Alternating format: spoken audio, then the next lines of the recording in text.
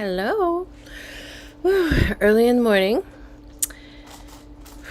Hello. My name is Claire Elliott. I need to present myself every time, don't I? Claire Elliott. You see it on the screen. I am the Zodiac Killer's daughter, otherwise known as the Dragon King's daughter of the Lotus Sutra. I shall be continuing on my reading of Elliot Rodgers' Manifesto, and I will try to look at the camera. I apologize. Still kind of getting used to everything. And I'm gonna get it done, and I think I can get it done in one sitting. I have 58 more pages, which I don't think is that many. I got a lot done when I didn't dilly-dally and comment too much last live stream. And I mean, I know that's the whole point, is to comment. That's what this manifesto, I believe, was written for. I mean, I believe that really was one of its purposes, to get me, to cue me to speak about certain subject matter publicly, and live streaming it is the way it's best done, because they don't want it edited. They just want it straight from me, for legal purposes. It's like a testimony, my testimony. My ex-boyfriend, David Wayne Craig, who technically I married on paper back in 1994, in August of 1994, after he committed the heinous crimes of brutally murdering my brand new husband, Ron Goldman, and his partner in crime, nearly decapitated Nicole Brown Simpson. Yeah, the FBI informed me that everybody wasn't going to be ready for another 20 years. You know, I wasn't remembering anything. I was blocking it out. That's how I dealt with the trauma. I was taught how to do this when I was a baby. I still wasn't ready to deal with the truth. Certainly David and his partner in crime weren't ready, but we don't really care about that, right?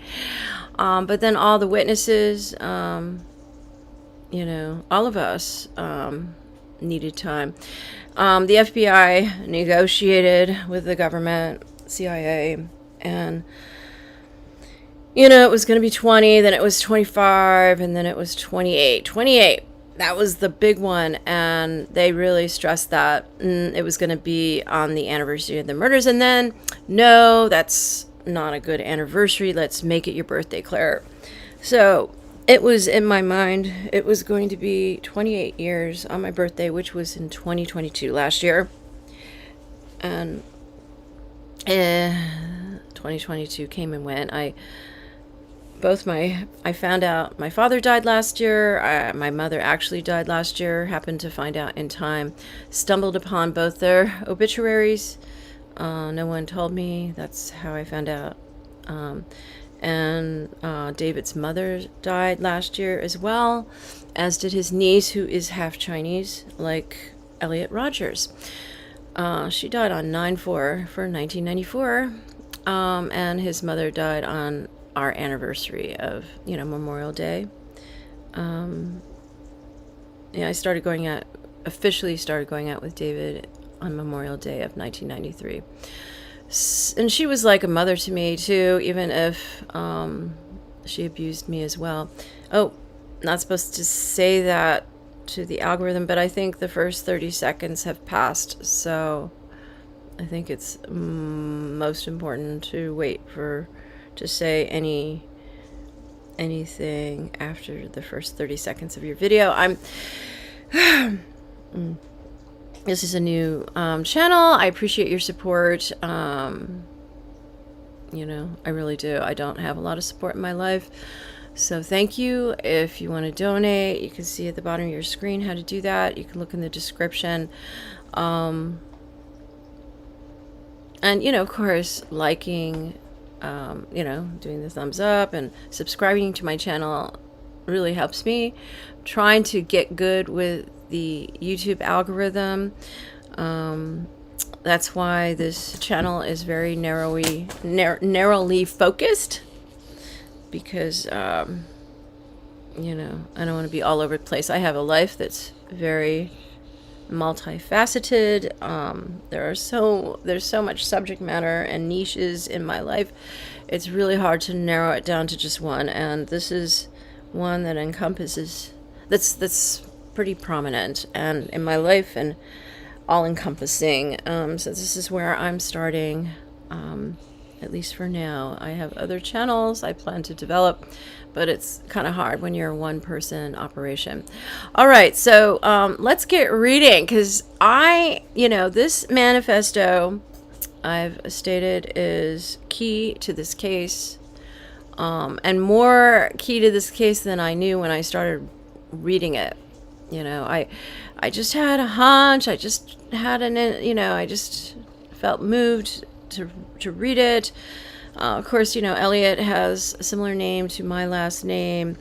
I knew when I skimmed page 118 of this manifesto prior to reading it from page 1 that David wrote it. I know, there was taken into evidence was a book with, and it is a book, with page 118, with a passage on page 118 underlined.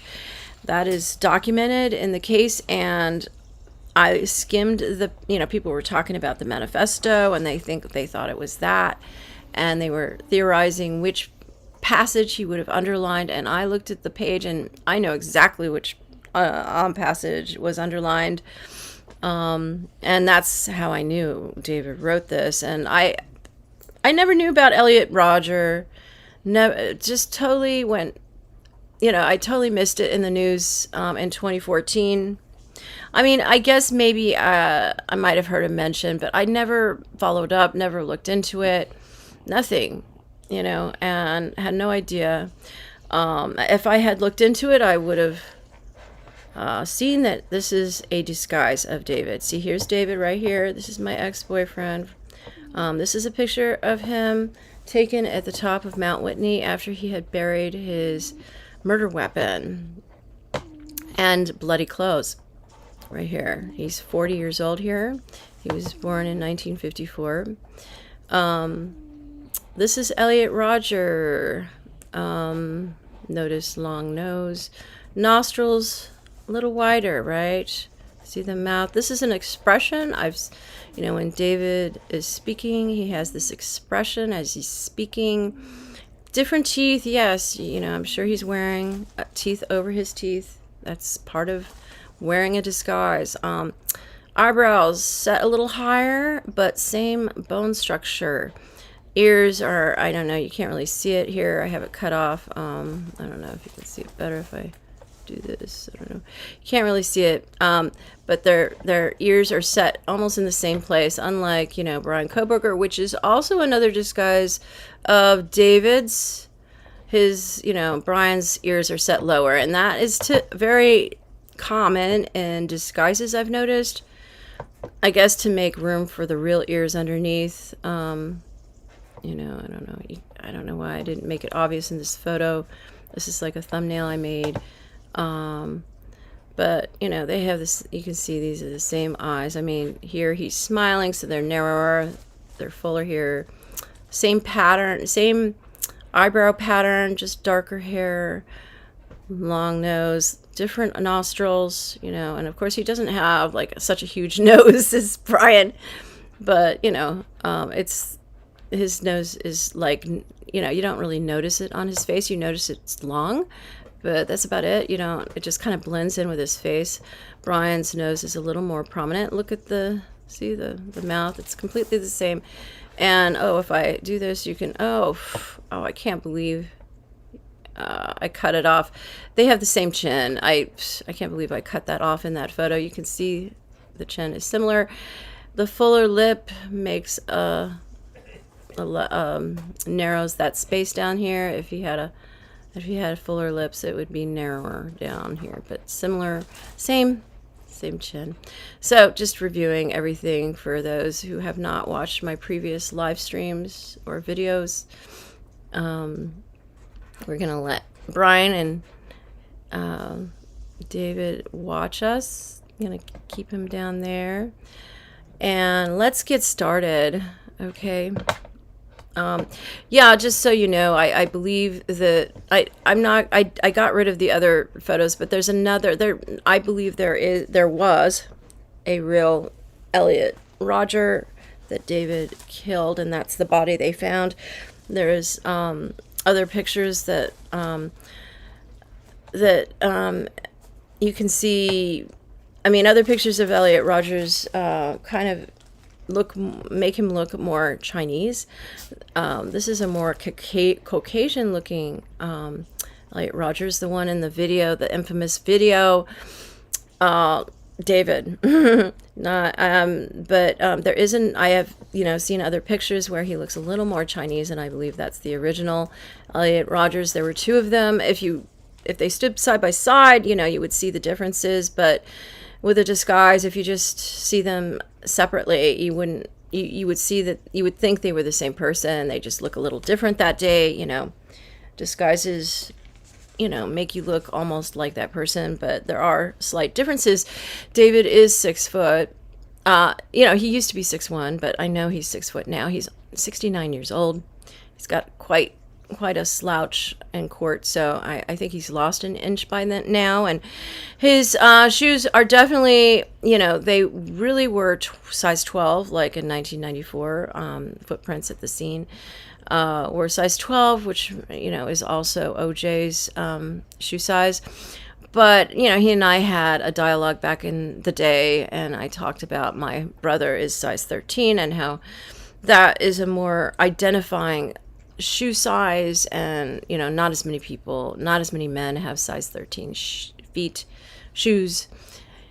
And we had more than one conversation about that. That was something I emphasized. And what do you know, Bryan Kohberger has size 13 feet. I do think his feet look like a little like flippers a little bit. I think he's wearing shoes that are slightly big on him.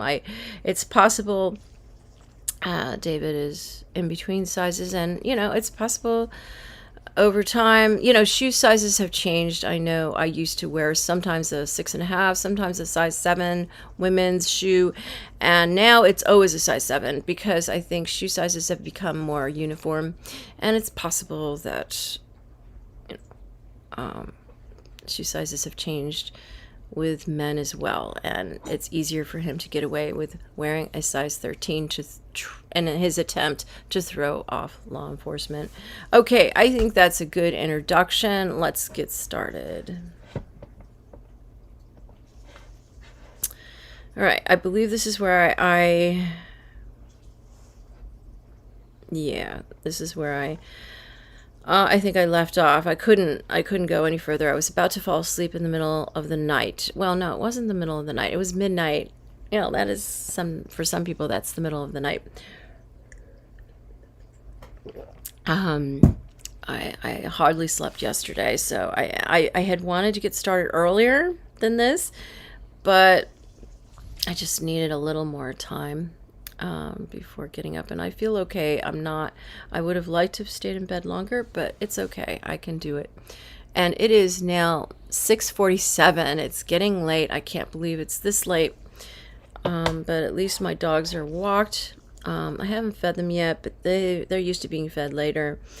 Kitties outside I fed, and kitties inside are good. Husband asleep. Elizabeth attended to. Let's get going. So he's 18. Is he? No, he's 19 years old already. Yeah. He had his 19th birth, just trying to get a feel for how old he is. He had his birthday, right?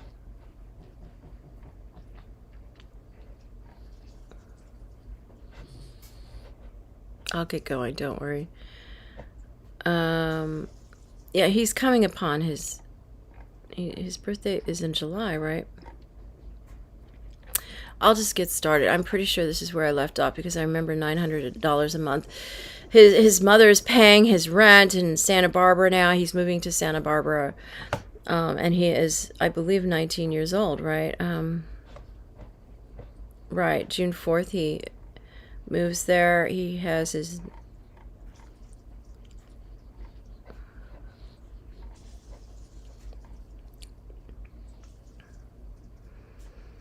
Yeah, I guess it's June 4th, and his birthday hasn't happened yet. I think he's going to turn 20 on his birthday. I think that's where we're at.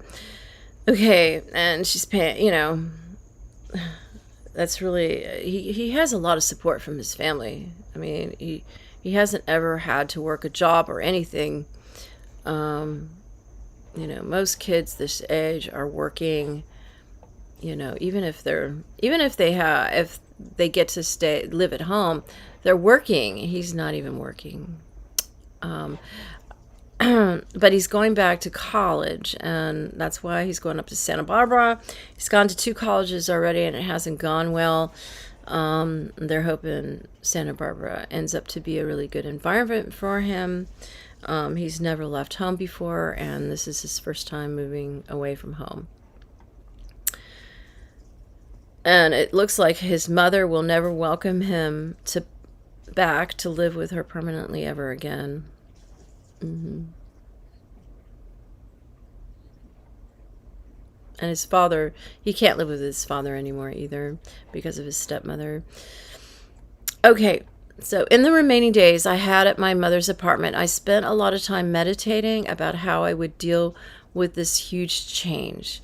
You know, when he says meditating, it really might be chanting, because that's what David does. He chants. Well, the thing about David is he emphasizes gongyo, which is the ceremony Nichiren Buddhists perform morning and evening. David has never chanted an extensive amount of daimoku, which is chanting the words that Nichiren Buddhists chant again and again. If you want more information about those words, please go to sgi.org or sgi-usa.org or buddhability.com. He never misses a gongyo, which is that it's key portions of the Lotus Sutra that are recited morning and evening by Nichiren Buddhists. In the morning, it's a little different of a format than in the evening. Actually, I forget. That's old school. It's in SGI, they perform the exact same ceremony morning and evening these days. In the old days, it was far more extensive in the morning than it was in the evening. Nichiren Shoshu, they do it the old school way, and takes a little longer in the morning than in the evening. He's SGI, so he does it the same way. He goes once through the book. He doesn't go 5 times through once through the whole. They don't even go through the whole book. I won't get into it. It's not important right now. But yeah, David is a stickler for never missing a gongyo. I know he believes it to be the key to his fortune, to getting away with everything. You know, he never misses a gongyo. I mean, very rarely.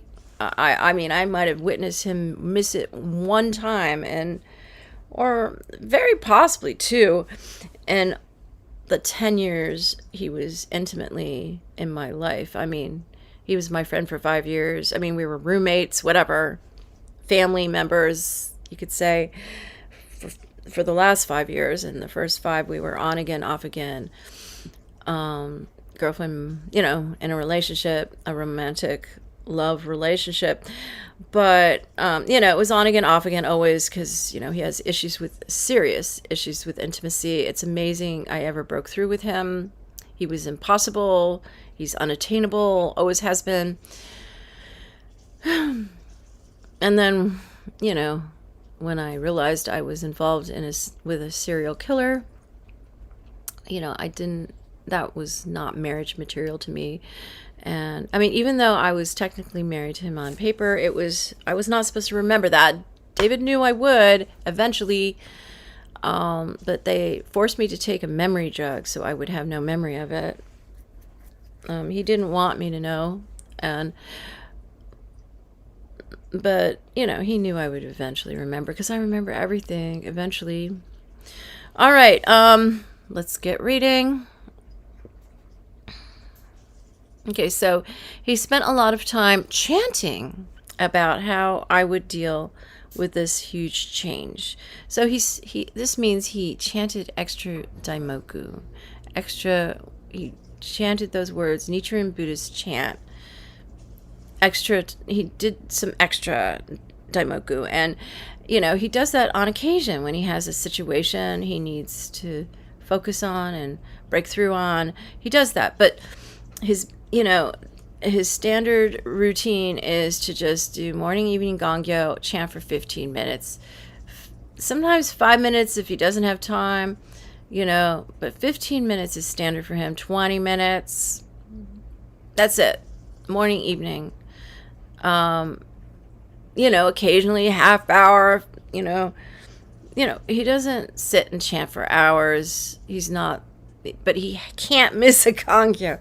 And this is why, this was the issue I had, because I knew he wasn't a good person. And, you know, all the bad people that I knew in the SGI, they never missed a gongyo, you know, and that's why I was just like, gongyo is not important to me, because I don't want to be a bad person. Anyway, it was really bad for me to chant. I'm the only person who can't chant. It's a long story. I've gone into it before. I know they just want me to read this, David, etc. I got to get this done, and I can't be talking too much about stuff I've already talked about. But just so you understand, this is a profound practice. It's, you know, it doesn't matter where you're coming from. The great thing the incredible thing about Nichiren Buddhism is that it's like the only teaching in existence that claims that even devils can become enlightened, okay? We can't leave anyone out, okay? I know in Christianity we want to throw devils into eternal hell forever and ever, but, you know, Buddhism says, everyone has the Buddha nature, okay? Even devils. And the Lotus Sutra, you know, back in the day, they didn't even think children could become enlightened, or females. Females were not capable of becoming enlightened in the old world, okay? I mean, that was their belief, you know, and it was erroneous. And it was the Lotus Sutra, which is really an ancient teaching that's older than Judeo-Christianity. It's just the Jews kept throwing it away because it wasn't in Hebrew or Aramaic, whatever they spoke. You know, God, you know, of Judaism kept saying, you know, even women, guys. And the men were like, no, that's wrong. Throw away in the garbage, you know. They really didn't respect God, really. And that's why Christianity happened, okay? You know, God got tired of, you know, being ignored by Judaism and said, okay, it's time for a change. And then Jesus came along and portrayed Bodhisattva never disparaging, you know, and, you know, if you get slapped on one cheek, turn and offer your other cheek, you know, that's Bodhisattva never disparaging, if there ever was one. I'm also married to a Bodhisattva never disparaging. I consider him to be the Bodhisattva never disparaging of my life. That's a chapter of the Lotus Sutra. There's a Devadatta chapter, which David personifies. He's Devadatta. There's no other Devadatta. My father, who was a fortune baby, who passed away in 2020 on Michael Jackson's birthday. What do you know it? You know, I have links to Michael Jackson. That was planned.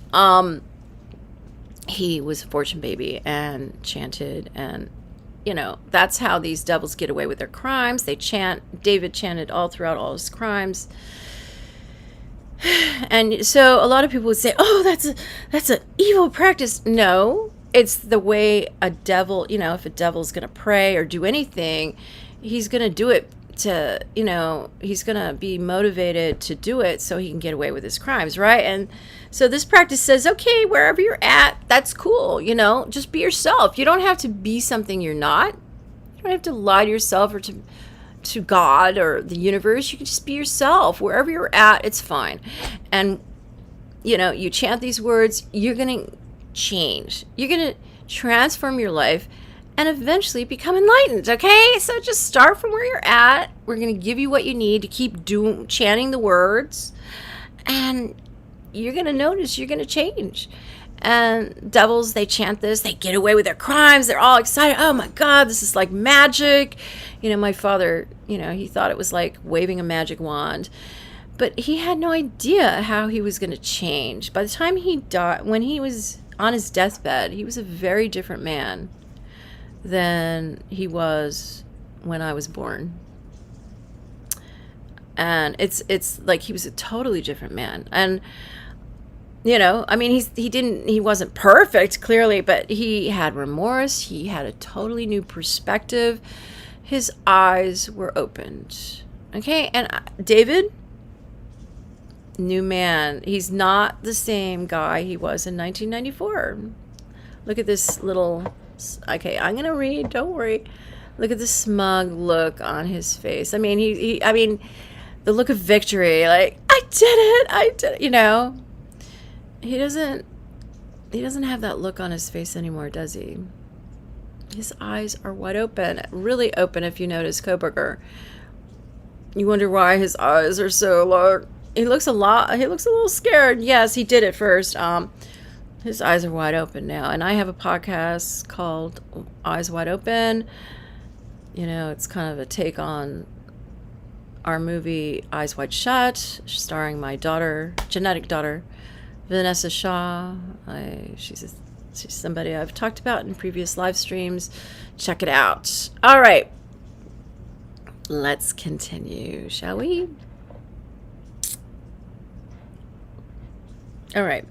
So I had to prepare myself as much as possible. So I did a lot of introspecting and evaluated myself in great detail. Yeah, this is totally David. This move to Santa Barbara was the only chance I had of attaining the life I desire. I had to do my best to make this work, proclaiming to myself that this time I will not fail. Okay. I exercised in the gym for many hours to boost my confidence as much as possible, and I went to the mall to shop for clothes. Yeah, David's very conscious of his, you know, very particular about his appearance. Now, I don't know about his disguises, but David himself is very, you know, very particular about his appearance. You know, he chooses his clothes very carefully. You know, he's clean cut, very elegant in appearance. Okay. I know he loves to hear me describe him that way. Yeah, David. Oh, David Prince Charming. God on earth, you know, that's what he chanted to be, you know. And he really became that in the SGI, which is the Buddhist organization I've mentioned. Okay.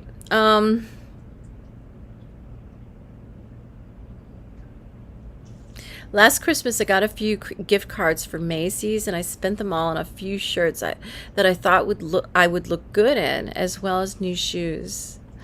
Size 12 or 13, David. And you know, I think David is 6 foot, so you know, and I think Elliot Rogers was 5'9", 3-inch difference. You know, all you have to do is slouch, right? And he's really good at slouching, isn't he? You can see that in the courtroom. So, you know, I think he probably, like, you know, appear shorter if he was trying. And, you know, wearing certain clothes can make you look shorter too. And who knows, maybe the original Elliot Rogers started wearing shoes that made him taller with little heels. You know, the Zodiac Killer did that. It was my mother who threw away the Zodiac Killer's elevator shoes in the closet. They were so funny looking, and my father was very upset she did that, but she's like, you don't need these, you don't need to be, you know, wear these elevator shoes. She thought it was so silly. You know, she was a taller woman. You know, he was like 5'9". In his day, I mean, he got smaller with age, but, you know, she was 5'8", and she couldn't wear heels. I mean, you know, in the day, back in the day, they, you know, women had to be shorter at all times, you know. It was so silly back then. But anyway, just a little commentary for you. All right. I'm sure he mentioned shoes, so I would go on a little rant about that, right? After doing everything I could to physically boost my confidence and appearance, I was ready. Okay. And so ends another era of my extraordinary and tragic life. Yeah, it is an extraordinary life. He had a good life, you guys. He was not, I mean, most people don't have a life like he had. He had so many wonderful experiences.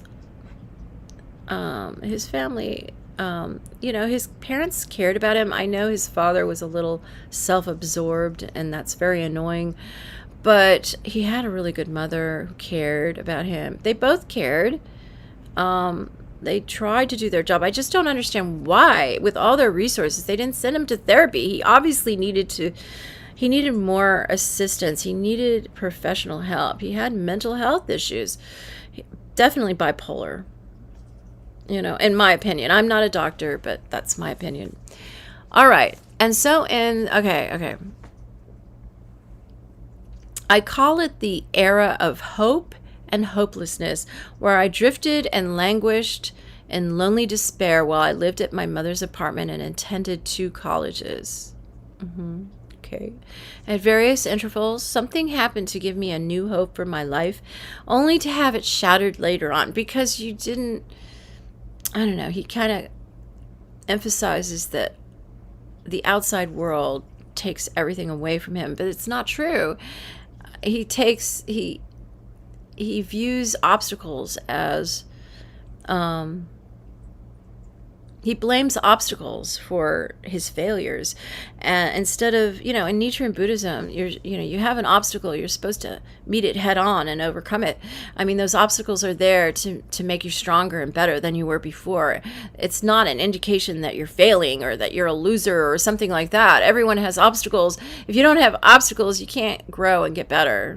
And he doesn't understand that. This character or this personality that David portrays as Elliot Rodgers. Okay.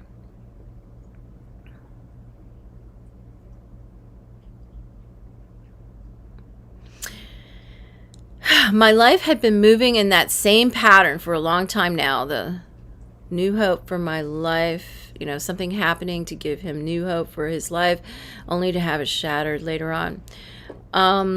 And I was sick and tired of it. All while I was suffering this lonely existence, other boys my age lived their happy lives of pleasure and sex. I can never forgive such an injustice, and it was my bid to overcompensate for it in the future. I had to make up for all the years I lost in loneliness and isolation through no fault of my own. Oh, yeah. You just chose to immerse yourself in the world of gaming, isolating yourself from the world, and your mother had to do all the arrangements for play dates when you're a grown teenager. I mean, I never had my parents set my schedule when I was a teenager. I was setting my own schedule, you know. I mean, what is he talking about? Through no fault of my own? There were a lot of things he could have changed, and that's why he needed a therapist to help him organize his thoughts and understand what you know, he was doing to himself. You know, sometimes you just need feedback from somebody, you know, an adult whose job it is to listen to you and evaluate the situation and give you their professional feedback. I'm sorry, I keep stopping and going. I'll keep reading, I promise. I'm gonna get this done. through no fault of my own. That's so silly. It was society's fault for rejecting me. It was women's fault for refusing to have sex with me. Yeah, I guess David is creating a character here. This is like a personality of David's. And to be honest, this is his persona that he's created.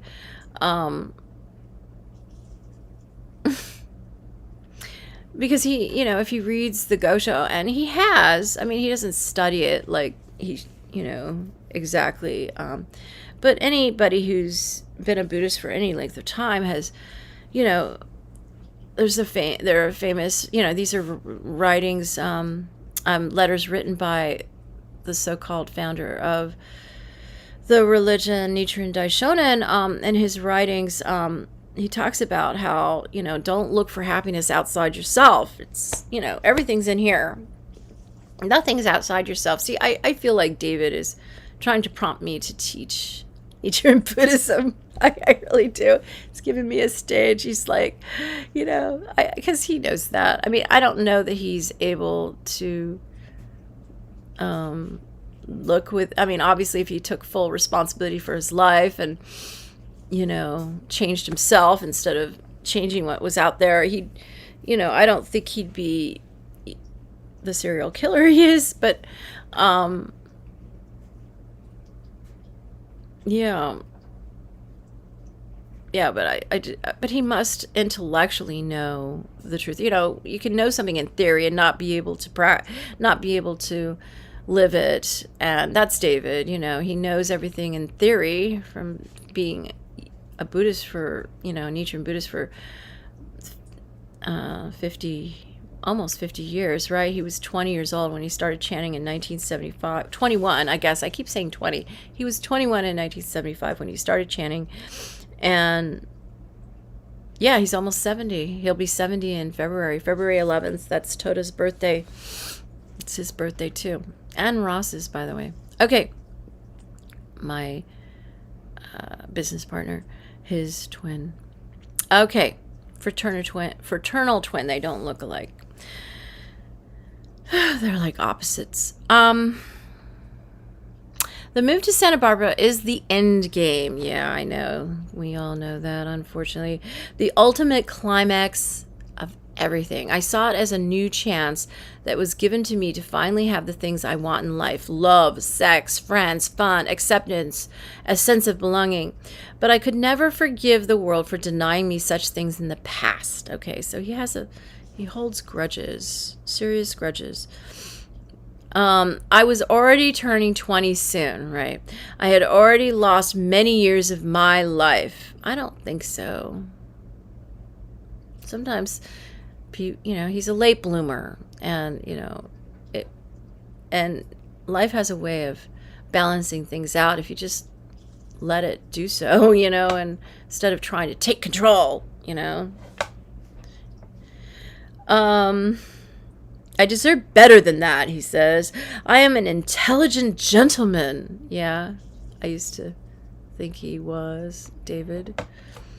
And I deserve the love of girls more than the other obnoxious boys of my age, and yet they get girls and I don't. That is a crime that can never be forgotten, nor can it be forgiven. I always wanted to exact my revenge on humanity for forcing me to live such a life, but I've also always had the hope that if I can do things in life to make up for all my suffering, then that in itself would be a form of peaceful revenge. Yeah. Life has a way of balancing itself out. I mean, hand it to the universe. You know, you can't control things like that. Things are, you know, when you're the human condition, kind of requires that you surrender to the universe. You don't have control of things like this. So, you know, the universe is is in a position to in a much better position to be able to manage that, you know, because there's so many things you can't see being a human on Earth, you know. The universe has a much broader perspective and can, plot out the best path for you in a much more efficiently than you ever could, being a little person on earth. You can't see very much. So hand it over to the universe. Trust that the universe will handle it and manage the best situation for your life. Just know that and have faith in it with all your heart, and you will see doors open. And just have faith. Just know you don't see it, you can't see it, but when you need to see it, you will. And trust that. Have faith in that. This guy, obviously, this personality of David's, because I think he has multiple personalities. Honestly, this is a personality of David's that he has revealed to me when he has DRUGGED with me with DATEDRUGS. That's how he confessed to me. That's how I know so much. Sometimes I don't even know how I know so much, because he confessed to me I think on more than one occasion. He's told me all this, and he has revealed this personality to me. It's very familiar to me, and it kind of edges its way into his normal personality too sometimes. Okay, part 6. Boy, I didn't know I was so close to this end section. Part 6, Santa Barbara, end game, age 19 to 22, the end of his life. I was just so sleepy I couldn't continue to this point. I like to stop at endpoints like this, but I just couldn't stay awake last night, or this morning, would I say, earlier. Okay, on Saturday, June 4, 2011. Okay, so we're in 2011, huh? I still haven't met Dean, my husband.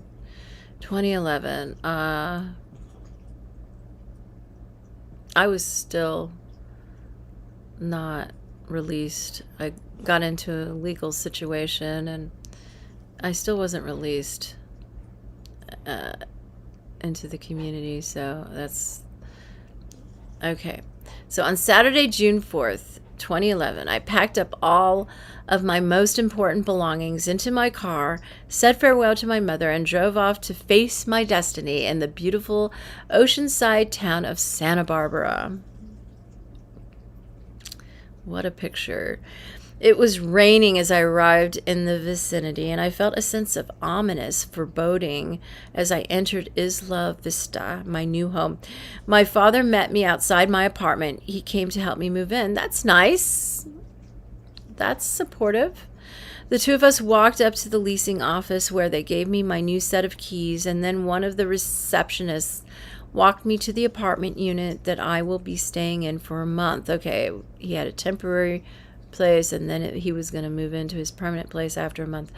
I was introduced to 2 new housemates who would only be there for 1 week. One of them was named Artem, a quiet Russian student who went to UCSB, and another, and that's University of California at Santa Barbara. And the other, whose name I don't remember, was a tall, blonde, surfer-type boy who went to SBCC, okay, the community college.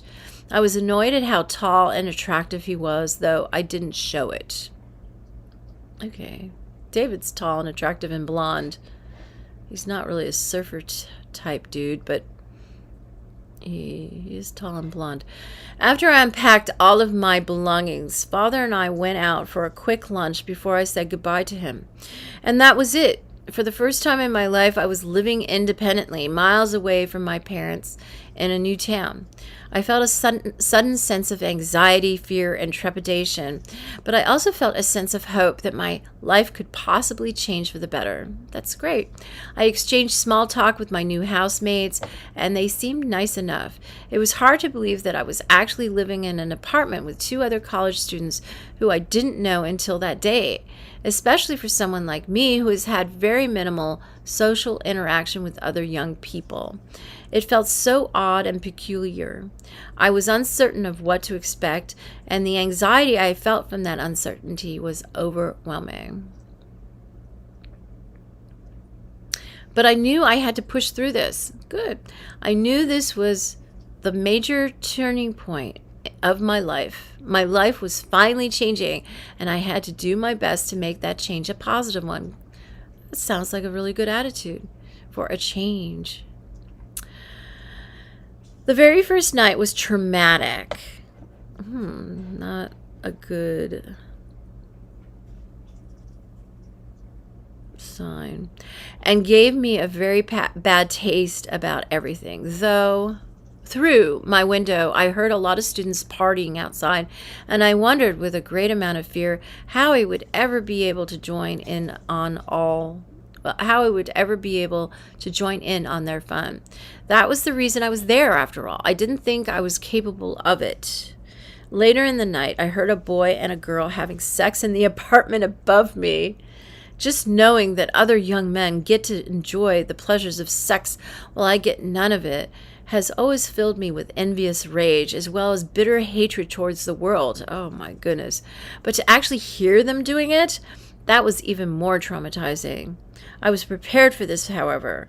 I had done a lot of research about college life in the town of Isla Vista, and I knew that students had a lot of sex there. I had an inkling of a suspicion that I would eventually hear or even see people doing such things if I lived in that environment. Hell, the reason I moved there was because it was a sexually active place. I myself wanted to be sexually active, but when I heard that couple above me having sex, I couldn't help feeling vile and miserable about it. I tried to calm myself down and convince myself that soon I will be doing the exact same thing. How wrong I was. My first week turned out to be very unpleasant, leaving a horrific... Oh, wait. I just read that. Right? No? No, I didn't. My first week turned out to be very unpleasant, leaving a horrific first impression of my new life in Santa Barbara. My two housemates were nice, but they kept inviting over this friend of theirs named Chance. He was a black boy who came over all the time, and I hated his cocksure attitude. Inevitably, a vile incident occurred between me and him. I was eating a meal in the kitchen when he came over and started bragging to my housemates about his success with girls. I couldn't stand it, so I proceeded to ask them all if they were virgins. They all looked at me weirdly and said that they had lost their virginity long ago. I felt so inferior, as it reminded me of how much I have missed out in life. And then this black boy named Chance said that he lost his virginity when he was only 13. You know, I think the black culture might have more opportunities than other cultures for that to happen. That's my opinion. In addition, he said that the girl he lost his virginity to was a blonde white girl. I was so enraged that I almost splashed him with my orange juice. I indignantly told him that I did not believe him, and then I went to my room to cry.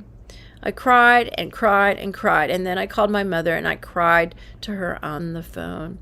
How could an inferior, ugly black boy be able to get a white girl and not me? Oh my gosh. I am beautiful, and I am half white myself.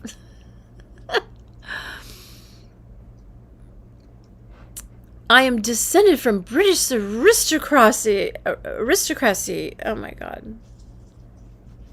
It's like kind of racist here. He is descended from slaves. Oh, that's terrible. Why is he going into this? I deserve it more. I tried not to believe his foul words, but they were already said, and it was hard to erase from my mind. If this is actually true, if this ugly black filth... Oh, that's so bad. I apologize for this racist rant here of his. Was able to have sex with a blonde white girl at the age of 13 while I've had to suffer virginity all my life, then this just proves how ridiculous the female gender is. They would give themselves to this filthy scum, but they reject me? The injustice! Oh, he's so ridiculous. I apologize for what he is saying. Females truly have something mentally wrong with them. Their minds are flawed, and at this point in my life, I was beginning to see it. The more I explored my college town of Isla Vista, the more ridiculousness I witnessed. All of the hot, beautiful girls walked around with obnoxious, tough, jock-type men who partied all the time and acted crazy. They should be going for intelligent gentlemen such as myself. Well, when they're more mature, maybe they will. You know, just give it time. Just cool out. Women are sexually attracted to the wrong type of man. I'm not. I never was. I mean, well, obviously. I guess I can't really say that because because David proved that to be incorrect, right? This is a major flaw in the very foundation of humanity. It is completely and utterly wrong in every sense of the word. As these truths fully dawned on me, I became disturbed by them, deeply disturbed, offended, and traumatized. Oh my God. Yeah, he's not doing very well, is he? It's not even the first week is not even over, and he's not interacting very well with others. Those two housemates moved out within a week. Why? I wonder if they were scheduled to move out. I was glad to see them go after that horrible incident. I wonder if they had a change of plans or if it was planned for them to move out. I was then presented with two new housemates who would be staying in the apartment for the rest of the month I was there. Their names were Daniel Fainshell and Reed Mankins. Reed was a quiet Asian American student who was studying biology at UCSB. Okay. And Daniel was a heavy-set Russian student who had a witty personality. So they put two, I guess they considered him to be Asian American, and so they found another Asian American guy, and then a foreign, a guy from Russia, somebody foreign. Okay. Both of them were older than me by a couple of years. Daniel, I guess they wanted him to have more mature roommates because maybe there was an issue with those previous ones. Daniel was very social and talkative. That's the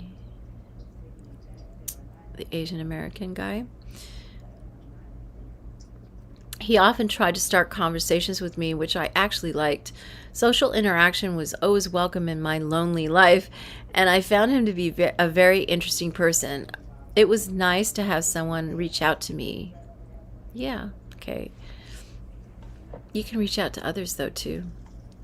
Soon enough, my summer session at Santa, I always say Santa Monica, because that's where I lived for so long with, and David did too. Soon enough, my summer session at Santa Barbara City College began. Oh, okay. It wasn't community college. It was city college. I had enrolled for two classes, a history class and a geography class. The history class started at 8 o'clock in the morning. When my alarm rang, I enthusiastically put on one of my new shirts as I got ready to start my first day of my new college. The weather was sunny and bright as I made the drive down the 101 freeway. This was it. This was the moment of truth. My whole life has led to this. I was starting a new college in a beautiful new town. This was my fresh start to attain the life I've been craving for so long. If I am unable to make it in this opportunist environment, then I am doomed forever. Oh, so much pressure!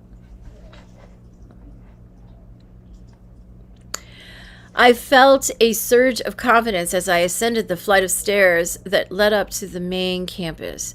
For my first class, which was history, I had to cross the iconic bridge to the West Campus.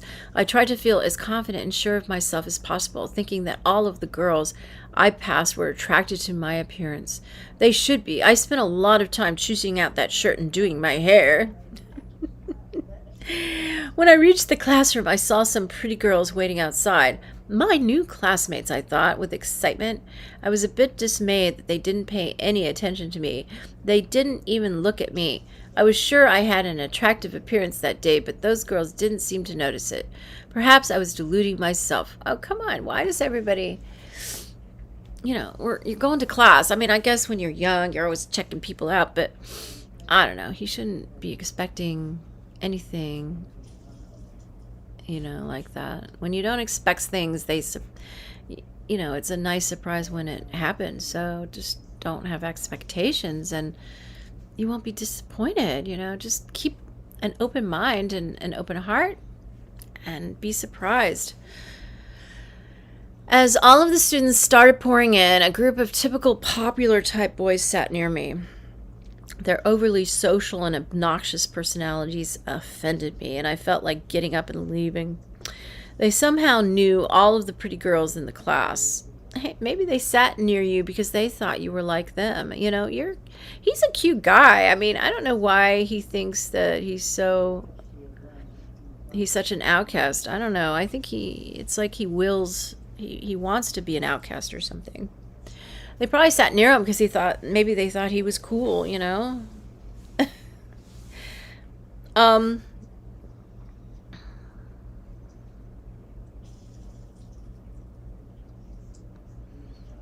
They somehow knew all of the pretty girls in the class, and it broke my heart to watch them chat up the girls. How could I compete with those popular kids? I hated them so much. I've wanted to be like them all my life. Ever since... Here, I want to just make this a little... I just want to move it up a little. I want to be like them all my life, ever since elementary school, but they never accepted me. They have caused my life to be a living hell for so long. Right then, on the very first day of SBCC, I was going through the exact thing as I did at every other school I've been to, the feeling of being a lonely, unwanted outcast. That class was horrible, but I didn't want to give up so soon. I couldn't. Yeah, don't. But he is. My whole life depended on my success in Santa Barbara, sorry. You can tell where I used to live. I attended my geography class next. The class was much more interesting and more relaxed, but I didn't have any pretty girls in it. Okay. After lunch, I walked over to the cafeteria area and saw so many pretty blonde girls sitting around. I wish I had the courage to go up to them and ask one on a date, but they would have seen me as a creep. Girls are so cruel. That's not true. It just depends on how you do it. I know. Yeah, it's not, I'm not, as a girl, you're not going to be sitting in a public place and if some guy approaches you asking you out on a date, I mean, you're not going to say yes. I mean, that's just, it's not a good idea. I mean, you don't even know him. You want to get to know a guy before you go out on a date. I mean, going on a date is it's very personal, and a girl is not going to go out with some stranger on a date typically. Yeah, you could just like start up a conversation with one, and maybe you'll become an acquaintance, and then eventually a friend, and then you can ask her out or whatever. Even as an acquaintance, if she likes you, she'll go out on a date with you, but she needs to become acquainted with you first.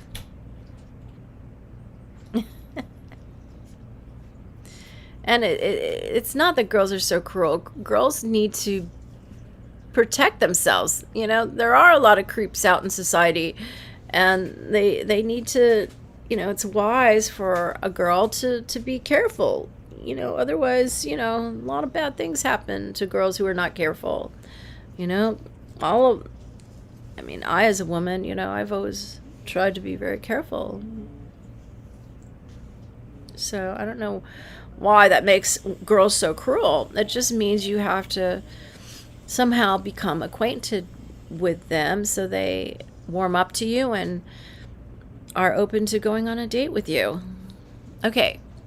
After I left the campus, I drove around downtown Santa Barbara to explore new areas. I went up and down State Street, the main common area of the city where everyone frequents. Countless restaurants and shops lined a magnificently designed street with wide walkways. It was absolutely beautiful, a true paradise for those who were thriving there. I can only imagine how heavenly it would be to walk with a beautiful girlfriend down that street. My life would be complete if I get to do that. He's putting too much emphasis on it, setting himself up for failure, honestly. My life would be complete. Okay. It would be the epitome of gratifying perfection. Oh, come on. This is just too much. To have a beautiful blonde girl by my side, to feel her hand clasping my own as we walk everywhere together, to feel her love. That is what I want in life.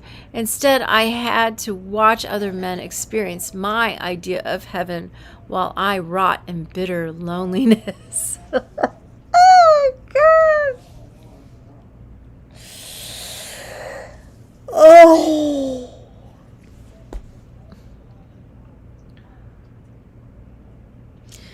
It's clear he doesn't expect to get a girl. He's expecting to rot in hell instead. And this is his problem. You know, what you anticipate is what you get in life. You create your own life.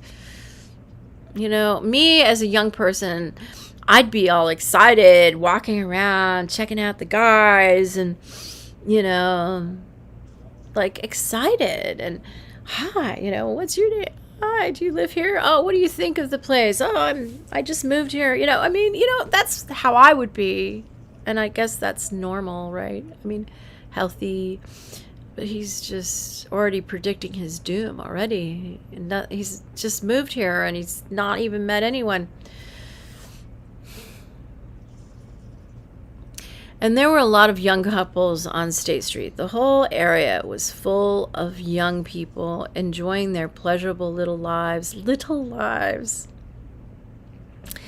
I saw groups of good-looking, popular boys and girls gleefully walking together. It reminded me of that fateful night years ago when I walked through the Calabasas Commons and saw the same thing.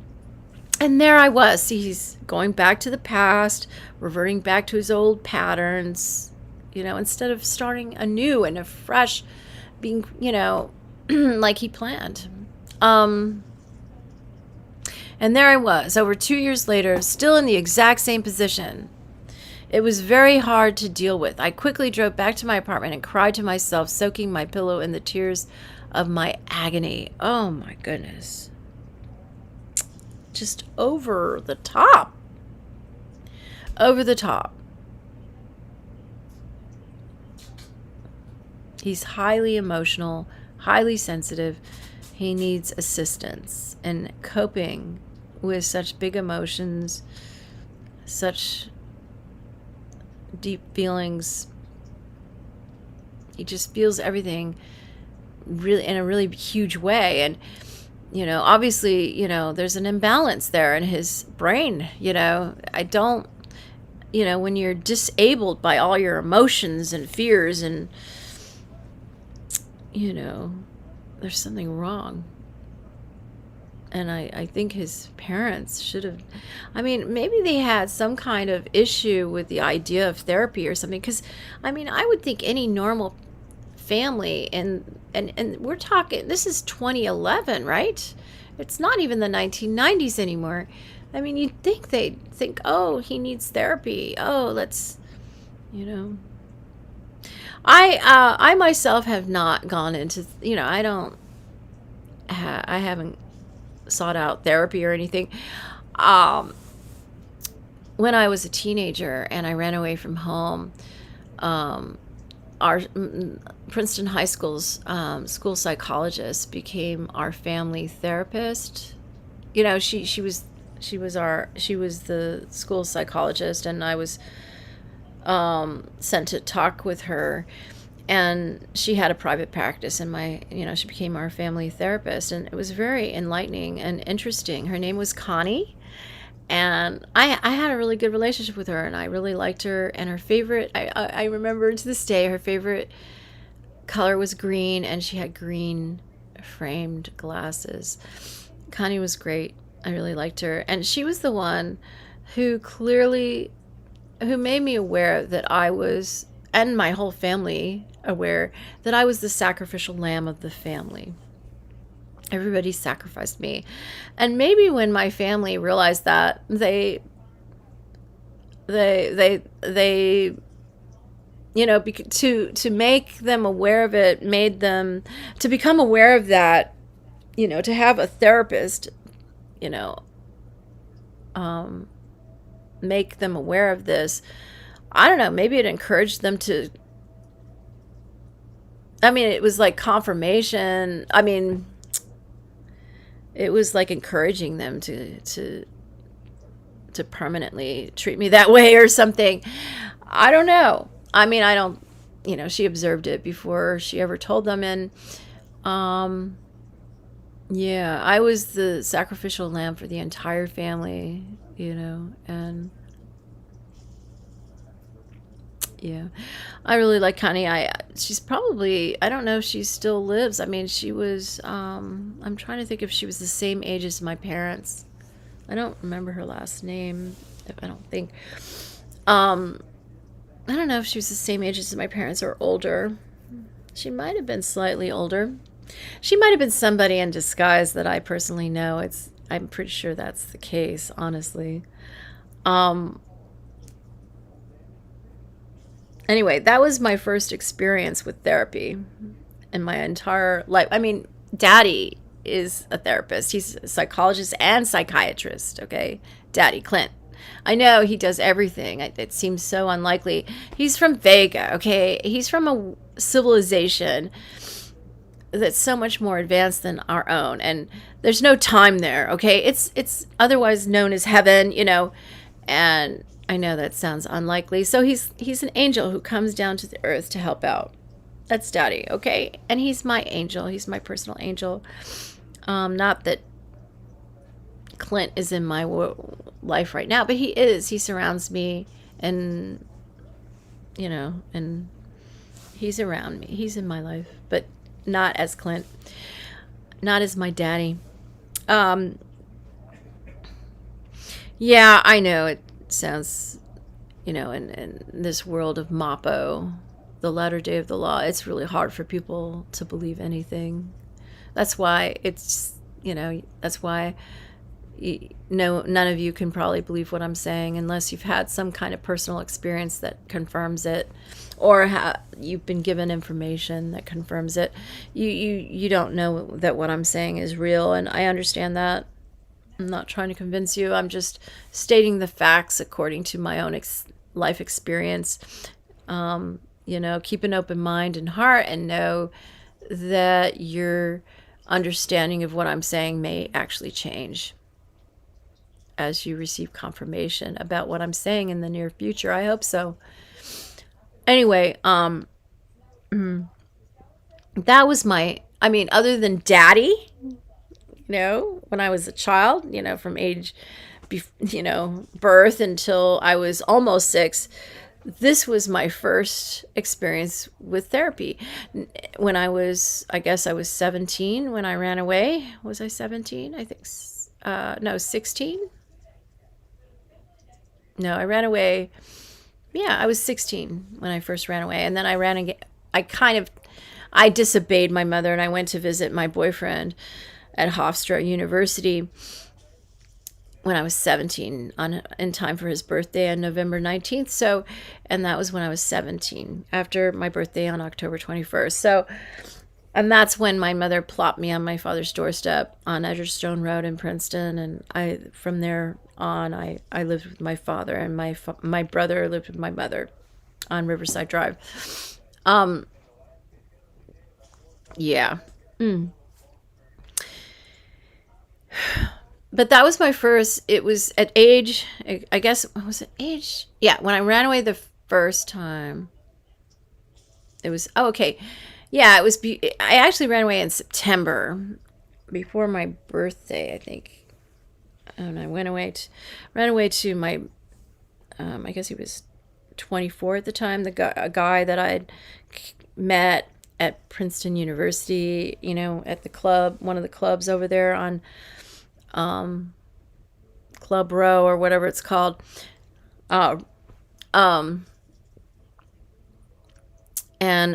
ran away to his house, and then I was placed to live with, you know, Chris Barron of the Spin Doctors. He's actually my genetic brother. You know, both him and his brother are my genetic brothers, half brothers. Daddy is their biological father, and I was placed to live with his family, and so Daddy was in my life at that time, in disguise, and he was married to their stepmother, who actually is a guy. He was a guy in disguise. I don't know if Chris and Jeremy know that. Anyway, she's no longer in their lives. I know he wrote a song about Little Miss, right? That was his stepmother. And who knows what songs he referred to me in, you know. I was really surprised he became a singer. He never sang in high school or anything. But yeah, I remember Blues Traveler guy playing his harmonica in our high school, the halls of Princeton High School. But Spin Doctors made it first. They were, you know, he was the one that made it first, and then it was Spin Doctors, and now now Blues Traveler is like a classic, right? And they're both my Facebook friends. They're nice guys. They're in my father. See, I refer to my brother accidentally as my father. It's so weird.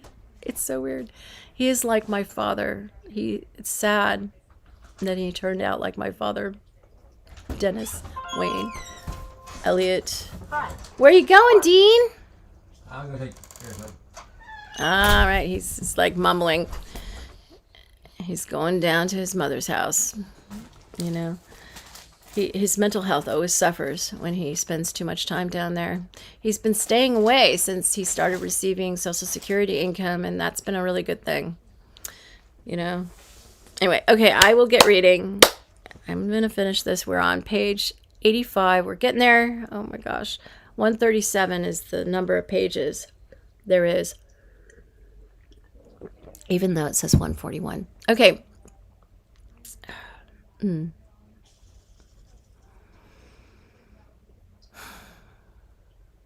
there were a lot of young couples on State Street. The whole area was full of young people enjoying their pleasurable little lives. I saw groups of good-looking, popular boys and girls gleefully walking. I've already read all of this. Okay. So far, Santa Barbara was not working. I mean, he's been there, a couple days, a week? Right, a little over a week. So far, Santa Barbara was not working. I dreaded how horrible it would be to continue suffering my miserable, lonely, celibate life in such a beautiful city where everyone else experienced the pleasure of sex and love. That would be the darkest hell, and that was exactly what was in store for me. After a couple of days, I decided to drop my history class. Oh, here we go. See, I have this tendency too. I drop classes when I can't devote the amount of time I need to in order to get an A. You know, I like straight A's. And so I drop classes I can't get an A in because I don't have the time to devote to the class. And it's a bad habit. You know, sometimes you just need to plow through and get it done. Like, I need to read this and get it done. Right. But that's why I don't have a college degree. You know, I've never had enough support to really, you know, focus on school the way I'd like to. I have a really good GPA, but, you know, I've never gotten it done because I'm always like, I don't have the financial stability I need to have all my bills covered while I'm focusing on my studies. You know, I don't have the support I need to achieve what I want to achieve in life. And I don't know, I guess that's intentional. I've been, you know, I don't mean to blame anybody else, but it's reality in my life that I have been deprived of the support I need, that I see other people have, that I don't have. I've been deprived of that, so I will not achieve what other people have achieved. I don't have a career. I mean, yes, there were choices I made, but I kind of was manipulated, kind of, into making those choices. It was kind of like my environment was set up to encourage me to make certain choices out of necessity. It wasn't like I wanted to make those choices. I just had to make the choices I did with the options that were available to me. I'm not in control of I'm not in control of a lot of stuff, and I'm responding to whatever the options my environment offers me. And I picked the best choice that I could, and it's not the choice I'm delighted with, but I did the best I could with what I had. And that's all you can do in life. And I have faith in the universe, and I know that I have a mission, and I will be given the opportunity to achieve the mission I was born to achieve. And that's all I can do. I can't control how it's going to happen, when it's going to happen. And it's the problem is that it was promised to me on a certain timeline. That's the problem. I was given a certain timeline, and that timeline has passed. And that's the problem. That's the stress that I'm feeling and the aggravation I'm feeling. I was promised something, and that has not come to pass. And that's the frustration I have in my life. And I have to regroup and figure out what I'm going to do going forward, because my whole life has been geared up to this point in time, and I have nothing. And when things don't turn out the way you've been promised they would turn out, you start to reevaluate things and yourself and everything. And of course you're going to have emotions in that process, and that's where I'm at now. All right, I will continue reading.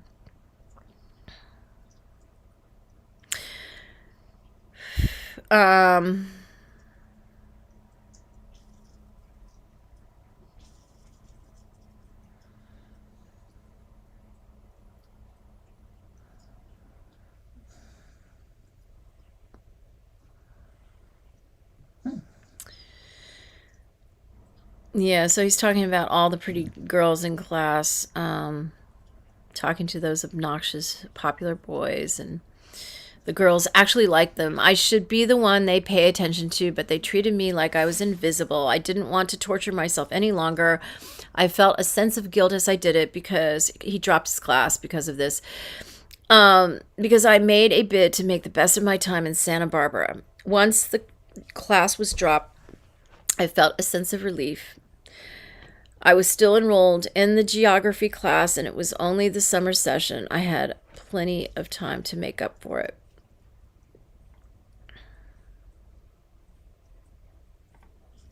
I spent the rest of my first month trying as hard as I could to put myself out in the social environment of Isla Vista. Daniel was 23 years old, so I asked him to purchase some alcohol for me, a bottle of vodka in particular. In that college town, everyone went out with at least a little alcohol in their system. I wasn't an alcoholic, but drinking alcohol always helped me with being more confident and sociable. On weekend nights, I took a few shots from my vodka bottle and set out on walks around the town, desperately hoping that I would stumble across some opportunity to make friends. I often ended up sitting alone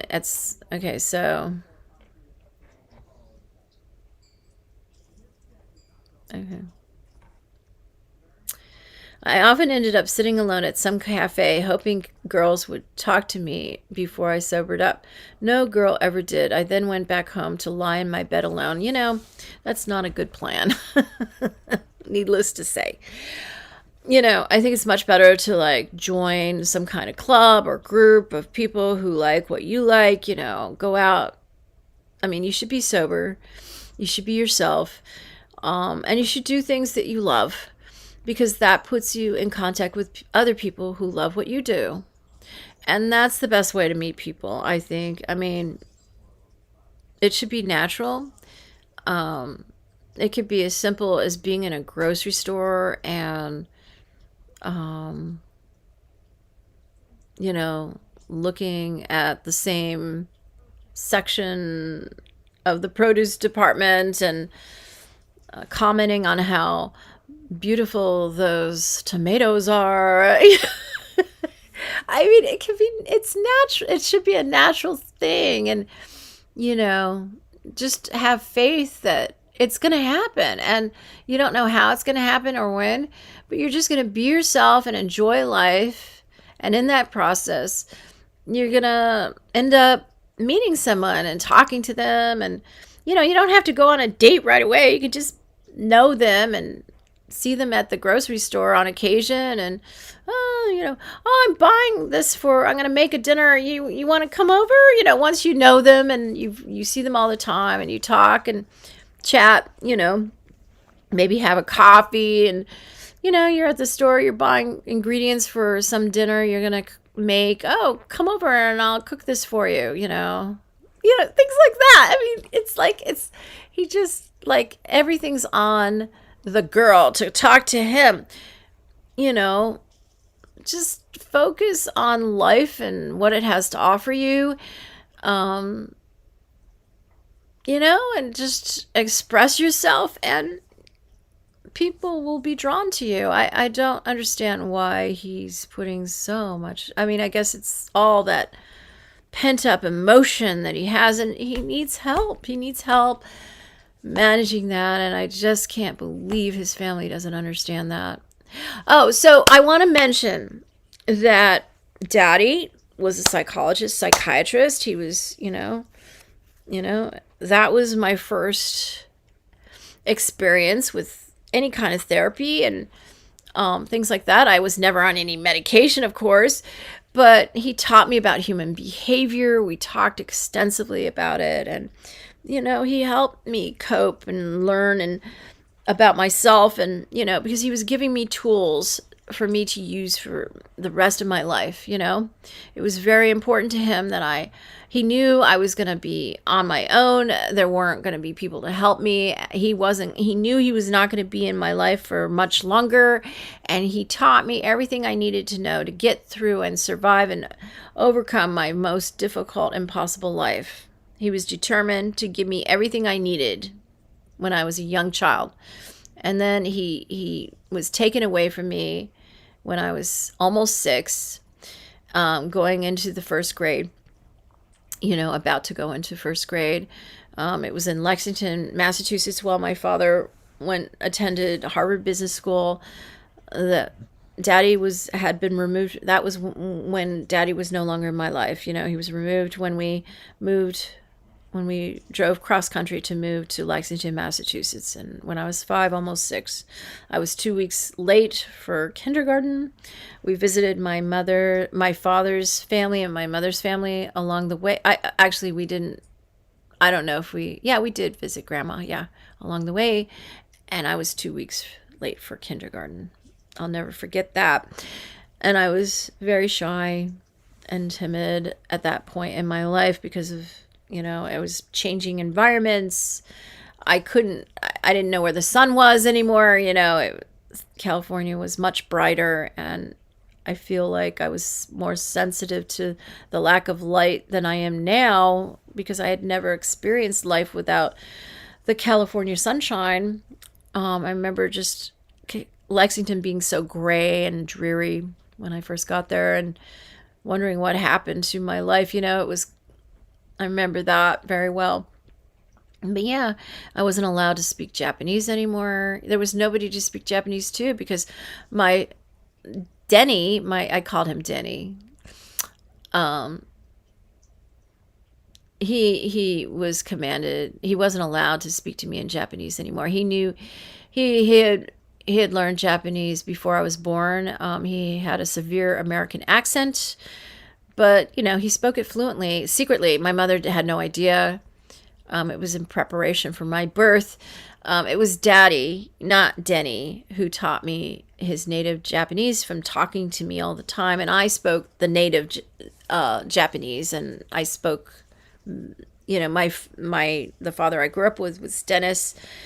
He spoke an Japanese with a severe American accent, but he spoke it fluently. And we were no longer, my father, Denny, was no longer allowed to speak to me in my first language of Japanese. And so I had no one to talk to in Japanese. Nobody understood me speaking Japanese. You know, my mother didn't know Japanese. She didn't even know that's what my father and I secretly spoke to each other. When I was a baby, she thought I spoke gibberish. She kept talking about that. And I couldn't pronounce my own name because I learned my first language is native Japanese, and I couldn't say Claire. Japanese people don't have, I guess, L in their language. And I pronounced my name Quare. And my mother thought there was something wrong with me that I couldn't say Claire. She didn't understand all the gibberish I was talking. She thought there was something wrong with me. And that's why she kept me back in nursery school 2 years in a row.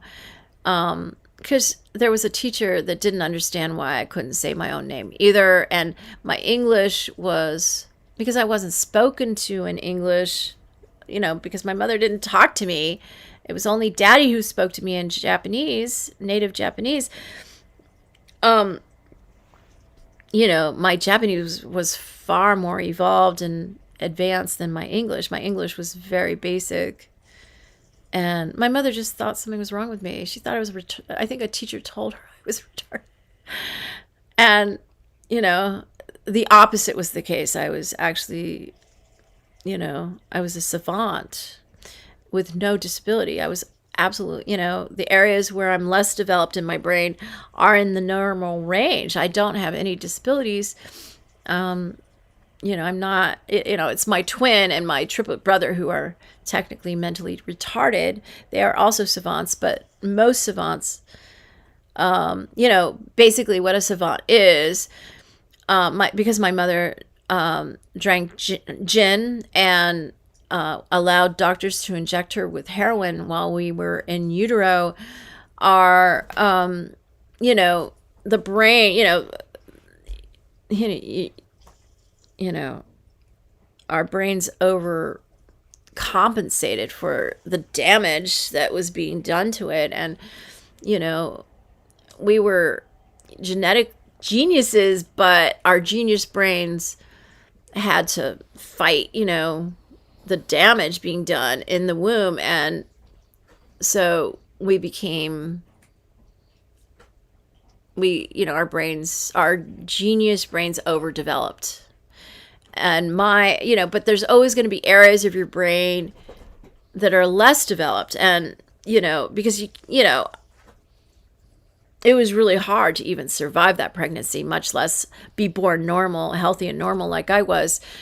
So, yeah, there are areas of my brain that are not overdeveloped, but they're in the normal range. And, you know, I have certain talents that are like, you know, where I'm more developed than I would be naturally if I had been if my mother hadn't allowed herself to be injected with heroin and didn't drink gin. You know, I had a genius brain, but because she did those things, it caused my genius brain to overdevelop. So I'm a savant is more advanced than a genius. Okay, just so you explain. But usually they have areas where they're below average. And that's my twin and my triplet brother. And they're both criminal. I mean, no offense to them, but, you know, I kind of, you know, that's what criminals are. They're mentally retarded, okay? They might have a high IQ, but they're mentally retarded. When you don't have a heart, that's EQ, that's a part of your brain that's underdeveloped. If you don't care, if you have no empathy, that kind of stuff, that's mental retardation. The physical brain looks different. The brain is different in people like that.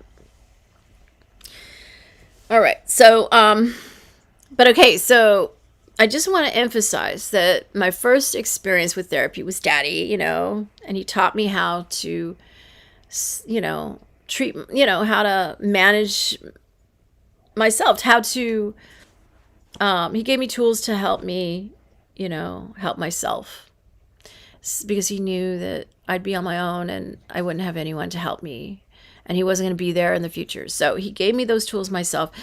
And I wasn't exposed to any other therapist. I mean, there was Ross who came along and he was my tutor. And yeah, he majored in psychology. He was a college student when he was my tutor.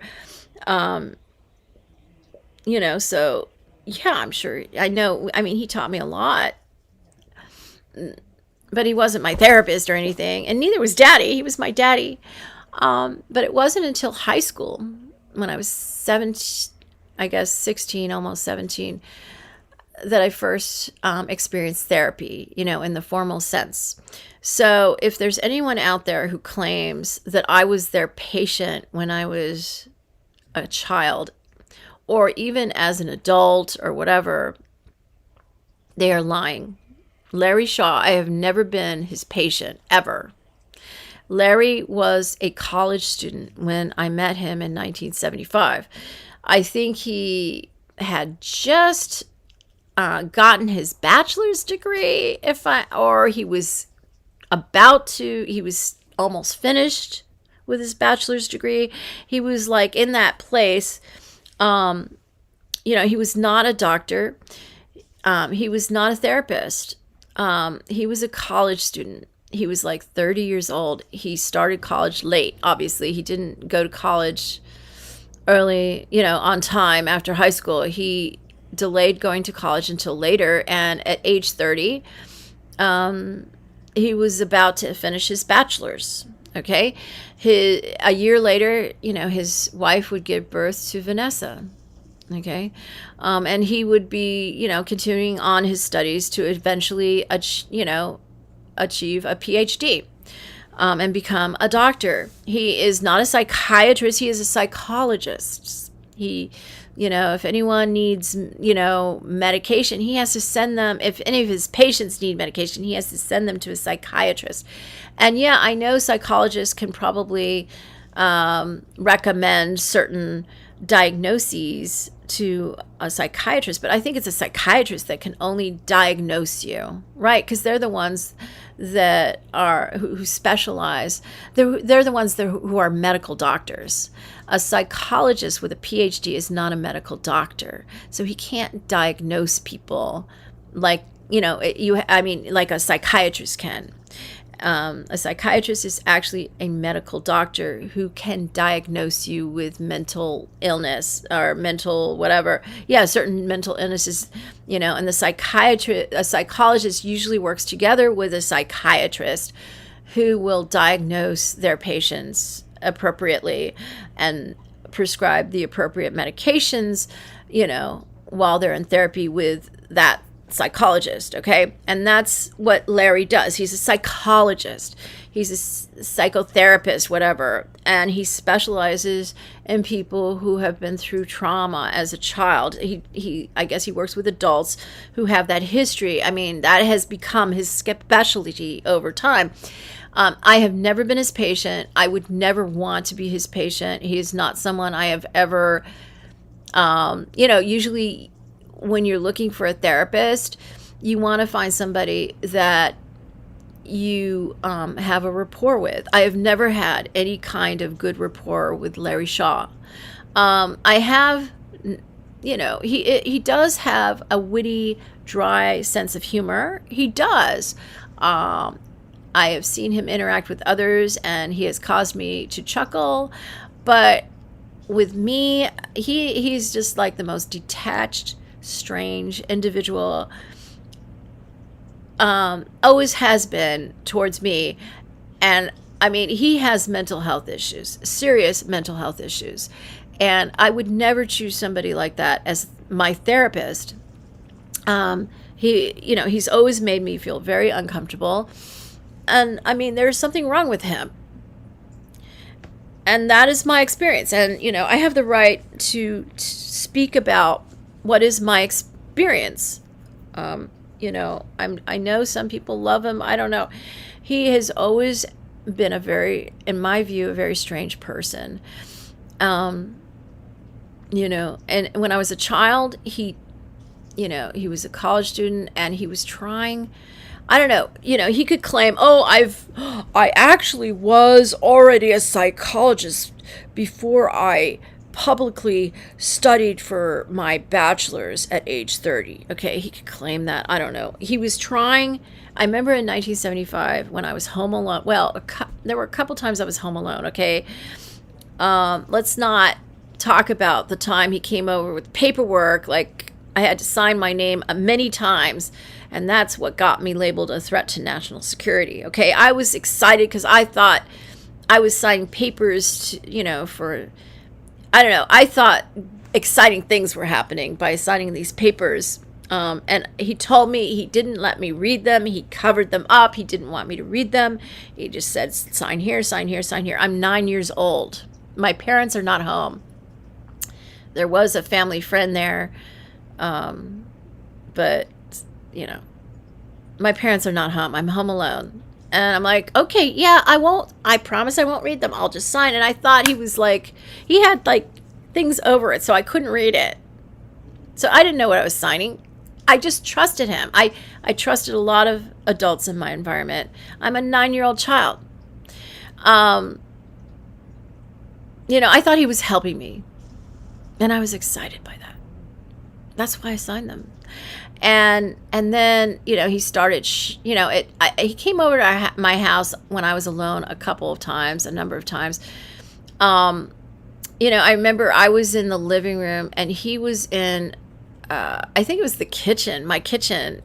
I lived in Old Greenwich, Connecticut, and he's shouting these questions to me, and I'm on one side of the house, and he's on the other side of the house, and he's shouting these questions. And I'm like, what is he saying? What is he doing? And he was shouting these questions because he was making it, I guess he was filling out some kind of form and trying, I guess, to convince himself that he had, that he was evaluating me or something. And we weren't even in the same room when he was shouting these questions. I didn't even hear them to answer I didn't even hear what he was asking me to answer the questions. He was just writing down whatever he thought was a good answer to fit what he wanted to label me as. I don't know. I've never had a conversation with Larry Shaw until a moment, I guess it was in, I don't know what year it was. It was around the year 2000 when I was an adult and I was a member of the SGI, and I finally confronted him at after a meeting, because he was spreading rumors around, telling people behind my back. He's a leader. Okay, he's a chapter leader in the SGI, and he's telling members and leaders alike, like, saying that I'm delusional, and probably, I think he was calling me schizophrenic. I don't know what. I think it's Larry who's schizophrenic. He's very disjointed. He's very strange, and I really think he's the one that's schizophrenic. It's not me. I don't fit that profile. Never have, never will. And I think he was doing that. This is a licensed psychotherapist or psychologist in the state of California, breaking, he should lose his license over doing that. I mean, I'm not even his patient, okay? But if I were his patient, and I think he told people I was, I think that's what I heard. I don't know, but I think that was the rumor or something, and I had to correct it. No, he's never been my doctor. I've never been a patient of Larry Shaw. What is he talking about? I've never even seen his office in Topanga, nothing. And yeah, he was telling everybody I was his patient. No. And I, as a child, no, I was never his patient ever. You know, shouting questions from my kitchen when I'm all the way on the other side of the house in a living room and I can't even hear what you're asking to answer anything. That is not being your patient. And as far as I know, he didn't even achieve his bachelor's by then. So how could he wasn't even a doctor. Anyway, I didn't even know Larry. I just know he raped, raped me when I was 9 years old. And, you know, over the course, I mean, he came over to my house so many times with leaders, everything. You know, he usually watched, right, as other people raped me. But I guess he got so stimulated by me, he was able to function himself and do the dirty deed himself. Yeah. And he went like this, hee-haw, like a cowboy. I'm on all fours as a 9-year-old child on my living room floor. All the leaders, you know, future leaders of the SGI all around, you know, while he's, you know, raping a little 9-year-old girl, me. Okay, and he's like, hee-haw, like he's got a lasso, hee-haw, as he goes in and out, in and out. I'm on all fours, like a dog. Okay, that's Larry Shaw. Okay, hee-haw, you know, he was so excited. I mean, he had no function. Nobody had seen him do any such thing ever before, apparently. And suddenly his penis functioned for Claire, little Claire, 9-year-old Claire on all fours, you know. Being a brave soldier, I hated him. Okay, I hated him. There were people I liked in that. There was one boy in particular I liked, you know, but the rest of them I did not care for. None of them. And you know, and I was given my aspirin before they arrived. I did not behave that way naturally. I don't run around naked, you know, naturally, okay, with no inhibitions in front of people I don't know. I don't do that naturally. That's not me, okay? I was drugged, and I took it voluntarily at that time. It was a family friend who was trying to make me into a prostitute, right? He was trying, and I was trying so hard to please him. He had this idea, you know, he thought it was like a really advanced state of being to be a prostitute. And I wanted to achieve that advanced state of life, being a prostitute, and I couldn't do it. I broke, everybody there knows I broke down in tears again and again, and they finally had to leave. You know, it just didn't work out, and I was a failure, and I let this family friend down. This family friend drove a Mustang that, you know, Larry bought from him, and, you know, he restored it, and, you know, he would go off and make out with Vanessa in the blue. It was a baby blue Mustang. It was beautiful. I used to make out with this family friend in this Mustang, and then Larry just, you know, and this, you know, he saw the way this family friend operated. He'd watch everything. He'd keep his clothes on, and that's what Larry did, and he got everything from this family friend. He wanted to be this guy, you know. It wasn't my father. It was a family friend. And he wanted to be that guy so bad with his own daughter that he could control. And, you know, he ordered up Vanessa, you know, he wanted me to be taller. He wanted my nose to be narrower. He wanted, he wanted me to have longer legs.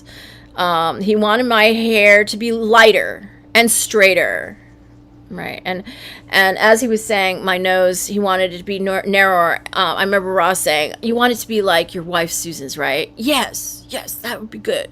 Okay, I mean, you know, this is, and I guess he wanted my eyes to be smaller. I think he said that. I thought my big eyes were really great, but he wanted my eyes to be smaller. And yeah, so Vanessa Shaw, the new improved Claire. Okay, I hope you like her. I know. Here I am, 57. I think I look pretty good for 57. I'm not a young girl anymore, and you know, I haven't had the career that Vanessa has. I haven't made the money. She she's really been. She's very fortunate. Fortune baby. I'm a fortune baby. I'm the original fortune baby, but I haven't received my fortune yet. You know, I'm still working in the trenches, trying to earn my fortune. You know, working for Kosen Rufu. You know, I nobody gives me anything. But Vanessa, you know, and I have nothing against Vanessa. I really like her. I want to stress that. But she has had her life just given to her. She, you know, she's a really good person, and I really respect that. That's because of her mother, not her father, Larry.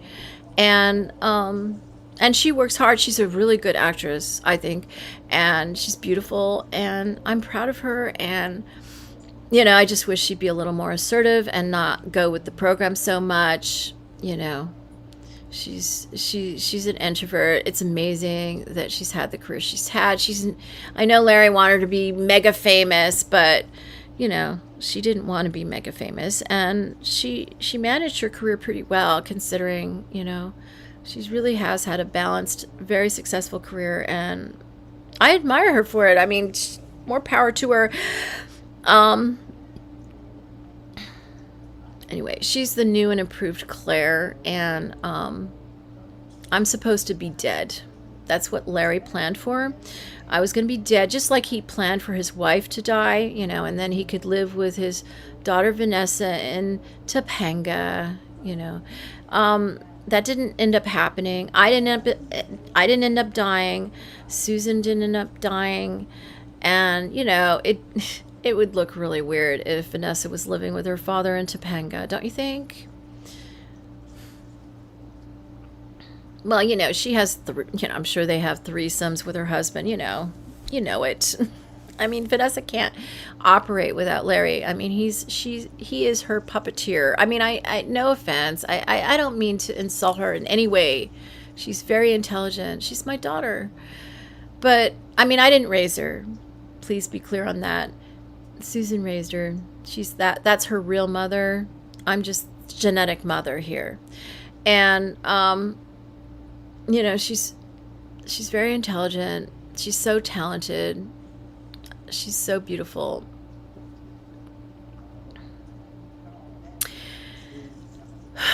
Nothing against Vanessa. It's just against Larry.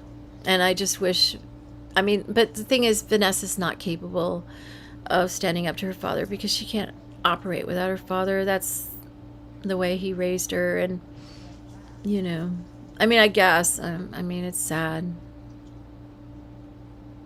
I stand alone. I haven't seen my daddy, Clint Eastwood, since I was 5. I mean, well, he has come into my environment in many ways, in different, possibly in disguise, possibly in other bodies, whatever. You know, there's a lot possible. So, and he has operated through Ross my whole life. I've known Ross since birth.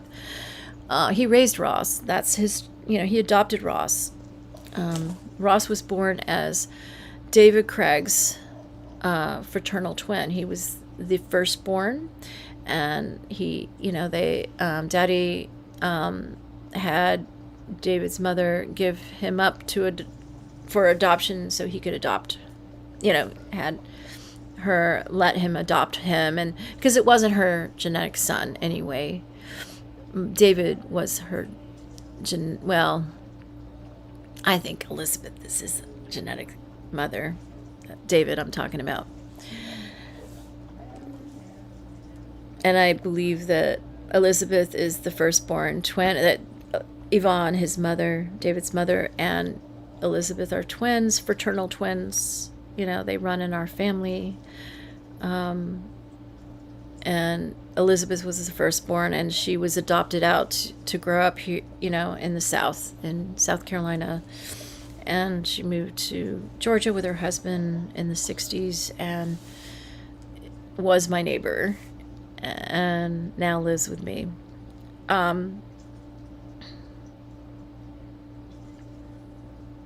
Yeah, that was a lot. Okay. Yeah, it's 8:23. Okay, I'm gonna read this. I'm gonna finish. But yeah, I needed to put that, I needed to state that for the record. Okay, Larry is a very strange man. I would never choose him as my therapist. He was never my therapist as a child, ever. I never required therapy as a child. Yes, I had a very difficult childhood. I was tortured. But Daddy gave me all the tools I needed to survive that childhood. And, since high school, since our family therapist, and when I was in high school, I didn't go into therapy again until I was starting to have sexual abuse Oh, I said the word. Sorry, algorithm. Please forgive me. Until my SEXUALABUSE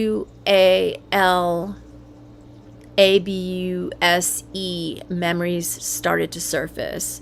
That was in 1991. Before I started going out with David, I was going out with a different boyfriend before him, and they started to surface. It was on my first SEXUALABUSE memory first surfaced on my mother's birthday in 1991, February 17th, 1991. And from there, my life has never been the same. That was the beginning of me remembering who I am. And it took me decades to open up all these areas of my brain that contained all the treasure that I present to you today. Before then, I had no memory of who I really was. My family didn't want me to know who I truly was. They lied to me. They controlled me. They used mind control techniques to control my mind. But after a while, it just didn't work anymore. And here I am, presenting what I do. It's all top secret. I'm considered top secret. And there you go. I hope that I've stated for the record all that you need to know. And by the way, me and all those YMD that were in the room witnessing what was done to me and participated, they were young men though, barely, I don't know, some of them might have still been underage. Some of them might not have been 21. We all co-wrote Dancing Queen in Queens, New York, and I believe it was in the summer of 1975. That's our song. They all know it. We all wrote it. Of course, I wrote many other songs. Ross is on bass. Wayne Green, who re-shakabuku'd me, reintroduced me to Buddhism when I was 7. He bumped into me at the opera in New York City with my family and thought I'd be perfect for This Is America. I was supposed to be the star of This Is America. I was his star. But I didn't chant, and my family were secret. The chanting that my parents did was all in secret. And so he had to, he thought he was shakabukuing me, introducing me to Nichiren Buddhism for the first time.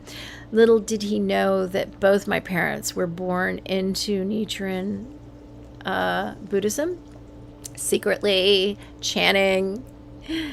And I was the star of This Is America. And he had to prepare me and get me ready. And, he was looking for the right little girl, and he saw me. And my mother's like, oh, she sings. Oh, great. It was perfect. And, I did. I sang. I've always had a really nice voice. I mean, I'm out of shape. I haven't always, I'm out of shape now. I don't rehearse. I don't sing now. I mean, I should, and it would probably be really good for my health if I sang. I'm a singer. I always have been since I was a baby. I sang. I used to sing with Daddy. That's how we wrote all our Beatles songs, and I'm a melody maker. I'm the melody when I co-write songs. And Daddy's the melody too. He helped bring that out of me when I was a baby. And, you know, our melodies are very similar. It's kind of funny. We have that same talent, and not everybody has that. You can hear, you can, you know, you can hear my song. You know it's my song when you listen to the melody.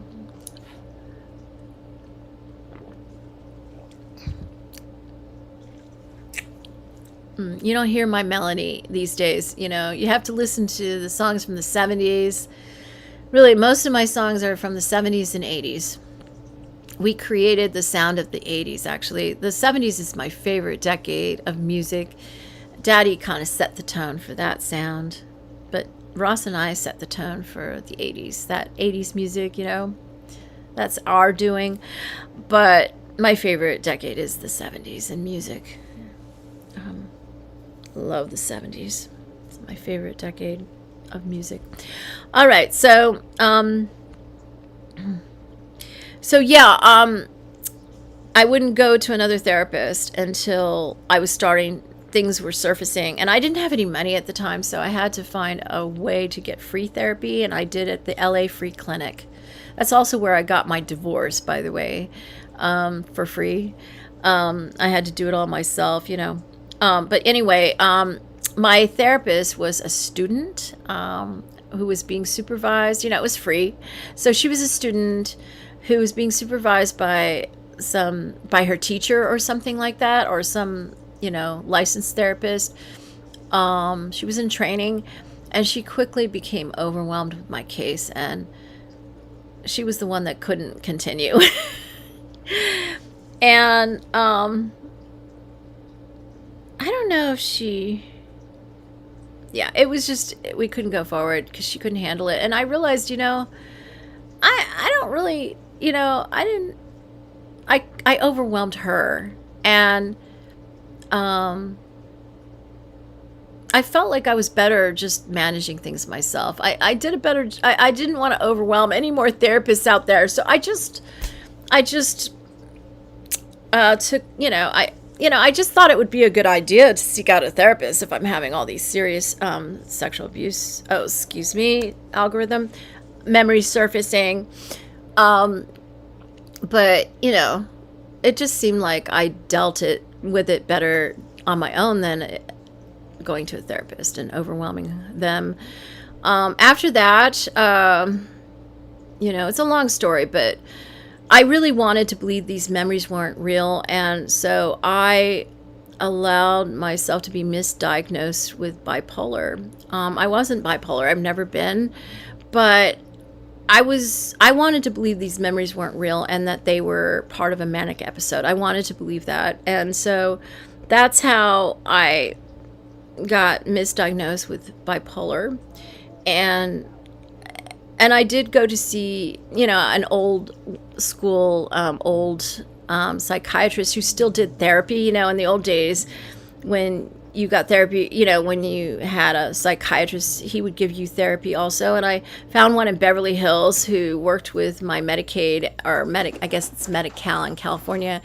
And yeah, I went to go and talk to him. And there was another one who actually ABUSED'd me in Sonoma, California. I won't state his name. He's definitely passed away because he was older. Yeah, I was, there were a couple old school psychiatrists who did therapy too, and I went to 2 of those. And then when I was ABUSED by that one in Sonoma, I just stopped. I was like, okay, that's it. And that's all the therapy I've ever received in my entire life. Okay? Larry Shaw was never involved in any therapy I received ever. And really, it was just me talking to some guy who had credentials. And, nobody knows and understands what I'm going through better than myself. And, Daddy gave me all I guess I intuitively, I automatically hypnotize myself. I know how to do things. It's so automatic. I don't really need therapists because I had the best therapist in the business, my daddy, who taught me how to manage my own mental health and get through everything and heal. And I think I've done a pretty good job because I've healed. It's been a lot to heal from, but I've done it. And it's thanks to Daddy. And Daddy is my therapist, is my everything. It's not Larry Shaw. It never would be. Larry doesn't, Larry's quite limited and quite ignorant, if you ask me, and he's a PEDOPHILE. He's my ABUSER. And he is Vanessa's ABUSER. He is not any kind of healer, therapist. I'm pretty sure we're not the only people. I'm sure he ABUSES his patients. And the FBI has been investigating you, Larry. You know it.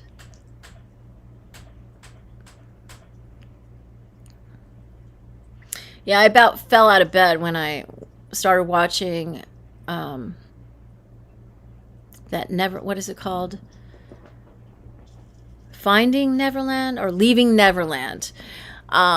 I watched that documentary. I put it off for years, and I finally watched it. And then when he said Dr. Shaw, I was like, oh my God, I about fell out of bed. I couldn't believe it. I was like, oh my God. I feel for those two boys, and I know Michael Jackson abused them, and I'm happy that Larry was able to help that guy. I guess Larry's trying to, I told you, Nichiren Buddha states, even devils can become enlightened, right? And Larry has been chanting since he was like a 17-year-old kid, a surfer dude, a 17-year-old surfer dude. And I don't know, I think that was in the 60s, right? He's younger than my parents. Yeah, you're younger, okay? They're older than you. And so, I don't know. He's been chanting a long time. Longer than David. David's been chanting since 1975. I would say, like, Larry has, like, 10 years on him or something, right? Isn't that right, Larry? Maybe even more. Maybe 12, 13 years on David. So that would mean that he's been chanting, like, 60-some years. 60-some years of chanting really changes a person. It really transforms them, in ways you can't even imagine. And, yeah, I guess Larry has some remorse. Maybe. I know definitely when it comes to his own daughter, Vanessa, he loves her so much. That is the love of his life. But, yeah, maybe he wanted to pay, help somebody else since he did so much damage to me. And, of course, his own daughter, Vanessa. By the way, he is not one of Vanessa's genetic fathers. He is not her genetic father. Just letting you know. Larry Shaw is not the genetic father of Vanessa Shaw. That is not her genetic father. Just letting you know. By the way, I'll also add David. Let me just add that one of Vanessa's fathers is David Cragg, right here, pictured to the right, a serial killer. Devadatta himself is one of Vanessa's genetic fathers. And she has another genetic father in the SGI who I know he'd love me to mention him. I've told her who it is. He knows who he is. But he's not a celebrity. Well, he is an actor, though. He has put himself out there. He'd like me to mention his name.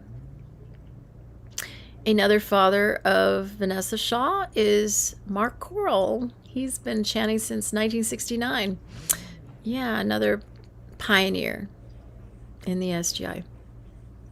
And, you know, she looks like both of them combined with me. You know, just imagine me with the long nose that is David and the square jaw that is Mark and brown eyes. That's Vanessa, right? Isn't it? You know, David's tall. I have tall jeans too. We're all, I mean, underneath all my weight, I'm petite and David is slim, you know, kind of slight, but I mean, he's tall, but he's not big boned. He has small bones, I think. And Mark is petite. So yeah, that's Vanessa Shaw.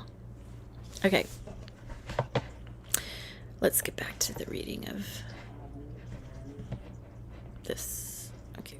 And it is, okay. I hear Elizabeth in there, but it's only 8:38. Is it 8? Yeah. 39. 8:39. We don't get started until late morning. I've trained her because I need my mornings for myself. You know, 24/7 is really a challenge and it's pretty grueling. I need to have some private time sometimes, and that's in the mornings. I try anyway if I haven't stayed up too late. All right, so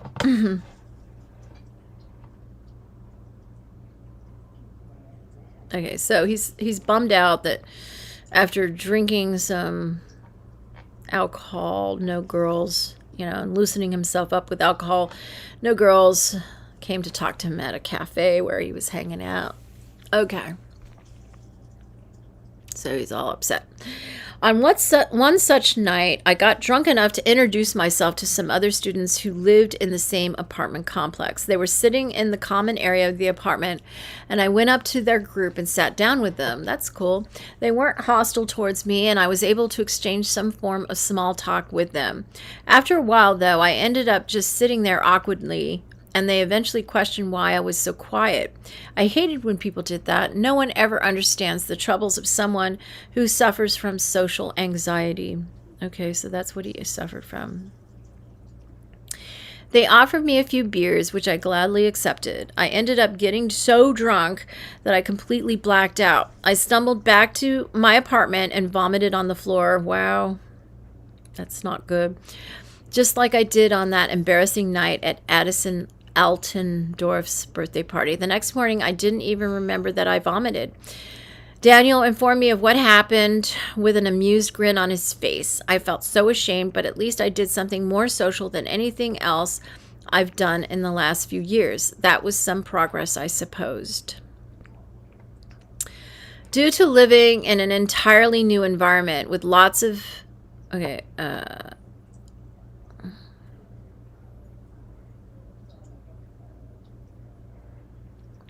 Due to living in an entirely new environment with lots of new experiences to come with it, the first month in Santa Barbara went by very slowly. I was relieved when July arrived and I was able to visit home for a weekend.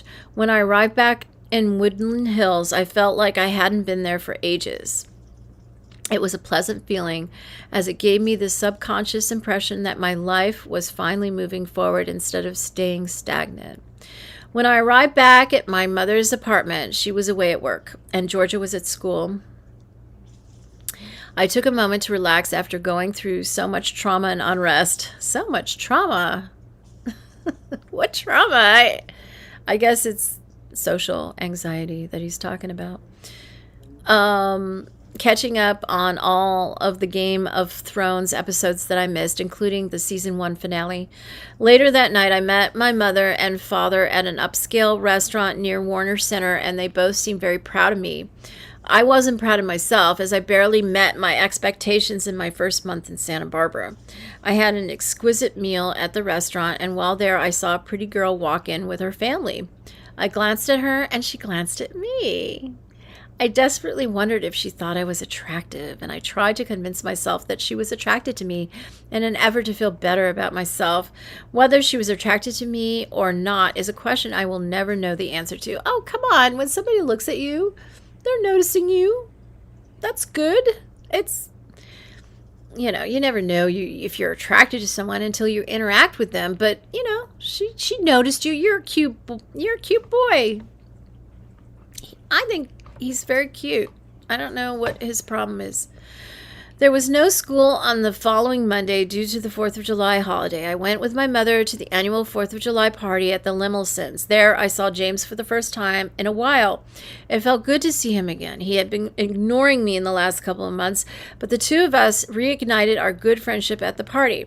I told him that I was now going to college in Santa Barbara, and he seemed happy for me. As I ate dinner with him, Noah and a few of Noah's friends at a table outside, I filmed a funny video that I still have on my phone to this day. Oh. On the next morning, I made my drive back to Santa Barbara, excuse me. I lived in Santa Monica too many years, sorry. I made my drive back to Santa Barbara to finish the second half of my summer session. I prayed that I would have a better experience from then on. When I got back to Capri Apartments, it was time for me to transfer to my permanent apartments unit. The apartment unit that I was set to stay in for a whole year. I loaded all of my belongings into my car and said goodbye to Daniel and Reed. I enjoyed my stay with them. They made for excellent college housemates. Before I left, Daniel told me that I should come to visit in the future.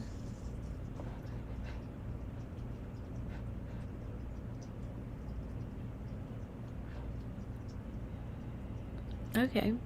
My new apartment was in another Capri Apartments building. The main building was on Seville Road in the center of Isla Vista. The other building that I was meant to stay at was on Abrego Road, a few blocks away towards the edge of town. At first, I was unsure of the location, though it was still walking distance from all of the action. It was definitely quiet in that area. I like quiet. So that was a positive. One of the receptionists showed me to my new bedroom. The apartment unit was empty. My new housemates wouldn't be moving in until August, so I would have the whole apartment to myself for the month of July. That's nice. I quite like that. It would provide me with the comfort to settle into the place. I had no idea who my new housemates were going to be, and I was hoping they would be people I could be friends with to help improve my social life. All of the rooms were randomly assigned at Capri Apartments, so I had no control over who I would end up with. I could only hope that they would be at least tolerable because they were to be my housemates for a whole year. My father drove up to Santa Barbara to meet me a few days later. The two of us went to have lunch at a restaurant in the Camino Real Marketplace. That's the name of the hospital I was born in. That was the name of the street that El Camino Hospital was on. I think it's Camino Real in Mountain View, California.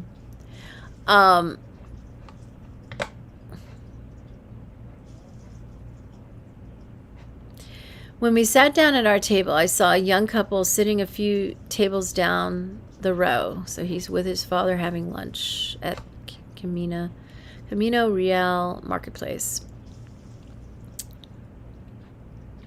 The sight of them engaged me to no end, especially because it was a dark-skinned Mexican guy dating a hot blonde girl. Boy, he's got race issues.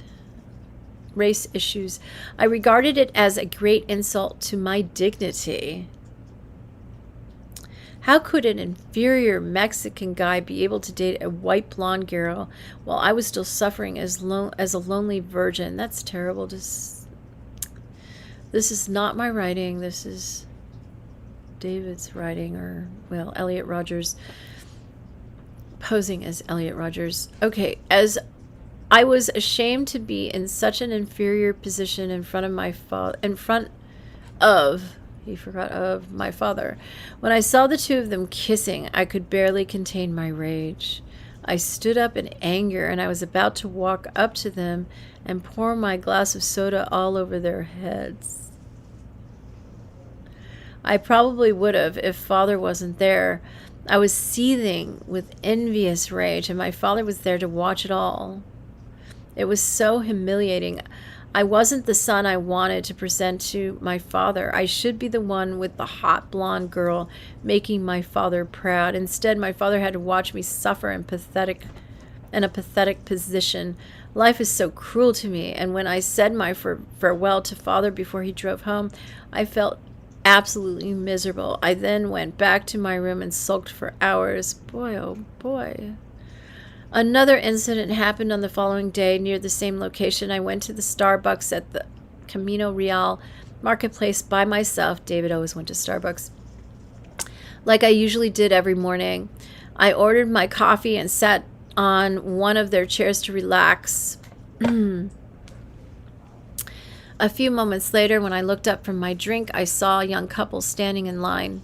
The two of them were kissing passionately. The boy looked like an obnoxious punk. He was tall and wore baggy pants. The girl was a pretty blonde.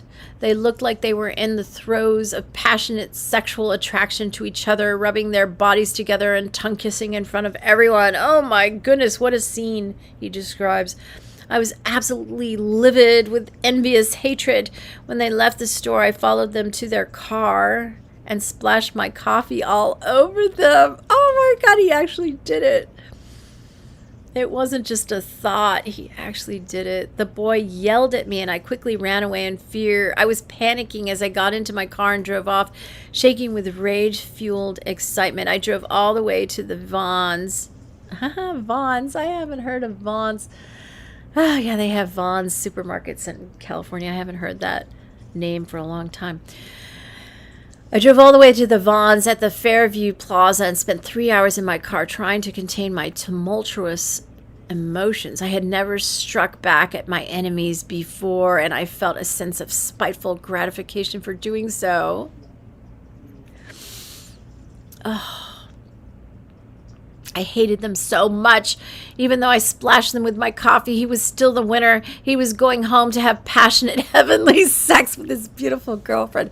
And I was going home to my lonely room to sleep alone in my lonely bed.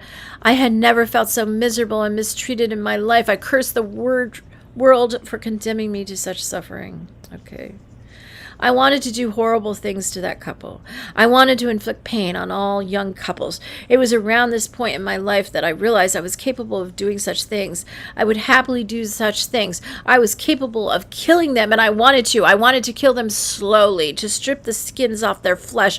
They deserve it. The males deserve it for taking the females away from me, and the females deserve it for choosing those males instead of me. Okay, now we're getting into it, aren't we? Ever since I was 17, I often fantasized about becoming powerful and inflicting suffering upon everyone who has wronged me in the past, but I never thought I would actually do it. At this point, after going through so much suffering and injustice, all of my innocence had been swept away. The world had been cruel to me, and it molded me to become strong enough to actually have the capability of returning that cruelness to the world.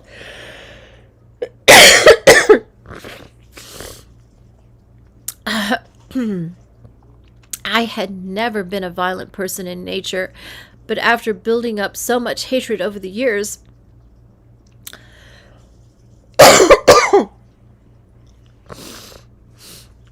I realized that I wouldn't hesitate to kill or even torture my hated enemies if I was given the opportunity. I spent the next 5 years in my room. Oh, 5 days.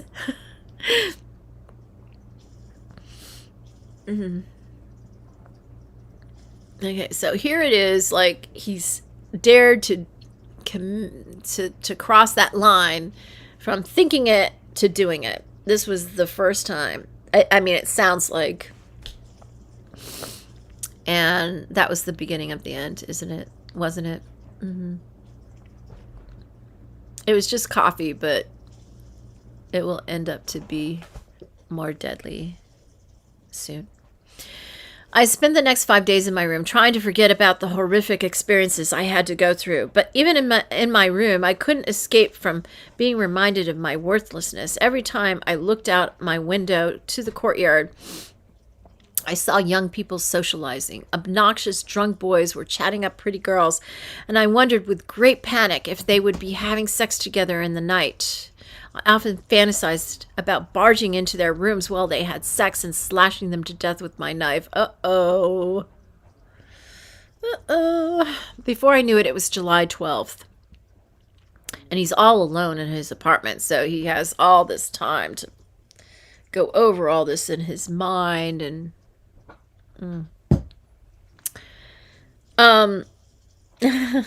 oh my gosh. I see what's coming here. Before I knew it, it was July 12th, and the countdown on my internet homepage was up. The new song of Ice and Fire book, A Dance with Dragons, was released. Like the Dragon King, the Dragon King's daughter, huh? I emailed my mother to order me the book from Amazon. The countdown was ultimately over. Why couldn't he order his own book from Amazon? I guess because he had no job and no money. His mother did everything for him still, even though he didn't live with her. And he's 19 at this point. When I was 19, I had nothing to do with my family. I was on my own, struggling. But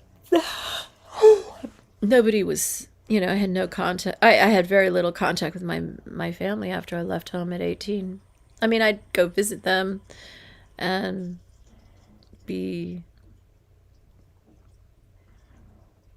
feel bad, about the way they treated me, and then leave and go about my life separate from them. I had already left my family behind. I was still, it took me till 1998 to stop visiting them. I left home in 1984, and it took till 98 to stop visiting them. I mean, that was the last time I saw both my parents. And I gave my brother a little extra time. Last time I saw him was 2003. Yeah. And, I spoke to my father and mother last time in 2009. Last time I spoke to my brother was 2013, just before I met Dean, my husband, that I'm married to today.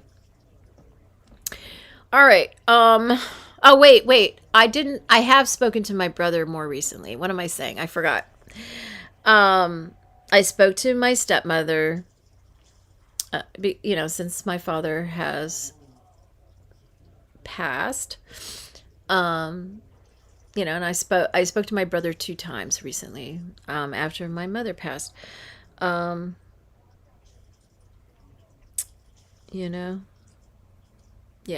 forgot that. So the last time I had spoken to my brother was 2013, but then my mother died, and I thought it was time to call him. I called him, I think it was in December, and then I called him again a few months later, and he basically, our first conversation, he didn't want to talk to me again, but then I reached out to him again, and he blocked me on on his phone and everything, but I text message, I guess it was on his text messages, and then I reached out to him one more time, calling him, and we had a conversation, but he was like, he doesn't want to know me. I'm not his sister anymore. I mean, basically, I'm no longer in his life, and that was his choice. He doesn't want to hear, all the new information about the family. He doesn't want to hear it, and he just wants me to be the child he once knew growing up, and if I'm not going to go with the program, he doesn't want to know me, basically. And that's his choice. He claims that I'm the one that I did unfriend him on Facebook after he was the one that rejected me first. I was just reacting. back in 2013. And so this time I made sure it came from him so he couldn't claim that it came from me. Last time he blamed, he's like, you're the one that unfriended me on Facebook. Yeah, after you told me you didn't want to have the negativity that is me in your life. So I unfriended you. I mean, decided I didn't want you in my life either, because you're the true negativity, not me. I'm just speaking the truth, and you don't like the mirror I'm putting in your face. So so I went away and moved on with my life. And anyway, so yeah, my brother thinks it's really abnormal that I still reach out to him, even though he says he doesn't want to know me. I mean, he's my brother. We don't have parents anymore. They're dead. He doesn't have any family. I'm the only one left of his immediate family. I guess, I used to have a best friend in high school who betrayed me and slept with my boyfriend. And I'm, for a while she was like his replacement sister, and that was what really hurt my feelings back in 2013. She was not in my life. She had nothing to do with me, but she was my friend. My brother wasn't in my life and had nothing to do with me, but she was in his life. And that was my friend. That wasn't his friend. That was my friend. That was what really hurt back in 2013. And of course, I was the one that was really close with my stepmother. I was there when my father was dating her. I was the one living with my father on Edgerstone Road when my stepmother started dating him, before the divorce was final, probably. I guess it was after the divorce. It's been a while. Yeah. Well, no, the divorce didn't become final until I moved to New York. So it was before the divorce was final. They were still just separated. I think it took years for that divorce to be final. It wasn't until I was 20 years old, I think, before that divorce was final. I mean, they separated when I was 16. Maybe I was 18. Yeah, I was 18 when it became final. And yeah, I met my stepmother how old was I? It was 1983. I was 17. And she was 20. Oh, wait. I was turning 18 in August. I met her in August of 83. I don't think it was any earlier than that. It might have been July, but I don't think so. I think it was August, which was the summer of 1983. And she was turning 24 on September 9th. And I was turning 18 on October 21st. So I was 17 and she was 23. She was just 6 years older than me. She is 6 years older than me. And we were friends, we were like sisters. And this is the problem with my stepmother and me. We're like sisters. And that's what I told her this last conversation I had with her, first time since 2000. She wasn't even on the phone in 2009 when I was speaking to my father. She was in the background, maybe on another line over, eavesdropping. I don't know. She was always recording her conversations. I'm sure she's recorded this last one. Yeah.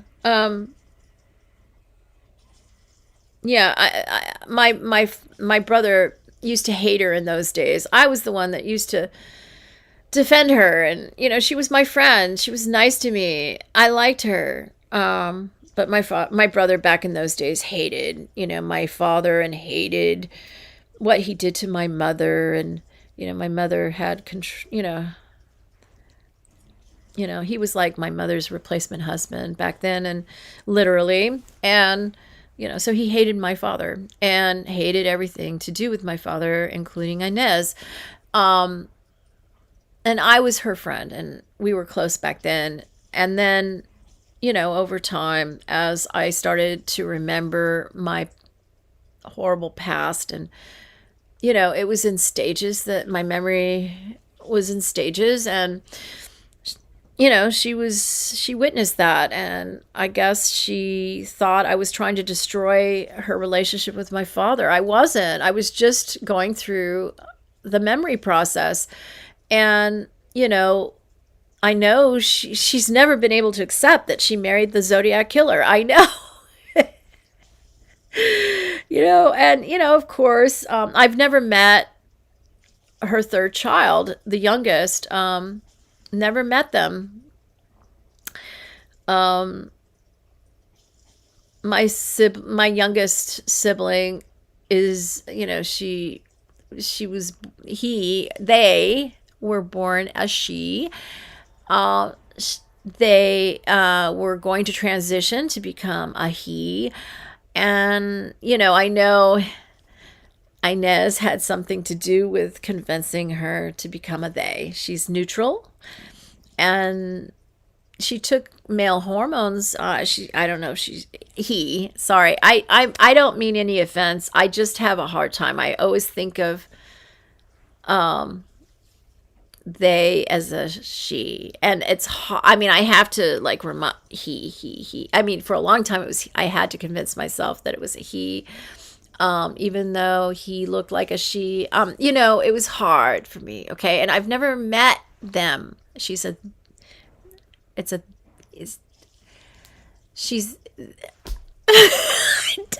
no offense. They are neutral. They are gender neutral. And I know that was due to all the pressure from her. I know her mother embraced her. They all probably went to therapy, and my father, everybody. It was a really big thing for my family is very conservative, and they've always embraced them, my youngest sibling, and I'm really glad. It was really good for them to go through that.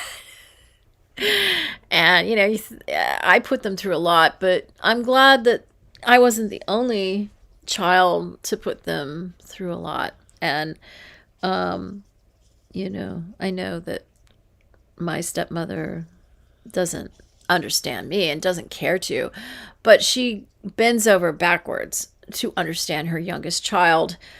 And I've never claimed that she's a bad mother. She's definitely a great mother, but not to me. Okay. I am the enemy. But back in the day, we were friends and we got along really well. And, it was a lot, it had a lot to do because I liked her, that had a lot to do with my father continuing to see her and, stay in a relationship with her, all the time that he did. My father was, he was lonely being alone. He needed to have somebody, and she was there. She was in the right place at the right time. And, nothing else worked out for him. And, I don't think my father necessarily wanted to have another family, but she was a young woman, and, of course, all young women want to have families. And so, he was not going to deny her that. But, because he had another family, I was thrown away. I found his will when they first got married. I was visiting and I found his will, and basically us kids from his first marriage got the leftovers, and it was very shocking to see that. And I wrote notes on it. Oh, you're a devil, you're evil, or whatever. And they found my notes and talked to me about it. And my father thought it was really funny. And, Inez told me, well,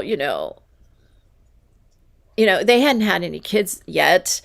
And she said, well, these kids, they will lose their father sooner than you'll lose your father. And, they won't have a father. They're getting an old father. And, yeah, but I never had a father. Okay. I had the Zodiac killer for my father. And I was tortured. And these new children never were tortured the way I was. Okay. They probably and my father changed over time, and he was a better father to these new kids than he ever was to my brother and me. He was totally detached, and do I need to explain? He was the Zodiac killer. Later in life, he did, it wasn't like he stopped killing people after, we moved away from California in 1971, he continued. I mean, I watched him kill Martha Moxley, and it was the most horrific thing. I mean, and then she reincarnated to become Vanessa Shaw, and I wanted her to have a dream life that I wanted to have when I was 8 years old. I wanted her to have. I felt guilty. I felt responsible for her death because I had chanted the words, and my father came out of the bushes and made the Kennedy cousin Skakel guy do what he did. I'm related to them, because JFK was one of my genetic fathers. And yeah, I mean, the Skakel kid was going to kill me. Why am I going into all this? I've already talked about this publicly, but okay, he made him, he gave them that sex drug, and it made him violent. My father knew that, it makes some boys violent. It makes them enraged when they pop a pill like that. It's like ecstasy. And, I guess my father planned this. He knew what was going to happen. He saw that the Skakel kid got violent. JFK Jr. and all his cousins were at my house a lot in Old Greenwich. And they'd all pop those pills, and he was the one that got enraged and violent after popping that pill. It does that to some boys especially. And so he gave him a pill then, and that's why he was in that state of mind. And he took the golf club, and he was going to kill me. And, because I also was made to take my aspirin, and I liked him. And, if I like somebody and I've popped my aspirin, I'm like getting close to them, and he didn't want to be close to me. And he took his golf club, and he was going to kill me. And I screamed, and I chanted out loud, and my father came out of the bushes, and he took, hold of he put his hands over Skakel guy's hands. And of course, Martha, who felt responsible, she was older, and she thought she babysat, and she probably thought she was babysitting me. I didn't feel like I needed a babysitter, but she felt responsible, and she came running out when I screamed like I did. And that's when my father took, his hands, put it over Skakel cousin's hands, and directed him to hit Martha instead of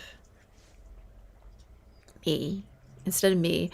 And I watched as they, I don't know what you call it when,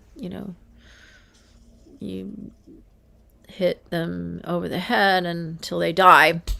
And, my father directed me to get into the car, and I sat in horror. I went to the car and watched him as he dragged her by her hair to the side of the garage. I mean, I'm envisioning I don't know. It was like there was the garage that, the golf clubs were in the garage, and it was okay. I see that in my memory, the door is behind us. The garage is here, right? And we're standing, we were in the garage. The bushes were in the front of the house. The house is positioned, so that the end of the house is facing the street. It's kind of sideways, The front is faced to the end of the property, not the front of the property. So, and then there's a door that faces the garage. It was, she came out of that front door the garage is here, and across from it is a door that opens up. But it seemed like the front of the house, I don't know. I don't know if that's clear, but anyway, she came out of the, she was in the family room watching TV with the other teenagers. I had been in there earlier, and that's where it happened, right in front of the garage. And then he dragged her by her hair to the side of the garage, and I'm just in horror, and then we get in the car. I'm like, what did you just do? And he's like, he's trying to brainwash me into, maybe he's not doing it yet. He's just not talking to me. And I don't know, I guess he figured out where she lived and, you know, took her and put her in the car and pretended she was alive. He's like trying to brainwash me into remembering that he's pretending she's alive. She's all bloodied, and he buckles her, sits her up in the back seat, and I'm just like, she is dead. What did you do? Why did you do this? And, da, da, da, da, da. And it was just, you know, when I saw him drag her by the hair, I was like, wow, he has done this before. You know, it was like he was dragging an animal, you know. You know, he treated her like a carcass of an animal. And then he like drives her over and props, you know, puts her where he does. And, you know, and he's talking to her the whole way while we're driving around the corner, and she's all bloody. And I'm just like, she is dead. What are you doing? You know, and I blamed myself, okay, because I chanted, she got killed, you know, and that's why I wanted her to have the best life possible. The life I would dream of having, as I was actually 9 at the time. It was, I think, it was Halloween, October of, I think it was 75, yeah. End of that year, after Larry and everybody was at my house. And, yeah, so that's just an example. I mean, that's just one. I mean, I don't know what he did when I wasn't around, but that was, you know, that was when I actually witnessed with my own eyes, after he was the Zodiac killer. So he continued to kill, you know. Uncle Norm made him promise to never kill anyone again. Back, you know, I had gone to Uncle Norm and told him, you know, he was the Zodiac killer. And, you know, I was trying to get somebody to turn him in, and nobody would, you know. I was the little girl, you know, I was the one that got him to call that news show. And, you know, and I was so disappointed, you know, that he didn't turn himself in, that he always got away with it. I was such a disappointment for me as a young child. You know, I had shown Norm the bloody piece of cloth from the taxi driver I witnessed with my own eyes being horribly, violently murdered in the taxi cab. It was horrific. You know, I showed it to my mother first, and she thought that he was just saving some woman's period on his desk, and she thought that was disgusting. And I'm like, Mom, it's not a woman's period. My mother was she was really good at going into denial. She wanted to believe that. And then Uncle Norm was visiting, and while he was visiting, my dad put one of Uncle Norm's hairs under the stamp that he sent out as the Zodiac killer. They have found a hair, and they know who he is, and they know what I'm telling them when I officially reported him. My dad, my father, Dennis Elliott, they knew it was right because they did DNA testing on that hair, and they know whose hair that is. And I told them, it's not my uncle. Okay, that was my uncle's hair. It's not him. It was his brother. And they know it was my father. They have confirmed, you know, it. And you know, of course, there are other witnesses who knew. And, you know, they know my father was the Zodiac killer. It's been confirmed. It's just top secret right now. It'll be released. When I was talking to my stepmother, she was saying, oh, I think they found the Zodiac killer. You know, she thinks I'm like mentally ill or something. I'm like, no, they didn't. No, they didn't. I mean, they have, but they haven't released the information yet. And I'm like, look, you know, somebody can like be your husband, be the father of your children, and have this gentle, kind personality, and then walk out the door and have a different personality.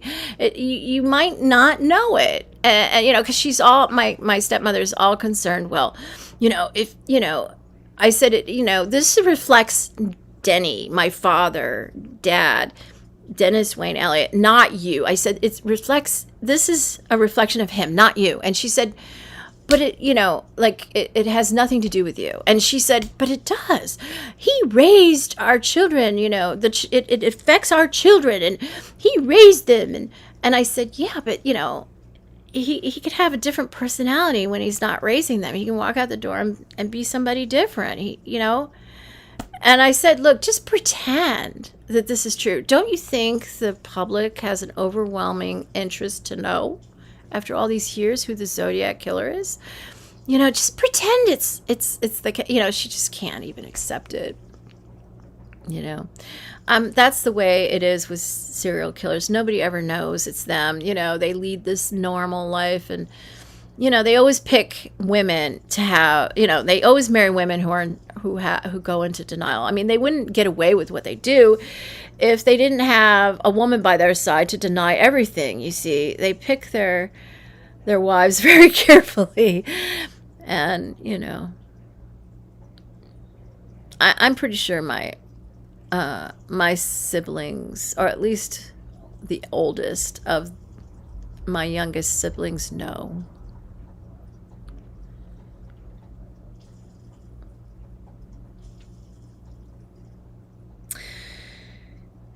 So, you know, my own mother, she couldn't handle it. And, but yeah, once I got my Uncle Norm involved, we all talked about it. And my mother said, you know, my Uncle Norm said, well, what do we do now? And she's like, well, my mother said this, if you go to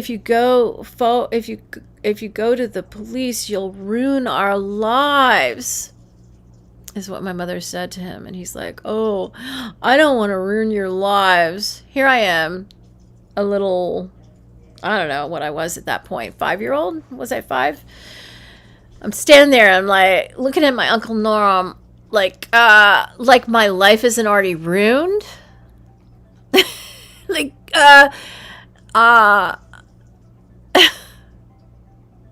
you know, oh, I don't want to ruin your lives.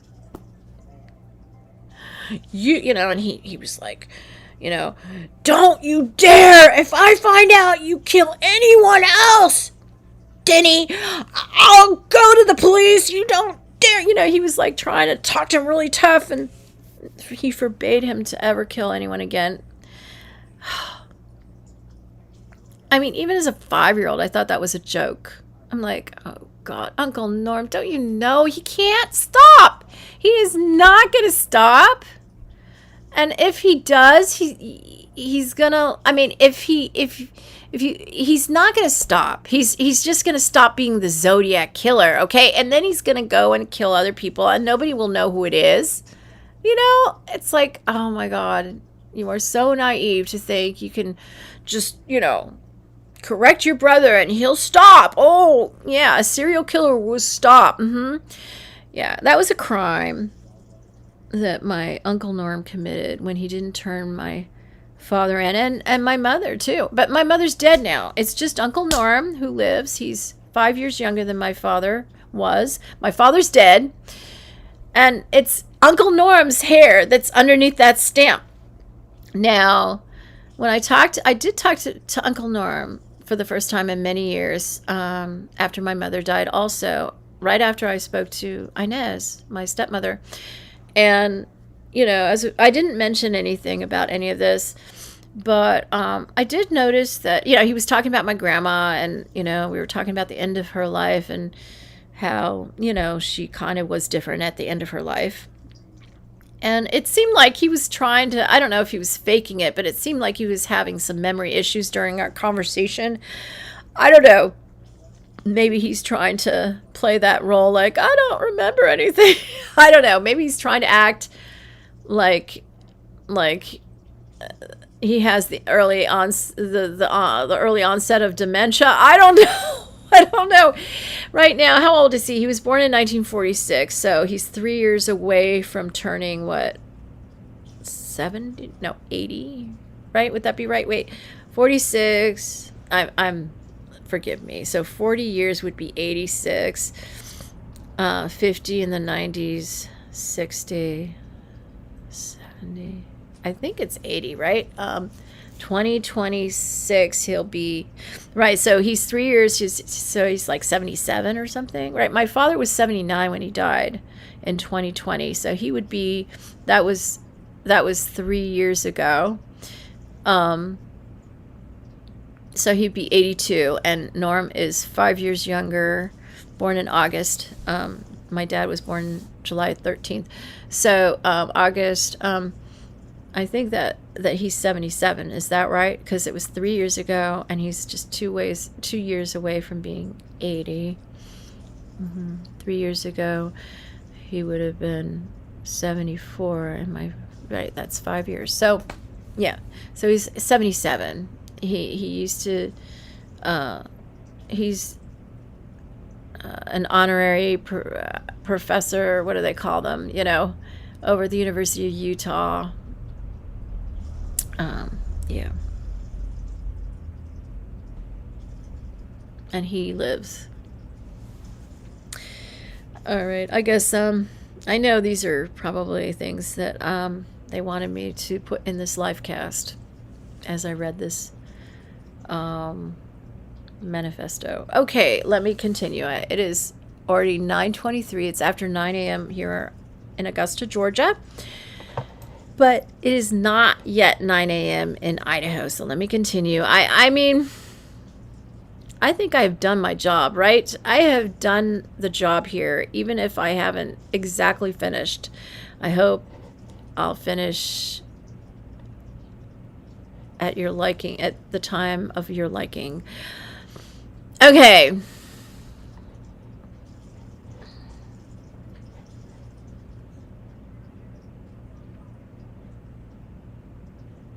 Okay, the countdown was ultimately over, and I had nothing to show for it. I was still a virgin, even after a month of living in a town full of college students who had sex all the time. I realized that I had only 12 more days as a teenager. Okay, so he's turning 20. I was going to turn 20 very soon. One of my hopes was to at least lose my virginity before my time as a teenager was over. Being a virgin at the age of 20 would make me feel very defeated. By the way, my husband, Dean, remained a virgin until age 32. And I married him. I have a lot of respect for virginity and purity and all of that. I don't know why he was so ashamed of being a virgin when it is the most beautiful thing to be a virgin. It is so pure and so innocent, and it's so fortunate to have that. My virginity was stolen from me when I was 18 months old, just before I was sketched as the Coppertone girl, okay? So virginity should be highly prized and considered very beautiful. It's too bad that he was so ashamed of his purity.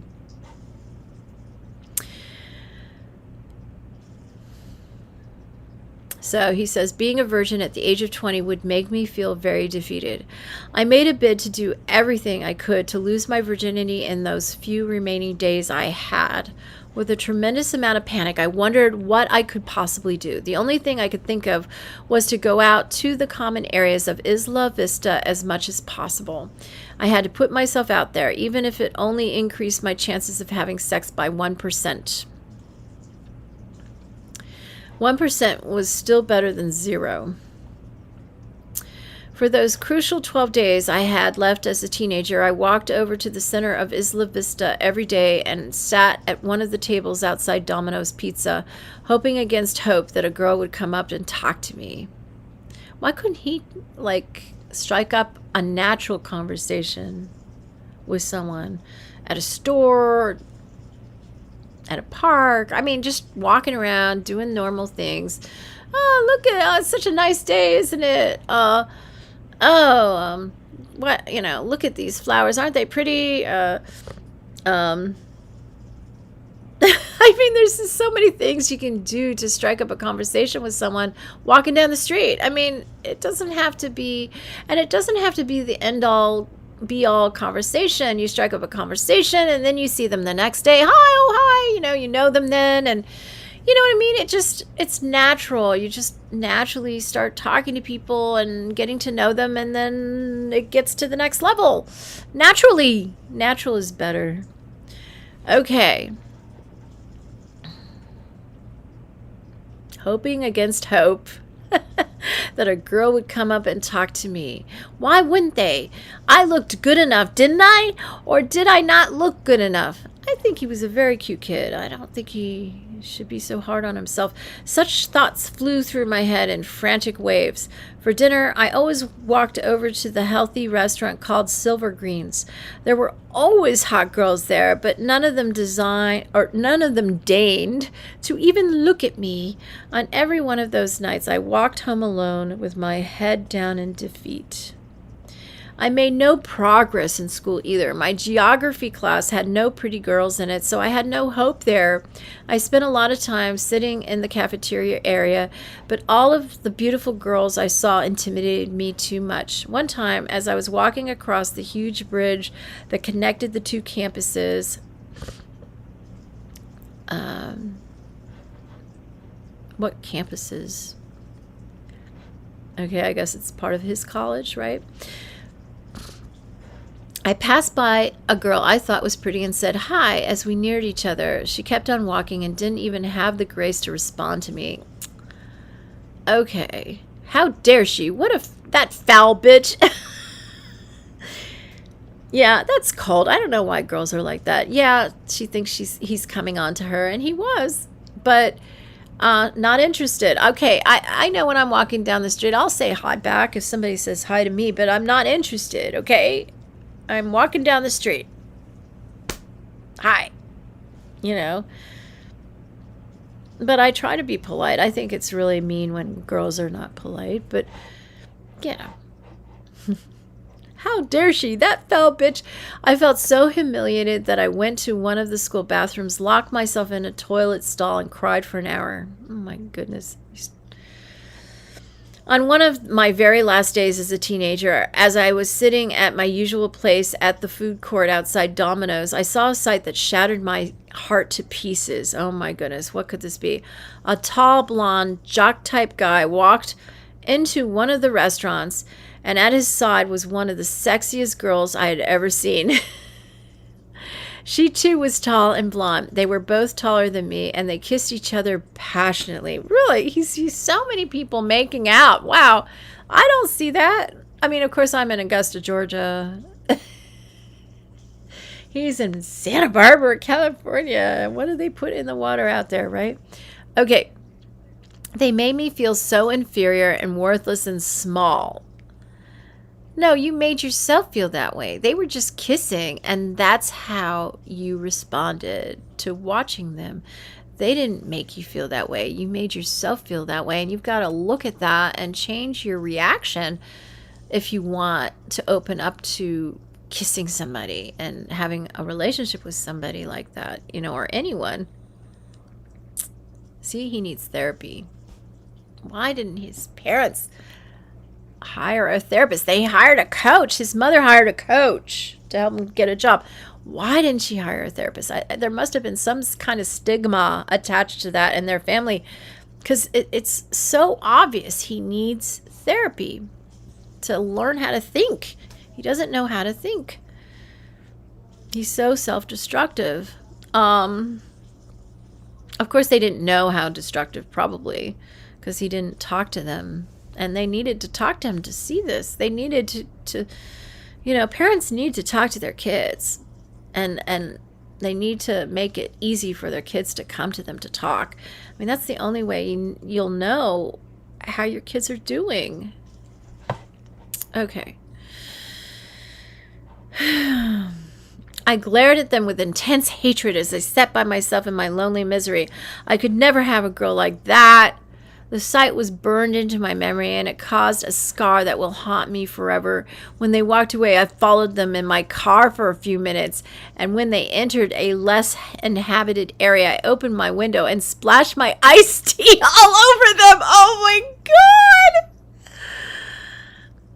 It was all I could do at the time, but at least it was something. At least I made some effort to fight back against the injustice. And they're just going about their lives being themselves, and all of a sudden there's iced tea all over them. How is that injustice? And you're putting it on them, and you're not taking responsibility for how you've contributed to your own situation. I felt sick with hatred that night. The hatred boiled inside me with burning vitriol. Vitriol. My husband talks about vitriol. Huh, that's weird. My summer session ended with no positive. See, he's all outside himself. And, I'm sure this is what David wants to hammer home, or wants me to hammer home. Your happiness, Nichiren Daishonin has a letter. It's,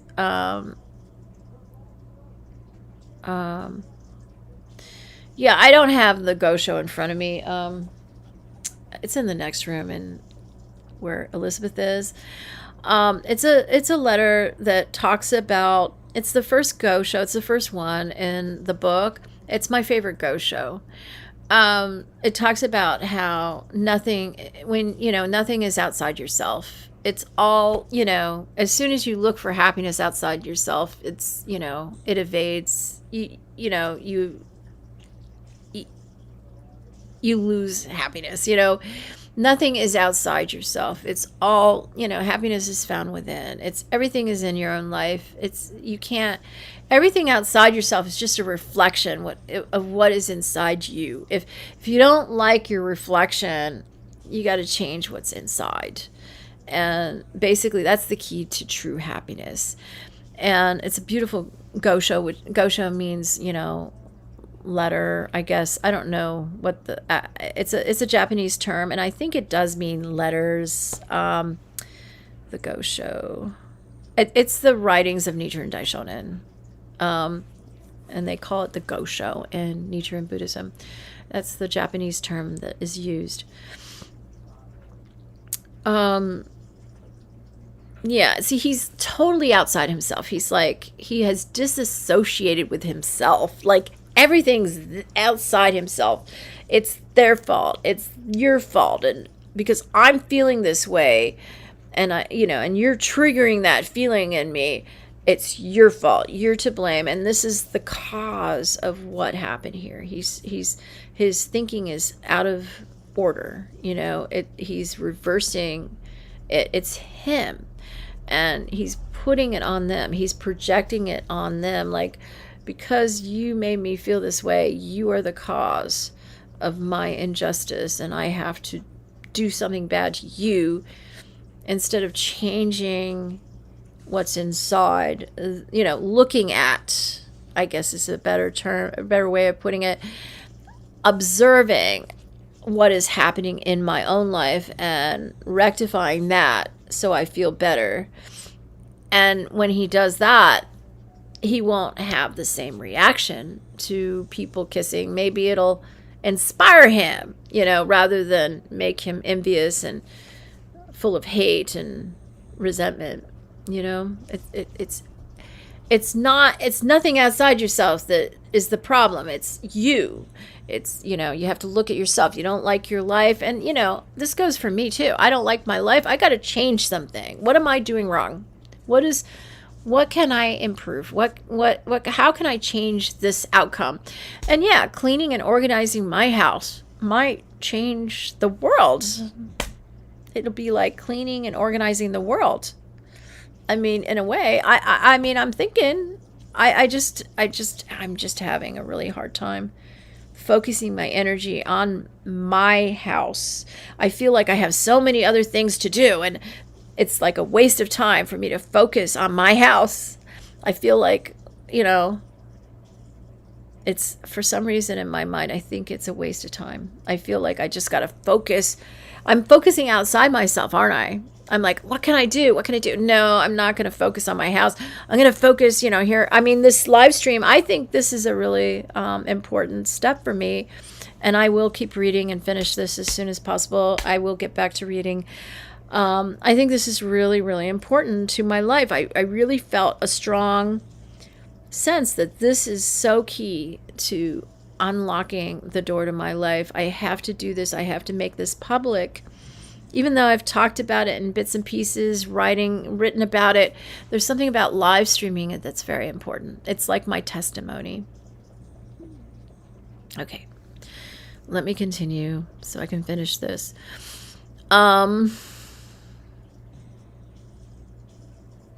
My summer session ended with no positive effect on my life. After I completed my final exam, on which I received the grade of a B, I drove back to my hometown feeling defeated. Shortly after, my 20th birthday finally came. So today is Elliot Rodgers' birthday. And he was 22 in, well, he hadn't turned 23 yet in 2014, right? So he was 23 that year, right? Is that right? And I got married that year, and I've been married 9 years on September 5th. So 9 plus 23 would be 32. And so he'd be 32 today if he had lived. And he might have been married with children by now. He will never know, because he chose to focus outside himself and blame his environment for his misery instead of looking inward and changing what was, or at least examining and making changes to help himself feel better, so he did not react to his environment the way he was. And that's a very sad thing. He would have been 32. Wait, what did I say? Yeah, 32 today, July 24, 2023. Okay.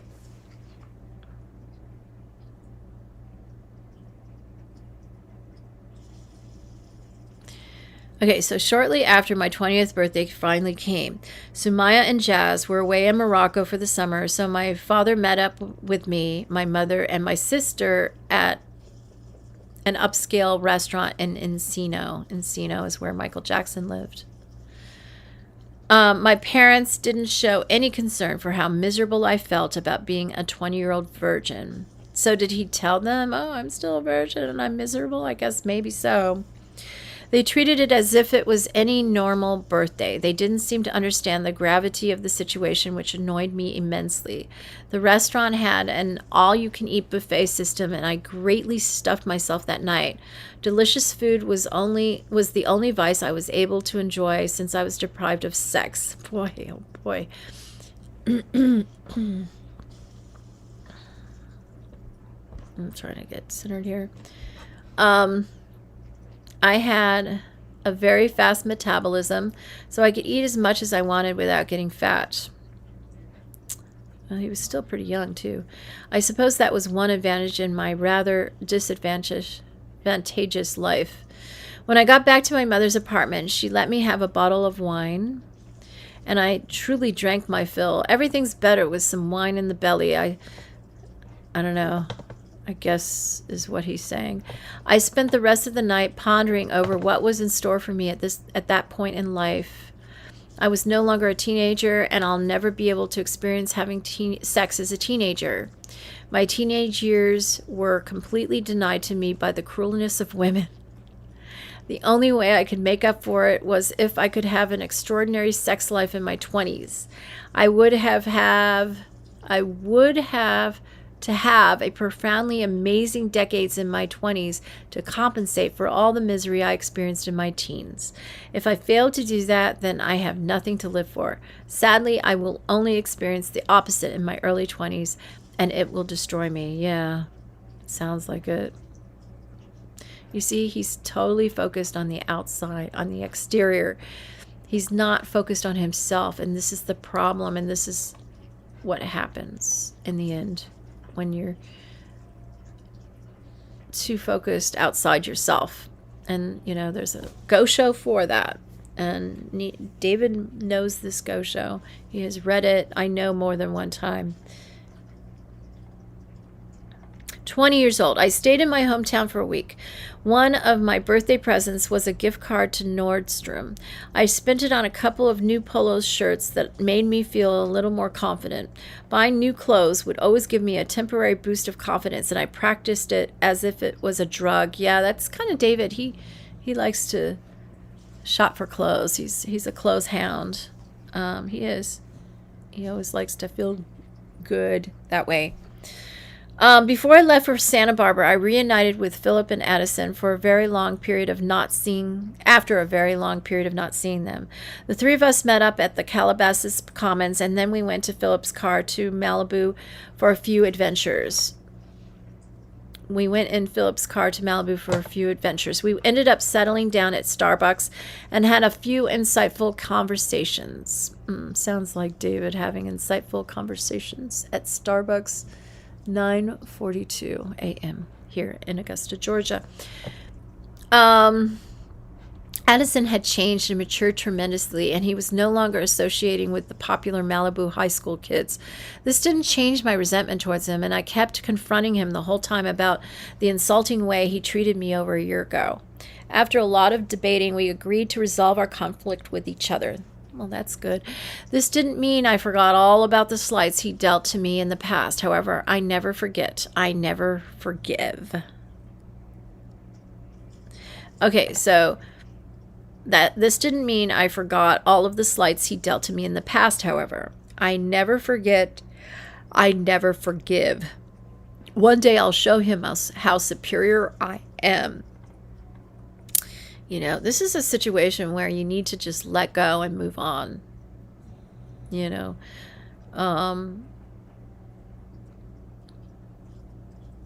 for the sake of your health and your mental health, you just have to move on. And people make mistakes, and, you have to let it go. But he can't let go. He can't let go. He's totally focused outside himself, and he can't let go. And these are two very serious problems. On the day after I saw Philip and Addison, I went over to James's house. I hadn't been there for ages, and the two of us relived our traditional walks around the Palisades Town Center, just like old times. It felt strange and nostalgic to experience it after so long, especially after going through so many changes in Santa Barbara. I told James about my turmoil of being a 20-year-old virgin and my desperate hope that things will get better once I start my autumn semester at my new college. I talked about all the beautiful blonde girls I saw walking around my college and my deep wish that I will have one day. Okay, there's an extra have in this sentence. And my deep wish that I will have one as a girlfriend one day. That I will one day have one as a girlfriend. He just has an extra have in the sentence. James sympathized with me greatly, for he was also going through similar troubles in life. He seemed glad that I was finally taking some steps to bring changes to my life. Yes, it does sound positive. Okay, so I drove back to Santa Barbara in a slightly better mood than I was when I left it. I had a month until the new semester started, and I could use that time to prepare and recuperate. A month, really? So my new housemates were meant to move into the second bedroom of my apartment on August 5th. I had an anxious feeling of anticipation for what they will be like. Okay. August 5th came quickly, and I prepared myself to be in a pleasant mood to meet them. Their names were Ryan and Angel. Interesting names. And to my dismay, they were of Hispanic race. Oh, please, that's not a race. That's a nationality, right? Nationality, or no, it's an ethnicity. You can be white and Hispanic. You can be black and Hispanic.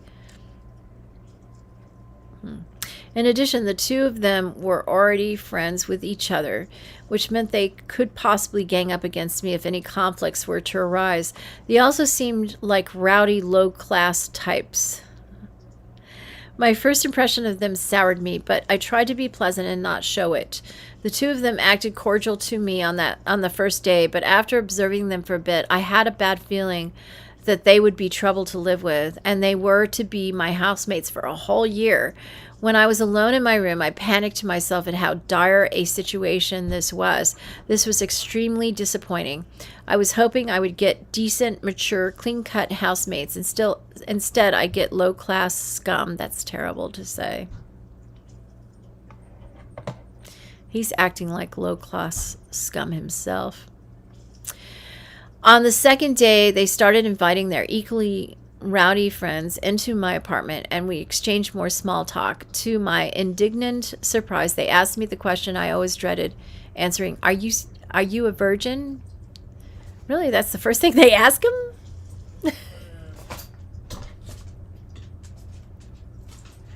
I don't know. I never had people ask me, "Are you a virgin?" I don't remember that in the day. Hi, what's going on? Dean's back. Can you lock the door behind you? Thank you. What did you say? I said, hello, how you doing? Who, me? No, you never said hi. You just came in. Meant to say that. What's outside? What are you doing outside? We got a bunch of stuff we had to chop up with corn and trash cans, get rid of it tomorrow. Okay, what is the stuff that you're throwing away?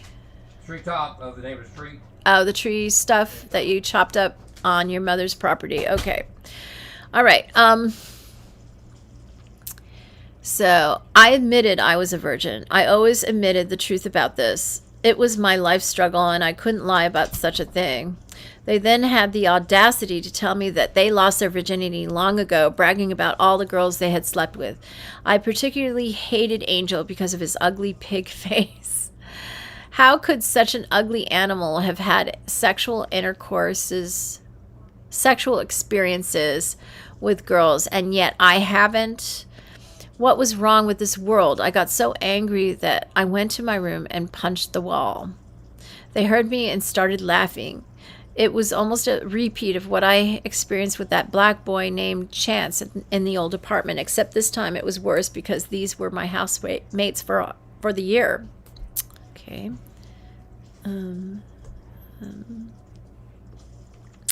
On the day after, I almost got into a physical fight with Angel. The ugly pig kept acting as if girls thought he was more attractive than me. Ha! I am a beautiful, magnificent gentleman, and he is a low-class, pig-faced thug. You know, I don't know. He's setting his sights so impossibly high. You know, people, when they lose their virginity, they don't necessarily lose their virginity to a supermodel woman, you know. You know what I mean? And, you know, he's just so unrealistic here. I had enough of his cocksure attitude, and I started to call him exactly what he was. I tried to insult him as much as I could, telling him how superior I am to him and saying that he was low class. See, low self-esteem, you know, trying to make himself big and because he feels so small. It's very sad. He tried to attack me, but Ryan, being the more mellow of the two, held him back. A pity. I was itching for a chance to hurt that obnoxious little animal, though I suppose it was for the best. My life was too important to risk doing anything rash. Okay. In a panic, I immediately called my mother as soon as I could and told her of the dire situation. There was no way I could live with these two imbeciles for the whole college year. What's going on? Where's your phone covers? They're right over. Why? Why are you asking? They're right here. Why? One with tape on, it was ripped. And the glass is inside there. Okay. I picked that. Oh, right. Because we opened it up. Yeah, that's why. All right. Thank you, Dean. Oh. Mm-hmm. Guess how many of those I have over there now? Where? What? Dollar store. Mm-hmm. Only two more? Two of the supersize. Oh, supersize. All yours is gone. Supersize. How big is this? I could use a supersize. It's 6.5 inches. 6.5 inches. It's bigger wide. than these because the one that we this 6.5 inches wide. Well, this is okay. I don't know. Either 6 or Maybe 6. we'll get the supersize next time. It's either Okay. 6 or 6.5. All right. Okay. All right. Okay. What are you doing, Dean? Huh? Stuff we chopped up. All right. So you're out there working on that. Okay.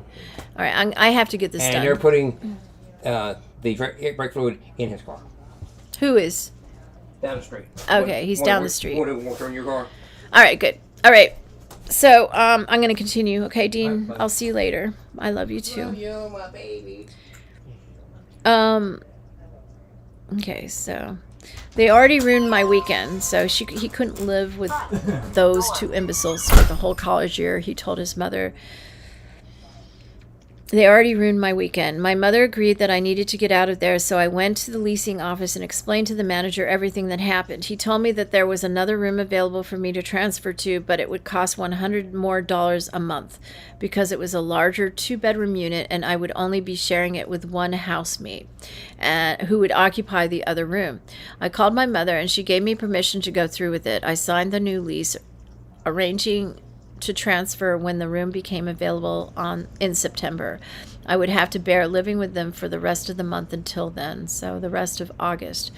To help get through the month, my mother let me come home every weekend until I was able to transfer to the new apartment. I would only stay in Santa Barbara during the weekdays, but on those weekdays, Angel and Ryan went out of their way to make my life a living hell. Every time they went out, they kept yelling to me how they're going to sleep with hot girls that night. They probably weren't. They were just telling him that. I knew they were just lying to make me jealous. They always made fun of me for being a virgin, just because they knew it bothered him. At night, they frequently made noise to wake me up. I was literally being bullied, and it was truly horrific. I wanted to kill them both, but of course I was smart enough not to go through with that desire. All I could do was remember every single insult so I can get revenge in a more efficient way in the future. That is who I am. I don't act stupidly or rashly. I remember every insult and I wait until the time is right to strike. Yeah, David does wait until the time is right to strike in his mindset. Yes, he does. That is true. And I guess he remembers everything and every insult and every detail. See, I know David is very calculated like that, but he doesn't always express that. It's, I know he kind of broods and everything, but he doesn't reveal this side of himself to anyone. And he had to DRUG me with date, RAPEDRUGS, to tell me and to reveal that side of himself to me. I didn't ordinarily see him in this condition. He might have given me a little taste of it occasionally. I mean, not occasionally, on one or two moments, but when I was conscious and awake and paying attention, but not really. He tried to keep this part of himself secret.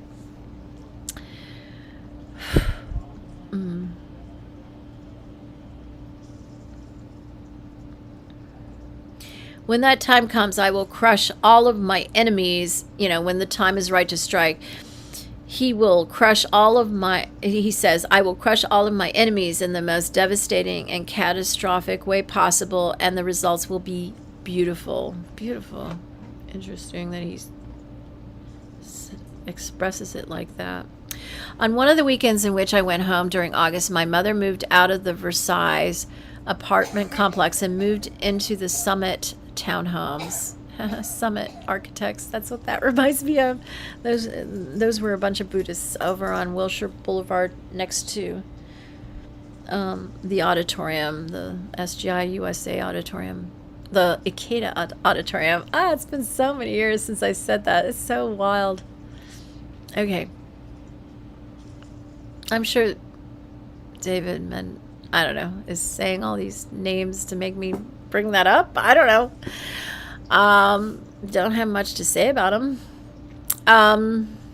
Okay, and moved into the Summit townhomes near Warner Center. It was an abrupt decision to move there. I helped her pack everything and watched as the movers transported all of our belongings to the new place. The Summit was much nicer looking than her old apartment. You want me to move this, Lily? Okay, you want to come up? Okay, come up. Up. Come up. Oh, you're hungry. You're hungry. Okay. Give me a moment. I told you my dogs are used to eating later, and it's about the time that I feed them. So let me just feed them really quick. One moment.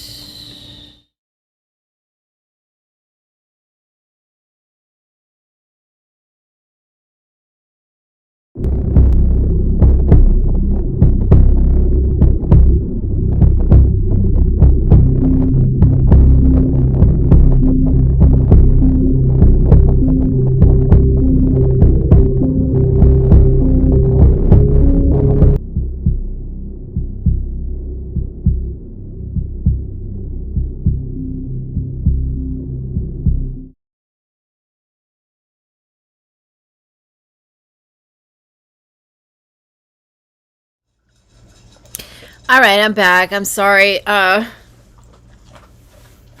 I'll get right to reading, okay?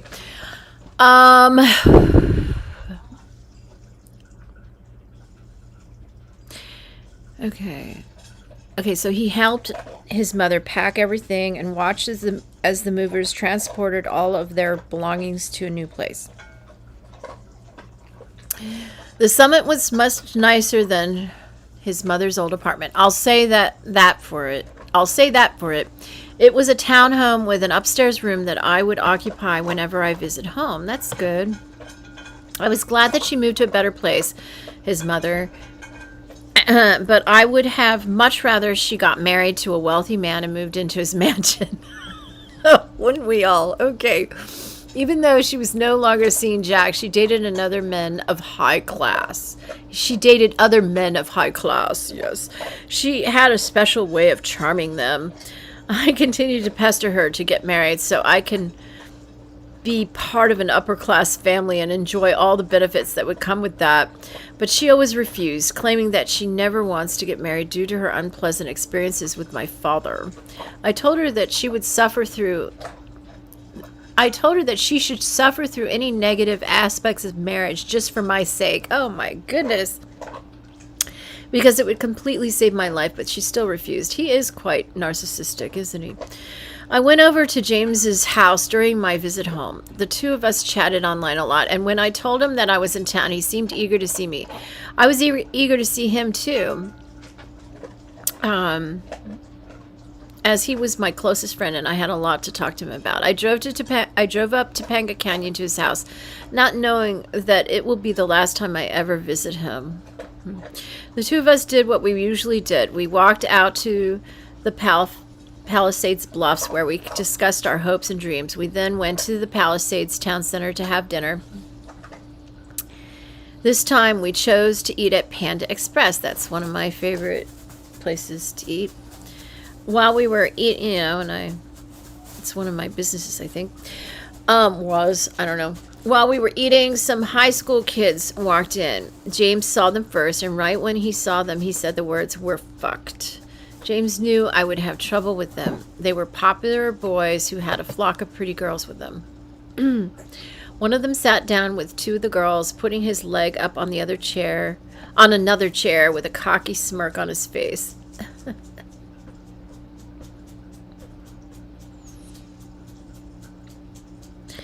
I was livid with rage, and I wanted to pour my drink all over his head.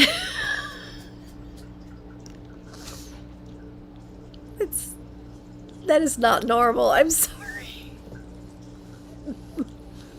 James knew exactly what I was planning to do. We had been through similar incidents before. He made a lot of effort to try to dissuade me from acting on my anger, pointing out that there was a security guard nearby. I did the only other thing I could do. I packed up my dinner and left the restaurant, fleeing in defeat and shame.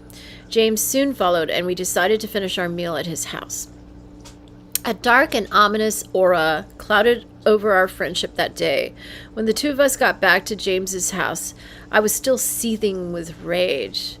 I didn't understand why James wasn't angry like me. The sight that we just witnessed was horrible to watch.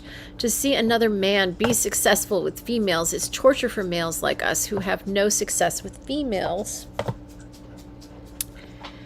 I was so angry that I told James of all of the acts of revenge I wanted to exact on those popular boys. I told him my desire to flay them alive? What is flay?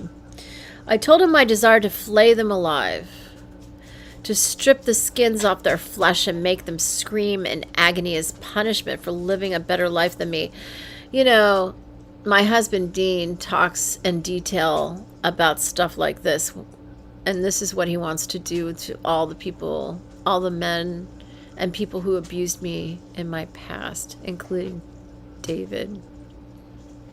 It's interesting. I mean, I never even think of things like this. Like, you know, when people get enraged like this, they think of like details like taking the skin off people, their flesh, and making... I never think of stuff like that. It's kind of strange, I think. I think it's really strange. James became deeply disturbed by my anger. I wished that he wasn't disturbed. I wished he could be a friend that felt the same way about the world that I did, but he wasn't that kind of person. He was a weakling. Oh, so you're a weakling if you don't think like this. Like, this is being tough and powerful.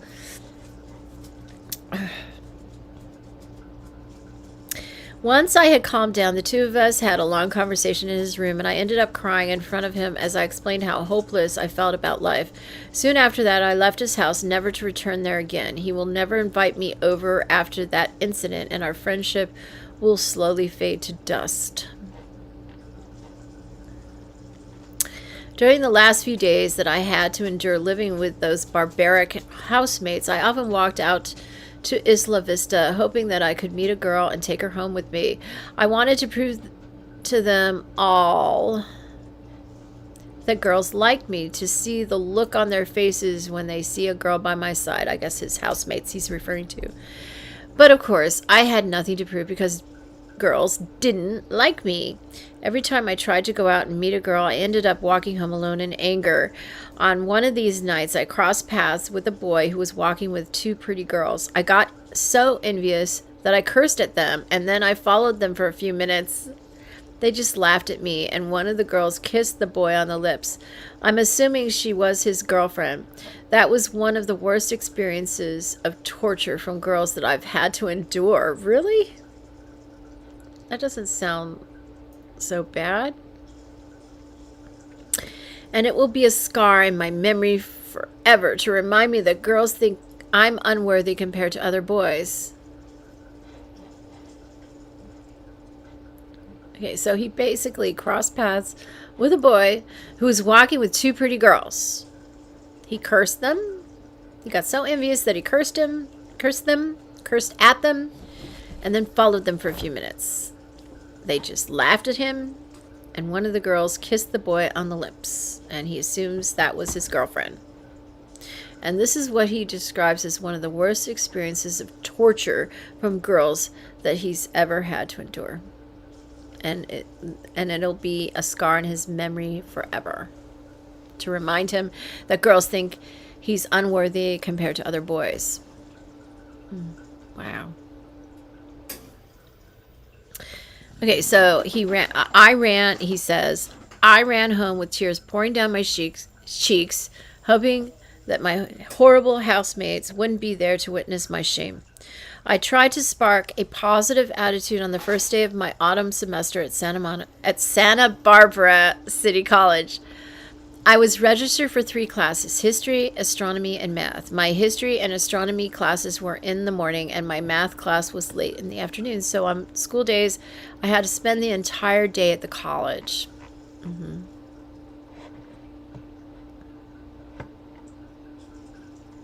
So he probably used that time to study in the library, right?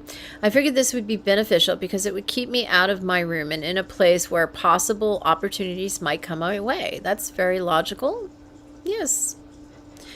I had to wait a couple of hours before my math class started, and I spent those hours roaming around the college or sitting in the library looking at all of the hot girls and wishing I could have one as a girlfriend. I was like a starving man surrounded by a feast that I was prohibited to eat. All of my classes left me feeling hopeless and depressed. Not only was I unable to meet any girls, and there were a lot of pretty ones, but I also had a hard time making any friends. I've always had a hard time making friends. I'm not the type of person that can fit in with a group of outgoing people. But he grew up with so many friends growing up. I don't know why he's saying that. I mean, I don't know. I guess that they were people he was familiar with. I'm just not understanding how he thinks he can't make friends because he had so many growing up. I'm not the type of person that can fit in with a group of outgoing people. The last time I did such a thing was when I was 12. I had to make friends. Having a social circle will provide me with more opportunities to meet girls, and it was the only way to get invited to all those exciting college parties, but no one even wanted to be my friend. I actually tried to initiate small talk with guys who sat next to me, but it never went far. I had a horrible feeling that I was in for a very miserable time in Santa Barbara. Okay, I did make one friend through spending time in my apartment's courtyard. The friend's name was Andy Chan. He was a foreign student from China. Andy shared the same eagerness as I did to experience college life in Isla Vista to the fullest.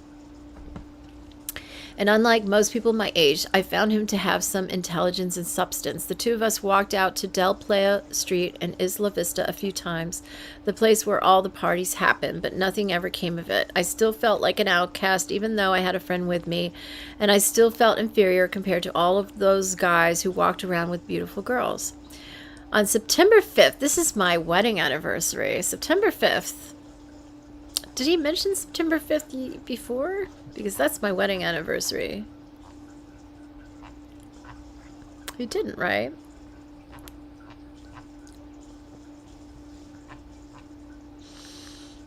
August 5th. That's what I remember, yeah. Okay.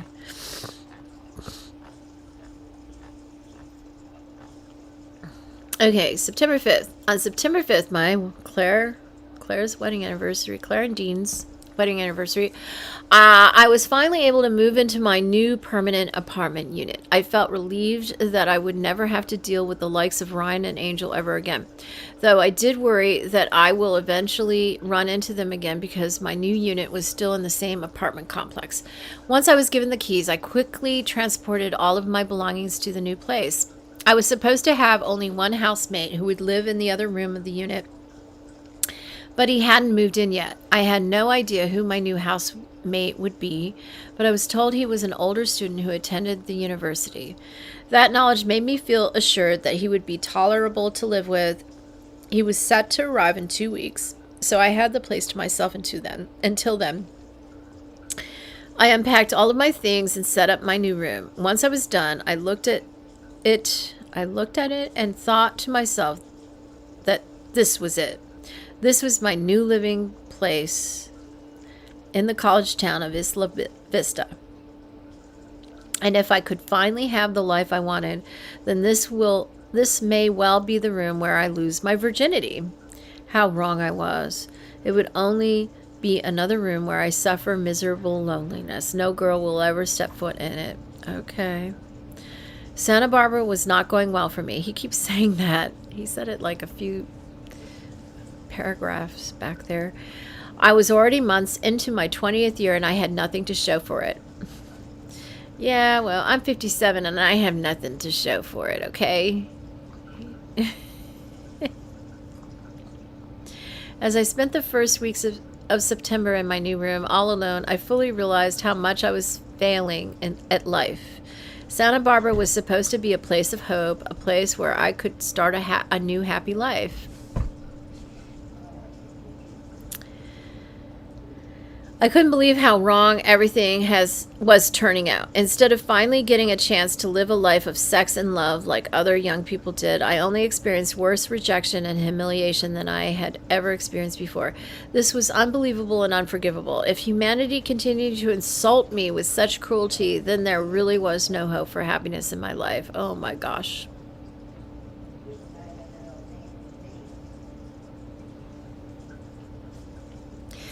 At Santa Barbara City College, I had exactly the same experience I had at Moore Park. I had to watch Beautiful young people enjoying their lives together as I languished in loneliness and despair because no one accepted me. I dropped my math class. I just couldn't. He's addicted to dropping classes like I've always been. I dropped my math class. I just couldn't bear having to be at the college all day long. Yeah, because he had to wait till the end of the day to go to math class. Sitting in the library watching couples kiss each other. Why doesn't he use the time to study? You know, be in a cubicle and study. I retained my 2 morning classes only because there was still some small inkling of desperate home inside me. Desperate home. Okay.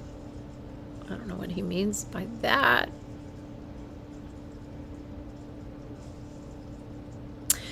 My usual day went as follows. I wake up alone in my bed with no girl beside me and did a few minutes of exercise before I showered and got ready for college.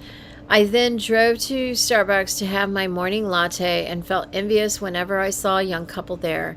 I would then attend my 2 classes where no one said a word to me, having to endure the torment of watching other guys talking to the girls I liked, and then I would go home alone, open the door to my lonely room, and feel absolutely miserable. The loneliness was suffocating. I could barely breathe. If only one pretty girl had at least given me a chance and tried to get to know me, everything would have turned out differently, but girls continued to treat me with disdain. The loneliness was torturing me so intensely that I even started up my World of Warcraft account and played the game constantly for the month of September. James still played World of Warcraft, and the 2 of us played together online for a few days, but he treated me very coldly the whole time. I could tell that the kind of friendship we had for so many years no longer existed. That last incident in Palisades stabbed our friendship deeply, and it was in the process of bleeding away. At the time, I felt offended by his attitude towards me, so I called him out on it. This sparked a long argument between us that resulted in James refusing to talk to me online anymore. A few days after that, I deactivated my account again. My new housemate arrived in the middle of September. His name was Spencer Horowitz, a short, chubby UCSB student who was about a year older than me. He seemed like a friendly, mature sort of person, definitely a pleasant contrast from the housemates I had to suffer through in the previous month. I didn't expect to have any problems with him. However, I was a bit disappointed due to the fact that I was hoping my new housemate would be someone I could relate to, someone who could be my friend and help me integrate with the social life in Santa Barbara. I didn't see Spencer as the type of person I would become friends with. We could get along, but we had nothing in common. In addition, I was a bit shocked when Spencer told me that he used to have a girlfriend. It was a casual comment that came out of a conversation we had. I didn't understand how a chubby and unattractive guy like Spencer would have been able to get a girlfriend. Well, I've never had the chance to. The guy was 3 inches shorter than me, and even I am considered short for my age. Well, then you should feel good about yourself. See, I mean, even a guy less, as you describe him, less attractive than you, got a girl. So you can too.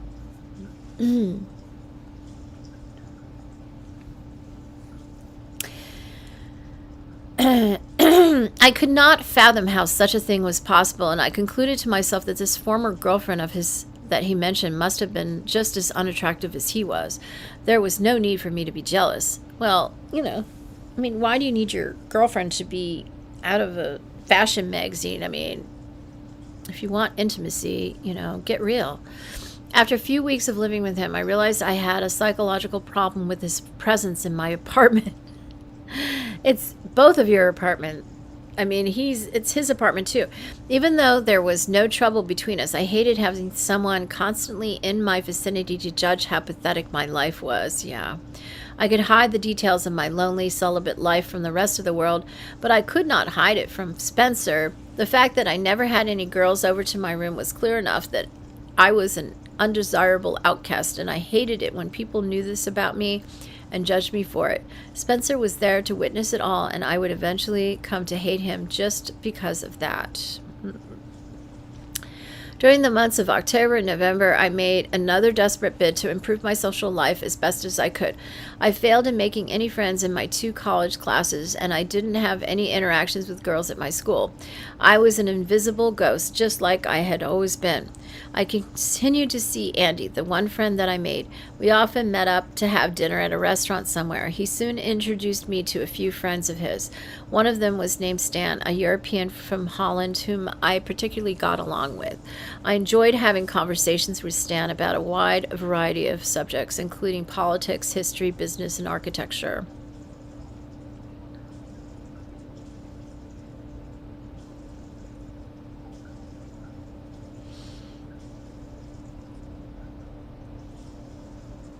I wisely refrained from revealing any of my political views, of which disturbed most people.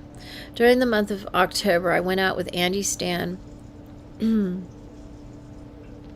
some of their friends quite often. Okay, see, he has friends now.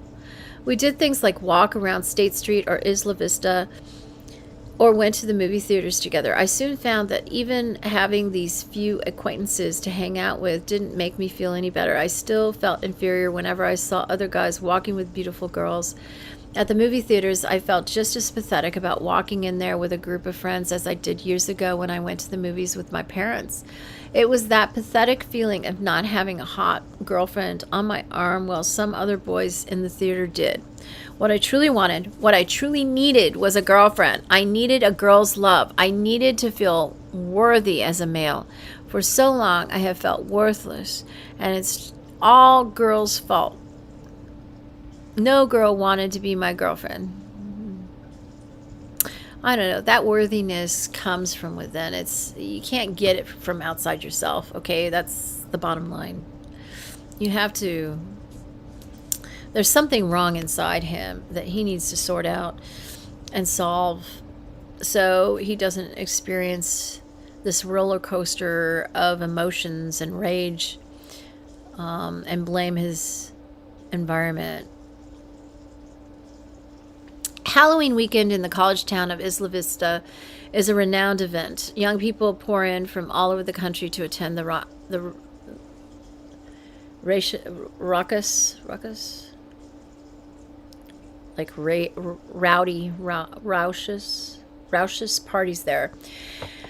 My experience during this weekend is just what one would have expected it to be, a miserable disaster. When I was a child, I used to love Halloween. It was a holiday of fun and excitement where I went trick-or-treating, going from house to house, collecting candy with my friends and family.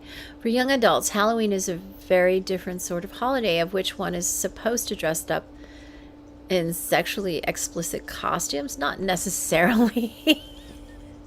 Attend wild drinking parties, not necessarily. Oh, for young adults, but not necessarily still.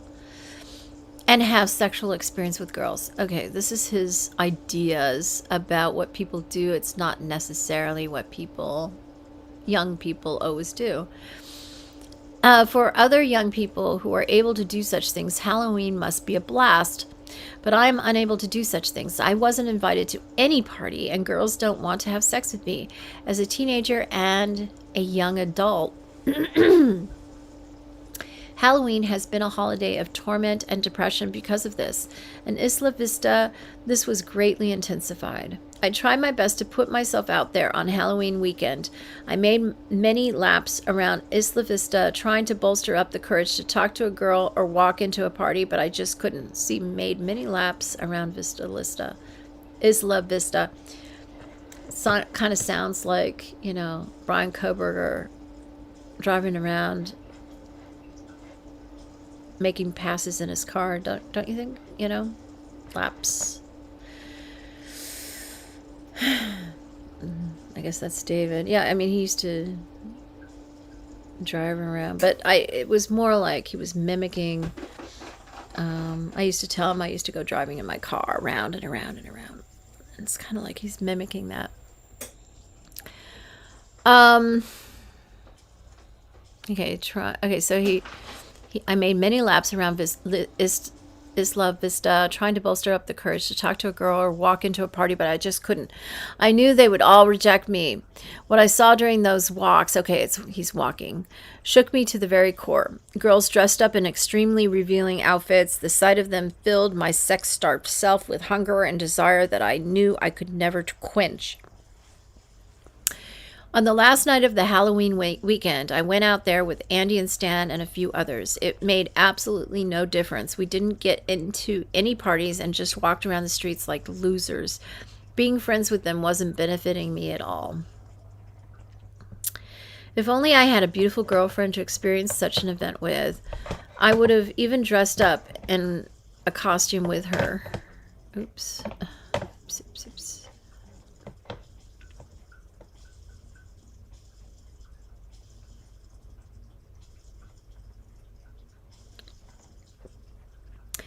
It would have been so blissful and euphoric to walk around in all of that excitement with a beautiful girl on my arm, to attend every single party because anyone would admit a beautiful girl into it, to make passionate love to her in my room at the end of the night, to snuggle next to her sexy warm body as we drift off to sleep together. That is the life I should have lived. So many other guys are able to experience that, and just thinking about it filled me with extreme agony. Life is not fair.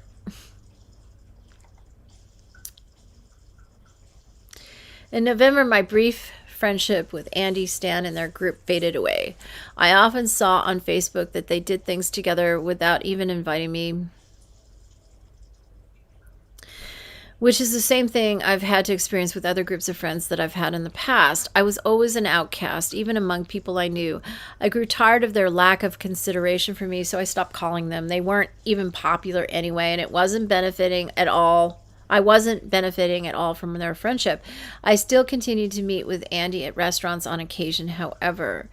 Every day that I spent at my college, the more inferior and invisible I felt. Boy, he's just like a broken record. I felt like such an inferior mouse whenever I saw guys walking with beautiful girls. I hated having to endure it, but I had already worked so hard on my 2 classes that I couldn't quit just then. The only way that I could gain a boost to my self-esteem was to buy better looking clothes. Sounds like David. My mother gave me a few more gift cards to Nordstrom, and I spent them on $200 designer jeans. When I wore these to school, I saw that I was wearing better jeans than most other guys, and that made me have a slightly higher sense of self-worth. I also bought a few more shirts and a pair of new Hugo Boss sneakers. Doing this started a new obsession for me. I became more and more obsessed with my appearance because my mother, father, and grandmother constantly paid me extra money now that I was living in Santa Barbara. Wow, so nice. Wow. So he got, his family was very supportive. I had saved up enough to indulge in this obsession, familiarizing myself with all of the top designer brands. I bought new clothes every time I visited my hometown. My favorite brands were Hugo Boss and Armani. I always stopped by at the Camarillo shopping center on my way back to Santa Barbara. I loved it there. They had a store for almost every brand. One time, as I was shopping at the Calvin Klein store in Camarillo, I saw Camarillo, by the way, that reminds me of an ex-boyfriend's mother who used to work at the mental hospital over there and got injured by a patient and went on disability. I haven't heard that. I couldn't even pronounce it at first because I didn't realize it was Camarillo. So one time as I was shopping at the Calvin Klein store in Camarillo, I saw such a sexy looking blonde girl with perfectly tan skin. She looked so beautiful and sexy. I had an erection instantly. Oh, the heavenly things I wanted to do to her. And then I saw her hunk of a boyfriend. My entire being was filled with anguish and despair. I could only imagine how amazing and pleasurable that guy's life was. They were older than me, probably mid-20s, and I thought with such desperate hope that when I'm that man's age, he never got to be, I would be worthy enough to have such a girlfriend by my side, to shop with her at that same shopping mall in heavenly bliss. My life was a life of starvation and yearning. I visited home for Thanksgiving and went with my mother to Rob Limelson's house for a small Thanksgiving get-together. James was there, and the last time I spoke to him since then was when we had our bitter argument online. The one person who has been my friend through all of my hardship didn't even want to speak to me during Thanksgiving. I tried to ask him why he was overreacting about an argument we had 2 months previously, but he just glared at me coldly and told me to keep my proximity. I was highly offended. After a few hours, the Thanksgiving feast was served. To my profound annoyance, Julian Ritzbar and his equally obnoxious older brother, Leon Ritzbar, also came for the dinner. I remembered the extreme envy I felt for Julian months ago, and I tried to ignore them as much as possible, which proved to be difficult because they talked loudly all the time. I was seated next to James for the dinner, and after awkwardly sitting next to each other for a few moments, he decided to warm up to me again. As the two of us caught up with each other about our lives, a small inkling of our old friendship ignited like a weak flitter of flame in a candle. It was nice for the brief moment that it lasted. The two of us talked about our usual fantasy scenarios and joked about how stupid and obnoxious the Ritzbar brothers were acting. On that same weekend that I went home, I got together with Philip and Addison. The three of us went out to a restaurant in LA, and then we headed to the Griffith Park Observatory, just like old times. Yeah, in Los Feliz. I used to live over there, and Brad Pitt lived there for years until recently.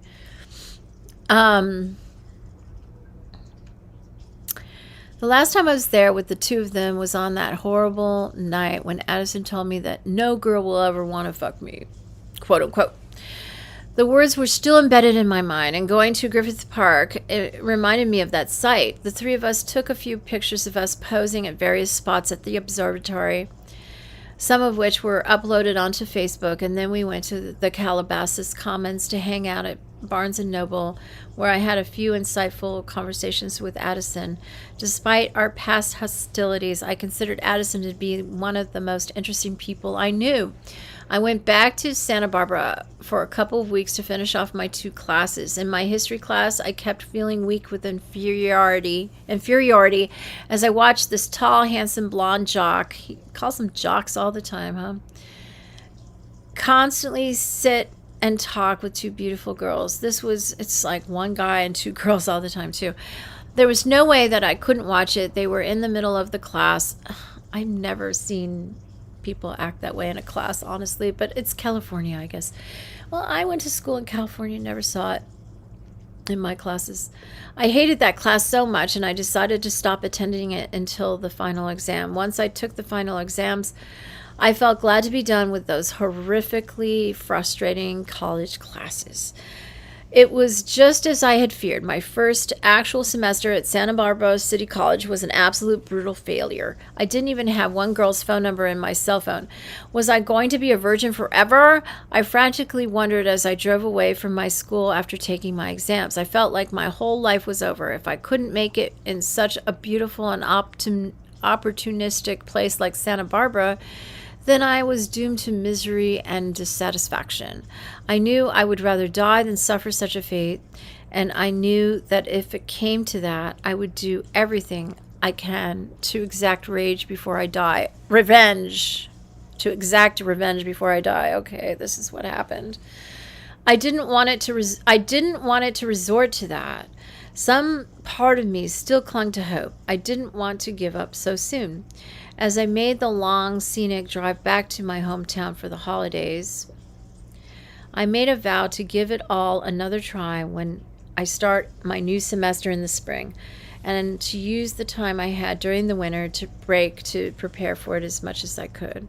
My mother told me she had made plans for me, my sister, and her to go to England for a week. Upon hearing this, I said I didn't want to go. I felt so dissatisfied and defeated, and I didn't want to appear that way to my relatives in England.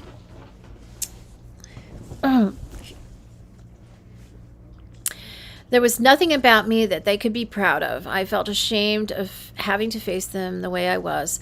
After some persuasion, I agreed to go. I figured that, if anything, it would give me a respite from all the pain society has dealt to me, just like our old visits to Jack's beach house in Malibu. Before we left for England, we attended the annual Christmas party at the Limousin's. Boy, so many parties at the Limousin's. I had recently bought a flashy new shirt from Armani Exchange that made me feel particularly fabulous, so I decided to wear it for the party. I loved admiring how awesome I looked in the mirror as I wore it. Wearing flashy new clothes made me feel like a new person. I found it to be a very efficient way to boost my confidence. Again, outside yourself, that's a problem. When I entered the party, I felt gratified when Sue Limousin, Rob's ex-wife, complimented me on how good I looked. My mother pointed out that it was unusual for Sue to compliment anyone, so I must have made a good impression. James was at the party, of course. He didn't act outwardly cold toward me this time, but there was still a distance between us. During the course of the event, I had my fill of multiple glasses of wine. As I casually chatted with James about my insights and life problems, we interacted as if we were still friends, but I could tell that things were very different between us. The friendship that we have had for so long was dying. When I said goodbye to him that night, it was the last time I ever saw him. After having a quick Christmas celebration at Father's house,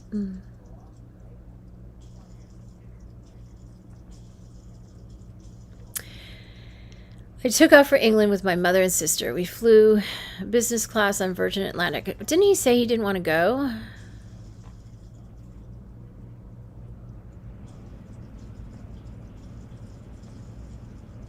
Oh, after some persuasion, I agreed to go.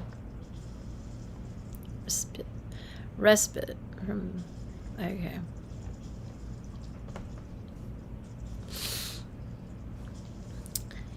We flew business class on Virgin Atlantic, and since they followed the laws of the UK, I was allowed to drink alcohol on the flight. I took delight in sipping the wine that was served while I enjoyed the relaxing journey. The last time I had been on an airplane since then was the disastrous trip to Morocco when I was 17, and this made for a pleasant contrast. When we landed in England, I felt a sense of wonder that came with being in another country. I hadn't been to my home country of England for almost a decade, and I couldn't believe I was there once again. The decision to go on the trip came so quickly. We stayed at a very nice hotel in the town of Colchester, near where my relatives on my mother's side live, including my grandma, Amma. After we unpacked all of our belongings, we went to their house for dinner. I hadn't seen those relatives since our trip to Malaysia. It felt peculiar to see them all again. They were exactly the same as I remembered. It was very heartwarming to see that my grandma Amma had baked her delicious peanut cookies that I loved so much as a child. She had them ready and waiting for me. That's sweet. He had a lot of good people around him. We visited them again on Christmas Day. They prepared an exquisite lunch, and afterward we exchanged our gifts. I got a bit drunk on that day, as it was the only thing I could do to pass the time. I tried to relax and forget about all of the pain I had experienced in Santa Barbara. I wish there was something I could talk to my relatives about that would make them proud, but there was nothing interesting or impressive about my life to talk about. I wish that I could show my grandma that it was thriving in Santa Barbara, that I had a girlfriend and I was enjoying a full and healthy life. But no, that is something I was never able to do. I feel so ashamed of myself. I'm getting tired here. Okay, so we're on 97, so that's 3 more pages till page 100 and then 37. So that's 40 more pages. Okay, 40 more pages. 10:41. Okay. If I read a page a minute, it'll be 1 after 11, right? Okay. My favorite part of the trip was... Wait. Okay. My grandma Amma gave me a gift of great value. After we exchanged all the presents with the relatives, Amma presented me with a 22-carat golden necklace. It was very extravagant, and it had been in her possession for a long time. Now it was mine. Actually, I got that wrong, didn't I? If it was 40 more minutes, in 40 minutes I could read one a minute, and right, it wouldn't be one after. I got that wrong, didn't I? Yeah, it's 20, well, really 19 minutes till the hour, and I need to stop at around 11. Well, anyway, let me just keep reading. Let's see what I can do. I can push it. Let's try. All right. It was very extravagant, and it had been in her possession for a long time. Now it was mine. I wore it instantly and took a great liking to it. From then on, I would wear it in every waking moment. I could have sold it for well over $1,000, but I never did. It was special to me. My favorite part of the trip was the breakfasts at the hotel. The hotel we stayed at was quite luxurious, even by my standards, and the breakfasts, they were absolutely delicious. Every morning there was a buffet full of delectable choices such as crispy pork sausage, croissants, bacon, ham, roast potatoes, all kinds of fruit, and much more. On every one of those mornings, I stuffed myself like there was no tomorrow. I was deprived of sex all my life, so the only vice I could derive a sense of pleasure from was eating delicious food. Yeah, I relate. I love food. I have, yeah, I mean, obviously I'm overweight, so I do enjoy food. And really, yeah, it's my vice if I have one. But I don't eat very much. Anyway, I'm not going to get into it. I know. I'm going to finish this.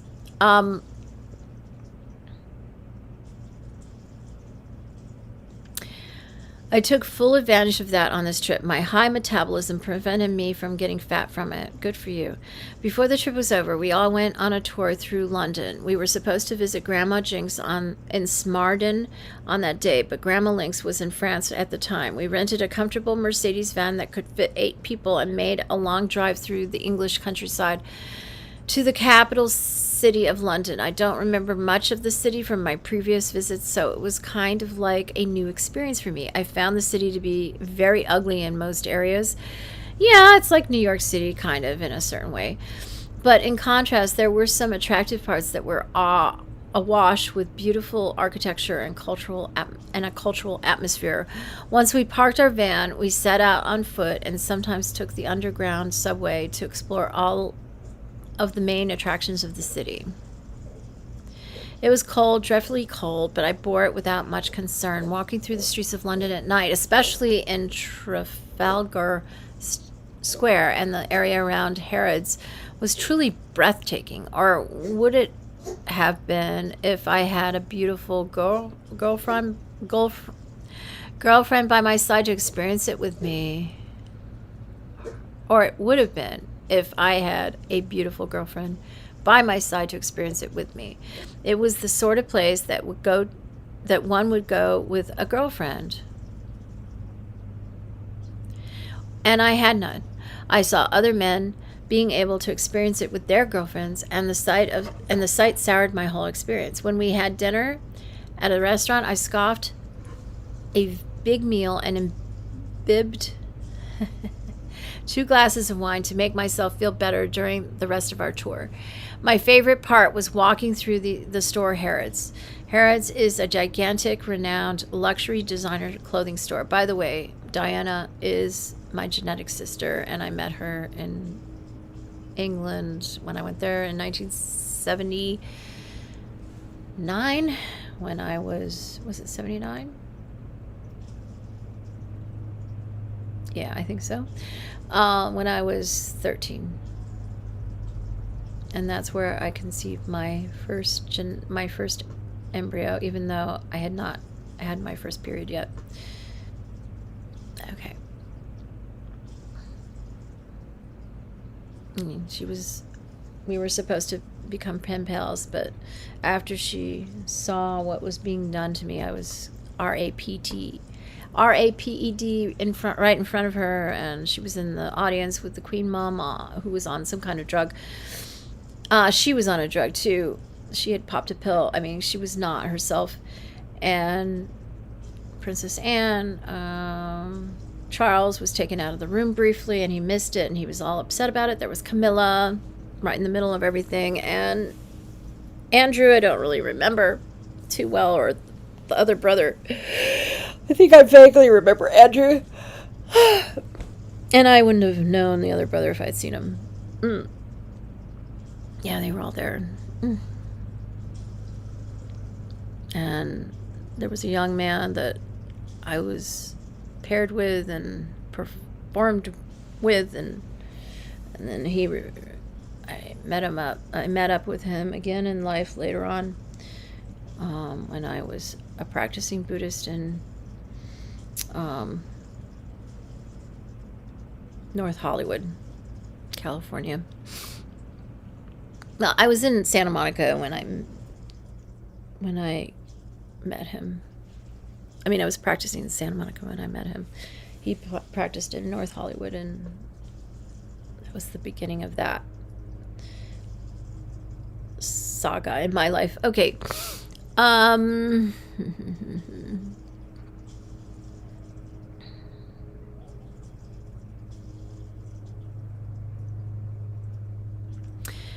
Right. So his favorite part was walking through the store Harrods. And this is him speaking. Harrods is a gigantic, renowned luxury designer clothing store. Every facet of it exuded beauty and excessive opulence. It was my type of place. And Dodi Fared, that was Diana's boyfriend. His father owned this store, as you probably know. I wished I was rich enough to buy anything I wanted at the store. There were so many choices of fabulous clothing, but alas, I had to settle with buying only one Giorgio Armani shirt. Yeah, that's David. He liked designer clothes. If my mother had been wise enough to marry one of those wealthy men she dated, perhaps then I would have been rich enough. Such a pity.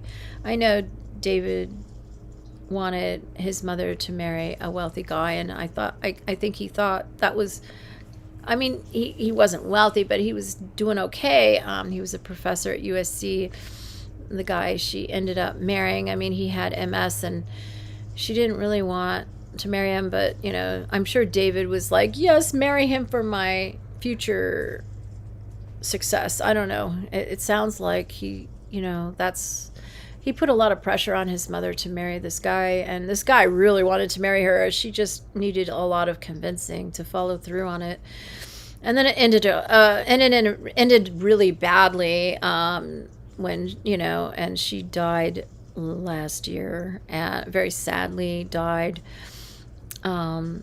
This guy, who had begged her to marry him and had worked so hard to marry her and benefited so greatly from all of her chef skills. He would entertain all his students and colleagues, and she was a brilliant chef, and the best chef, I think he claimed at the time that he had ever known. And he benefited from all of that from her, and then then she gets dementia later on in life, and he just decides to throw her away and divorce her and throw her in a nursing home that was a really bad place, and and then takes her cross country. I don't know, it was just this long divorce, and her sons wanted him to pay his 50%, she was married to him for a while, and you want to divorce her, you got to pay her 50% of your income. It's a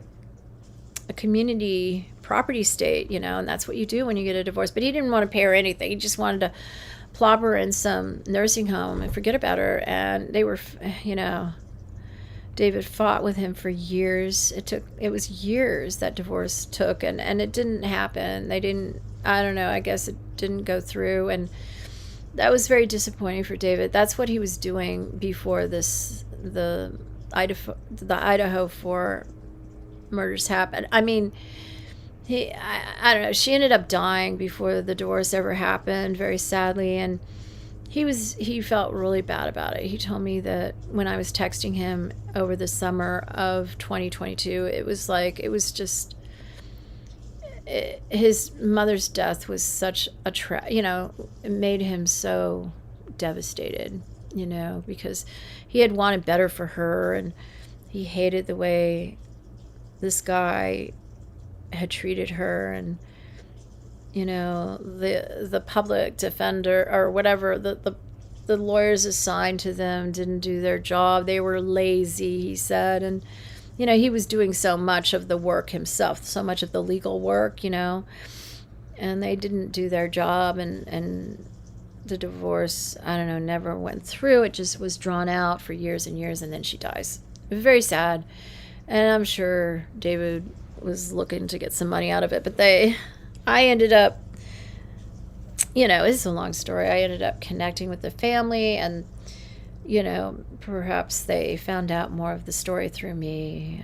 You know, in my emails, and I was very angry at her husband for trying to stage, like, he changed his mind. He didn't want the divorce after all, and he was trying to stage it like she wanted to be with him, and they were trying to keep her away from him. She was, I don't know, it's just so long, and it's sad.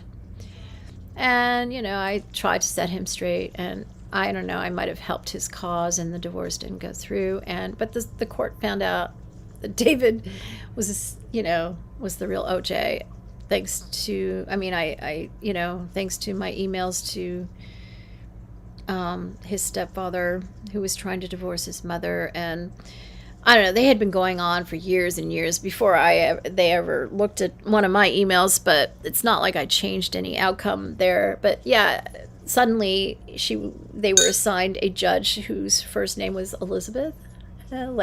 Because Yvonne, the reason I contacted the family was because I wanted to connect Yvonne with his mother, David's mother, with Elizabeth, who I take care of. They were born on the exact same day in history.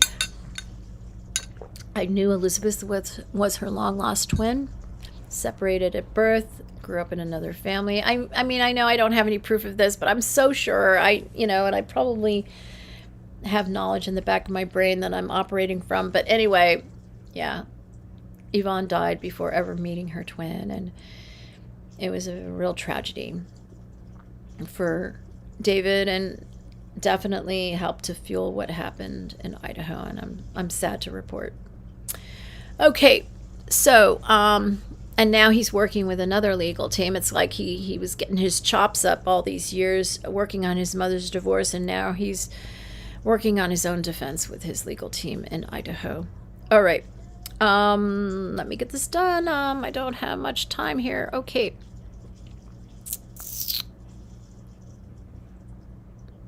If my mother had been wise enough to marry one of those wealthy men she dated, perhaps I would have been rich enough. Such a pity. Yeah, I know that's probably David's focus too, when it came to his mother, you know. At the end, he always, you know, wanted money. He always wanted somebody to give him money, and he never had enough. And, you know, he could never find a girl who had a father who would give him money. You know, my father was just disgusted that he didn't marry me in real life, that he married me secretly, and I didn't even know at the time. You know, it took me years to remember, because they gave me a memory jug. And my father, Dennis Wayne Elliott, was not going to give David one penny if he didn't, like, marry me for real. And, you know, in real life, you know, you can't marry his daughter in secret and expect to get anything, is, you know. And I guess, you know, I totally understand that idea. Yeah. All right. At the end of the night of our London tour, I felt cold and miserable. Walking through that exciting cultural city made me realize that the world was full of wonders to explore. Good. But if I had to do it alone while other men were able to do it with their girlfriends, then what was the point? My life was so mundane and wasteful compared to the lives all those other men lived. They were in heaven and I was in hell. Boy, so extreme. So black and white. When we took off on the airplane for the journey home, I wondered how my life would have turned out if we never moved to the United States. I saw a lot of beautiful blonde girls in England, just like there were in California. Would I have lived a completely different type of life? Would I have been able to have a girlfriend in England? Would girls in England have been more accepting of a guy like me? Those are questions I will never know the answer to. I spent a few hours recovering from jet lag after we arrived home. On the day after that, it was New Year's Eve. I didn't want a repeat of the previous New Year's when I spent them alone and miserable in my room, so I decided to go with my father and Sumaya to a party and I think he meant to type at. To a party at, I think he meant to type Antja, I don't know how to pronounce that. Antja, I don't know, twins' house. My father was still friends with them, despite not being friends with the Bubenheims anymore. Really. I wanted to wear something new for the party in order to boost my sense of self-confidence, so I went to Nordstrom and bought a new flashy Hugo Boss shirt decorated with different hues of blue. You know, my stepmother used to work at Nordstrom's. I had forgotten that.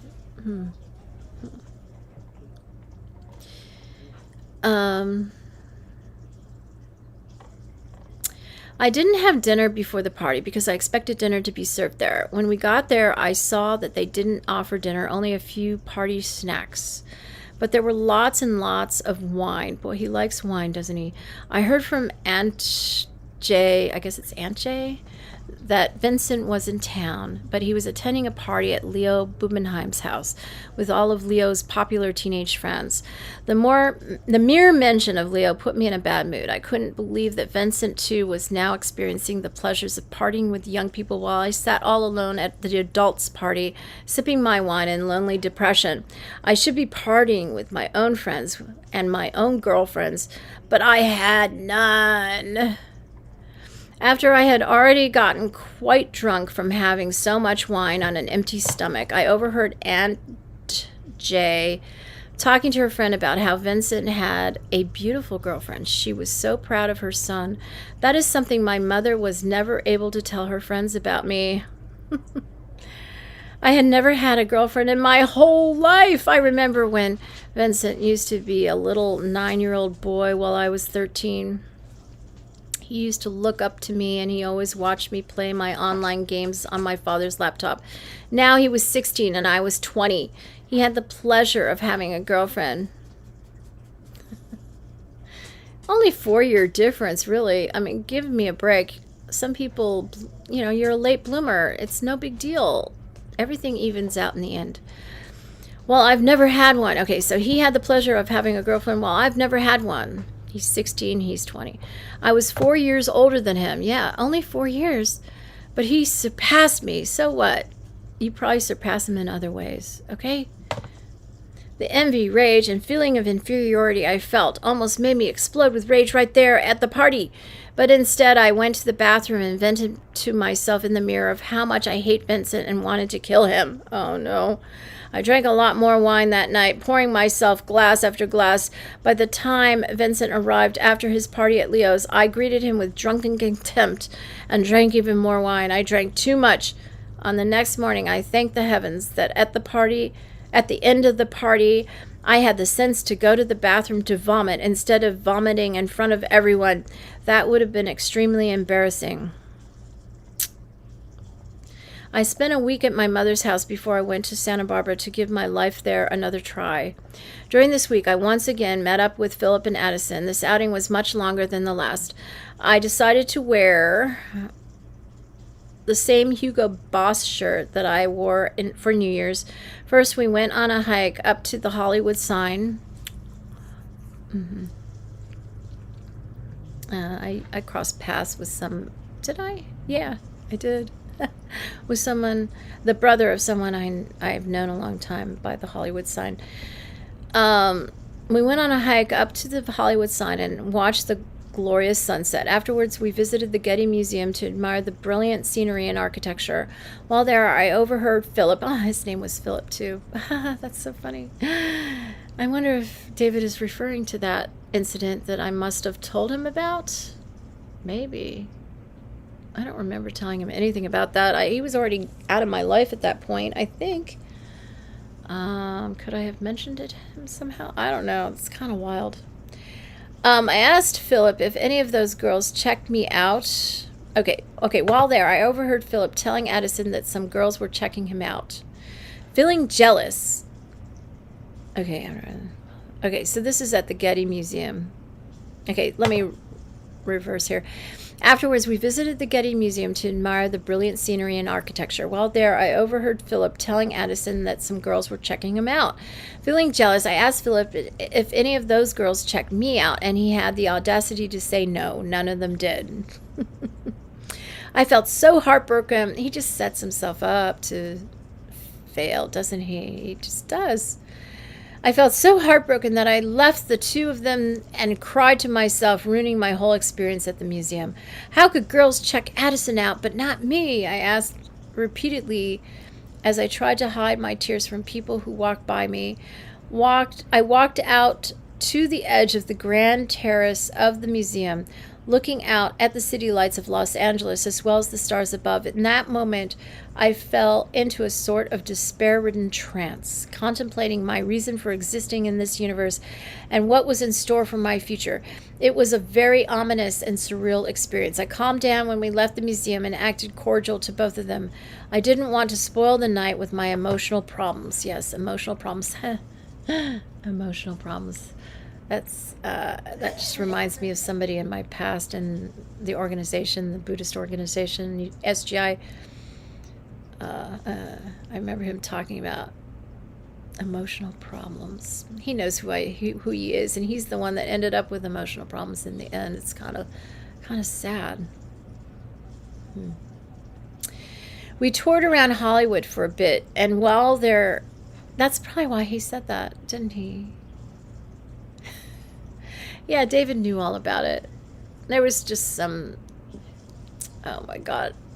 I need to read this, don't I? I need to finish this. I can't go into this little mini story. I'll be quick. There was a YWD. We were Young Women's Division. That's what young women were. You know, we were in that division of the organization. I've mentioned her before. She was obsessed with David. And we were both in the YWD, and we were both chosen to be representatives for the new children's division. I forget, they called it something. It was a new division. I believe I was chosen first, and she was chosen second. And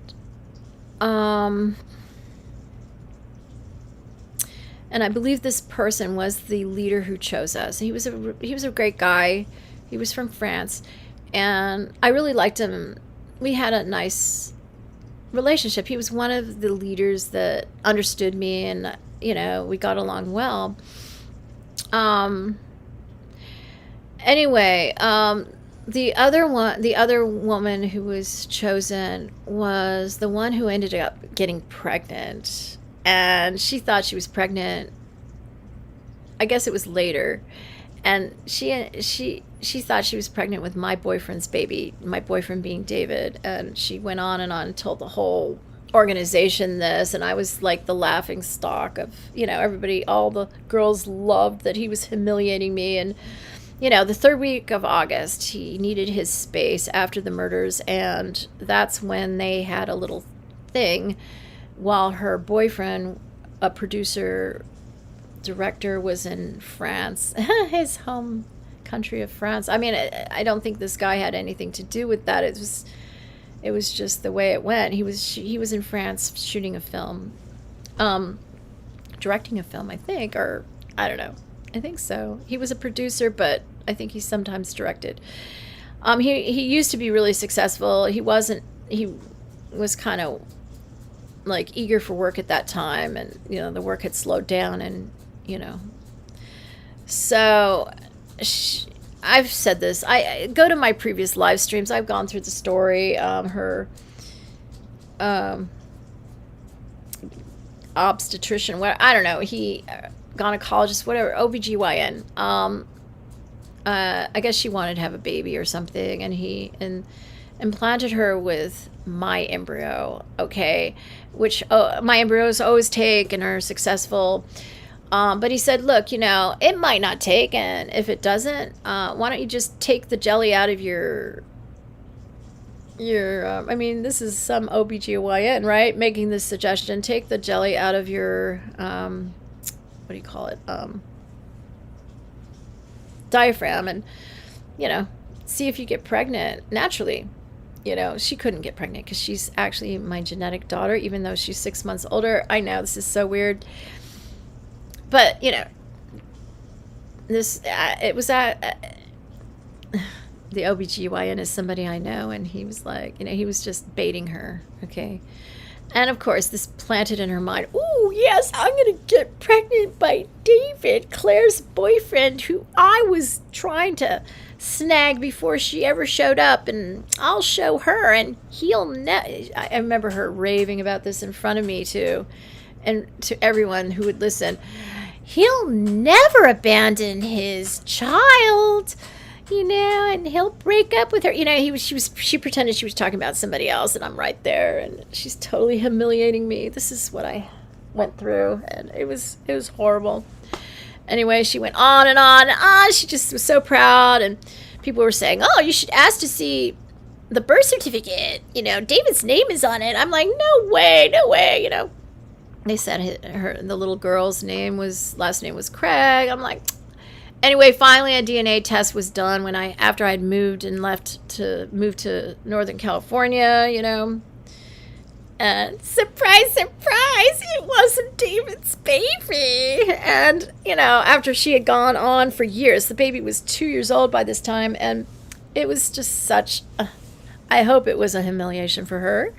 And she had to change the birth certificate and, all that crap. And from then on, it was like a strict secret. Like, no one was to talk about it. And, this is when I started remembering and putting everything together, and I started talking about it. And they, put it on me like it was me who was spreading rumors and, oh, the horrors, if the child ever heard.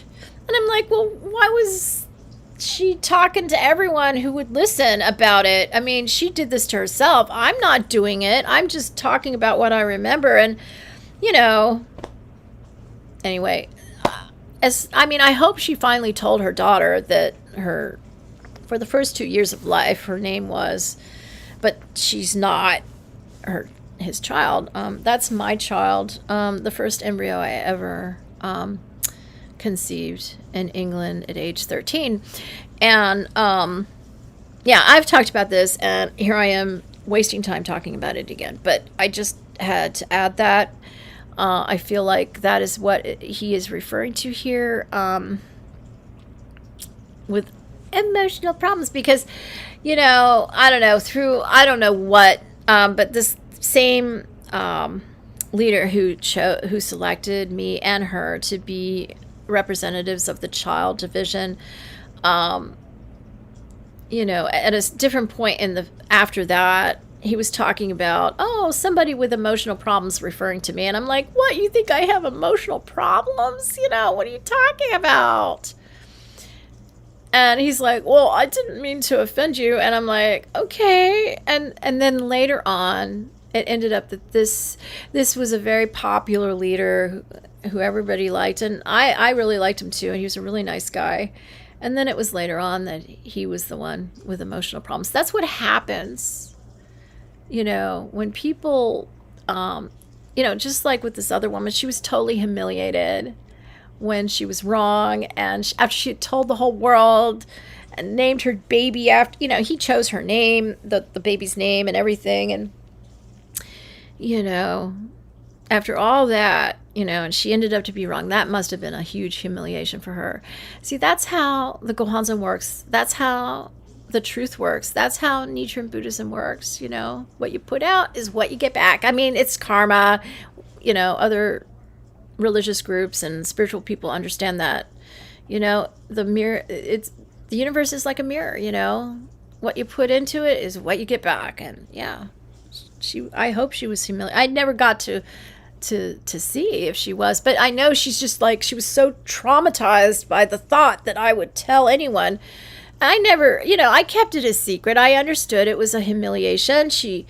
But she's your child. You should tell her the truth. Okay, it's her true life story. And, if she doesn't hear it from you, she's going to hear it from me publicly, probably. I mean, I'm not using names intentionally, but, the names will be known. I'm sure that's the way it works. I'm not trying to ruin anybody's life. It's just, this is the story of Kozen Rufu. I mean, when you start to chant, you sign up to pledge your life to Kozen Rufu. And, I'm sorry, no one warned you that Kozen Rufu is about the truth. It's not some fake concept. It's the truth. It's about the truth. It's fueled by the truth. It's not fueled by lies. So sorry, please tell your child if you haven't yet. She's pretty mature by now. I've said she's probably 28 years old. She was born in 1995. Right? So that would make her 28 years old this year. I think she was born, her birthday is June 11th. The day, it was 1 year to the day, exactly on the exact anniversary of Ron whining and dining me and me getting married to Ron. She was born on that 1 year anniversary, the eve of the murders, the year before. I know I gave a lot of personal information out, but it's kind of in public domain, and I'm not using names, but it is my history. This is my history, and David is now in the public domain. And sorry, you always wanted to be in the public domain. You just thought you'd be humiliating me. Well, sorry, you're getting back what you put out. That's the way karma works. This is what she did to me, and now it's going to happen to her. I mean, it probably already has to some degree, but this is like, what you put out comes back tenfold, and it will be kind of like that. And I don't intend to hurt anyone. I'm sorry, but we're grown, we're more mature now. It's been a lot of years. I think everyone can handle it, is what I'm trying to say. And, I was the one sacrificed through all of this. So I think you can sacrifice your pride and your ego and just face the truth. You don't have to say anything. Just let the truth be. Let the truth triumph and be known. You don't have to say anything. You don't have to confirm anything. Just allow it. Don't try to control the truth anymore. Just let it go. All right. We're at 11:14 a.m. I have to stop. I know. It's I'm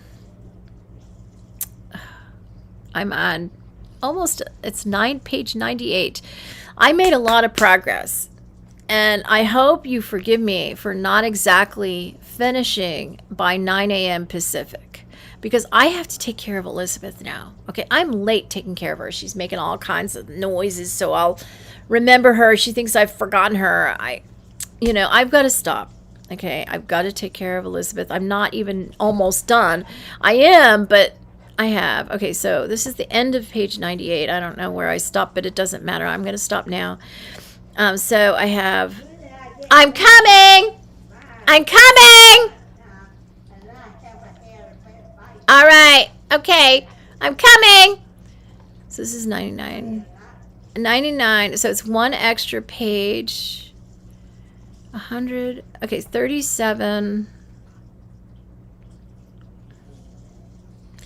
So it's 37, 38, 39. I have 39, is that right? 39 pages, approximately, which is not that much. I'm almost done, and I've worked really hard. It's been really hard for me to do this, and I guess I should have started a lot sooner than the day that I did this week. Give me a moment. I need at least an hour. I mean, I take longer than an hour to take care of her, but I will make it go faster today. My dogs are walked, so I don't have to worry about them. Dean is gone. Kitties are fine. I think I can get back on here in an hour. Please have patience with me. I apologize, but I'm almost done. 39 pages to go. Not bad at all, right? That's great. I can't believe I made so much progress. Okay, I'll see you in an hour or so, and I'll make it snappy. Believe me, okay? And this will be done. Thank you for your patience. All right, so let me do this.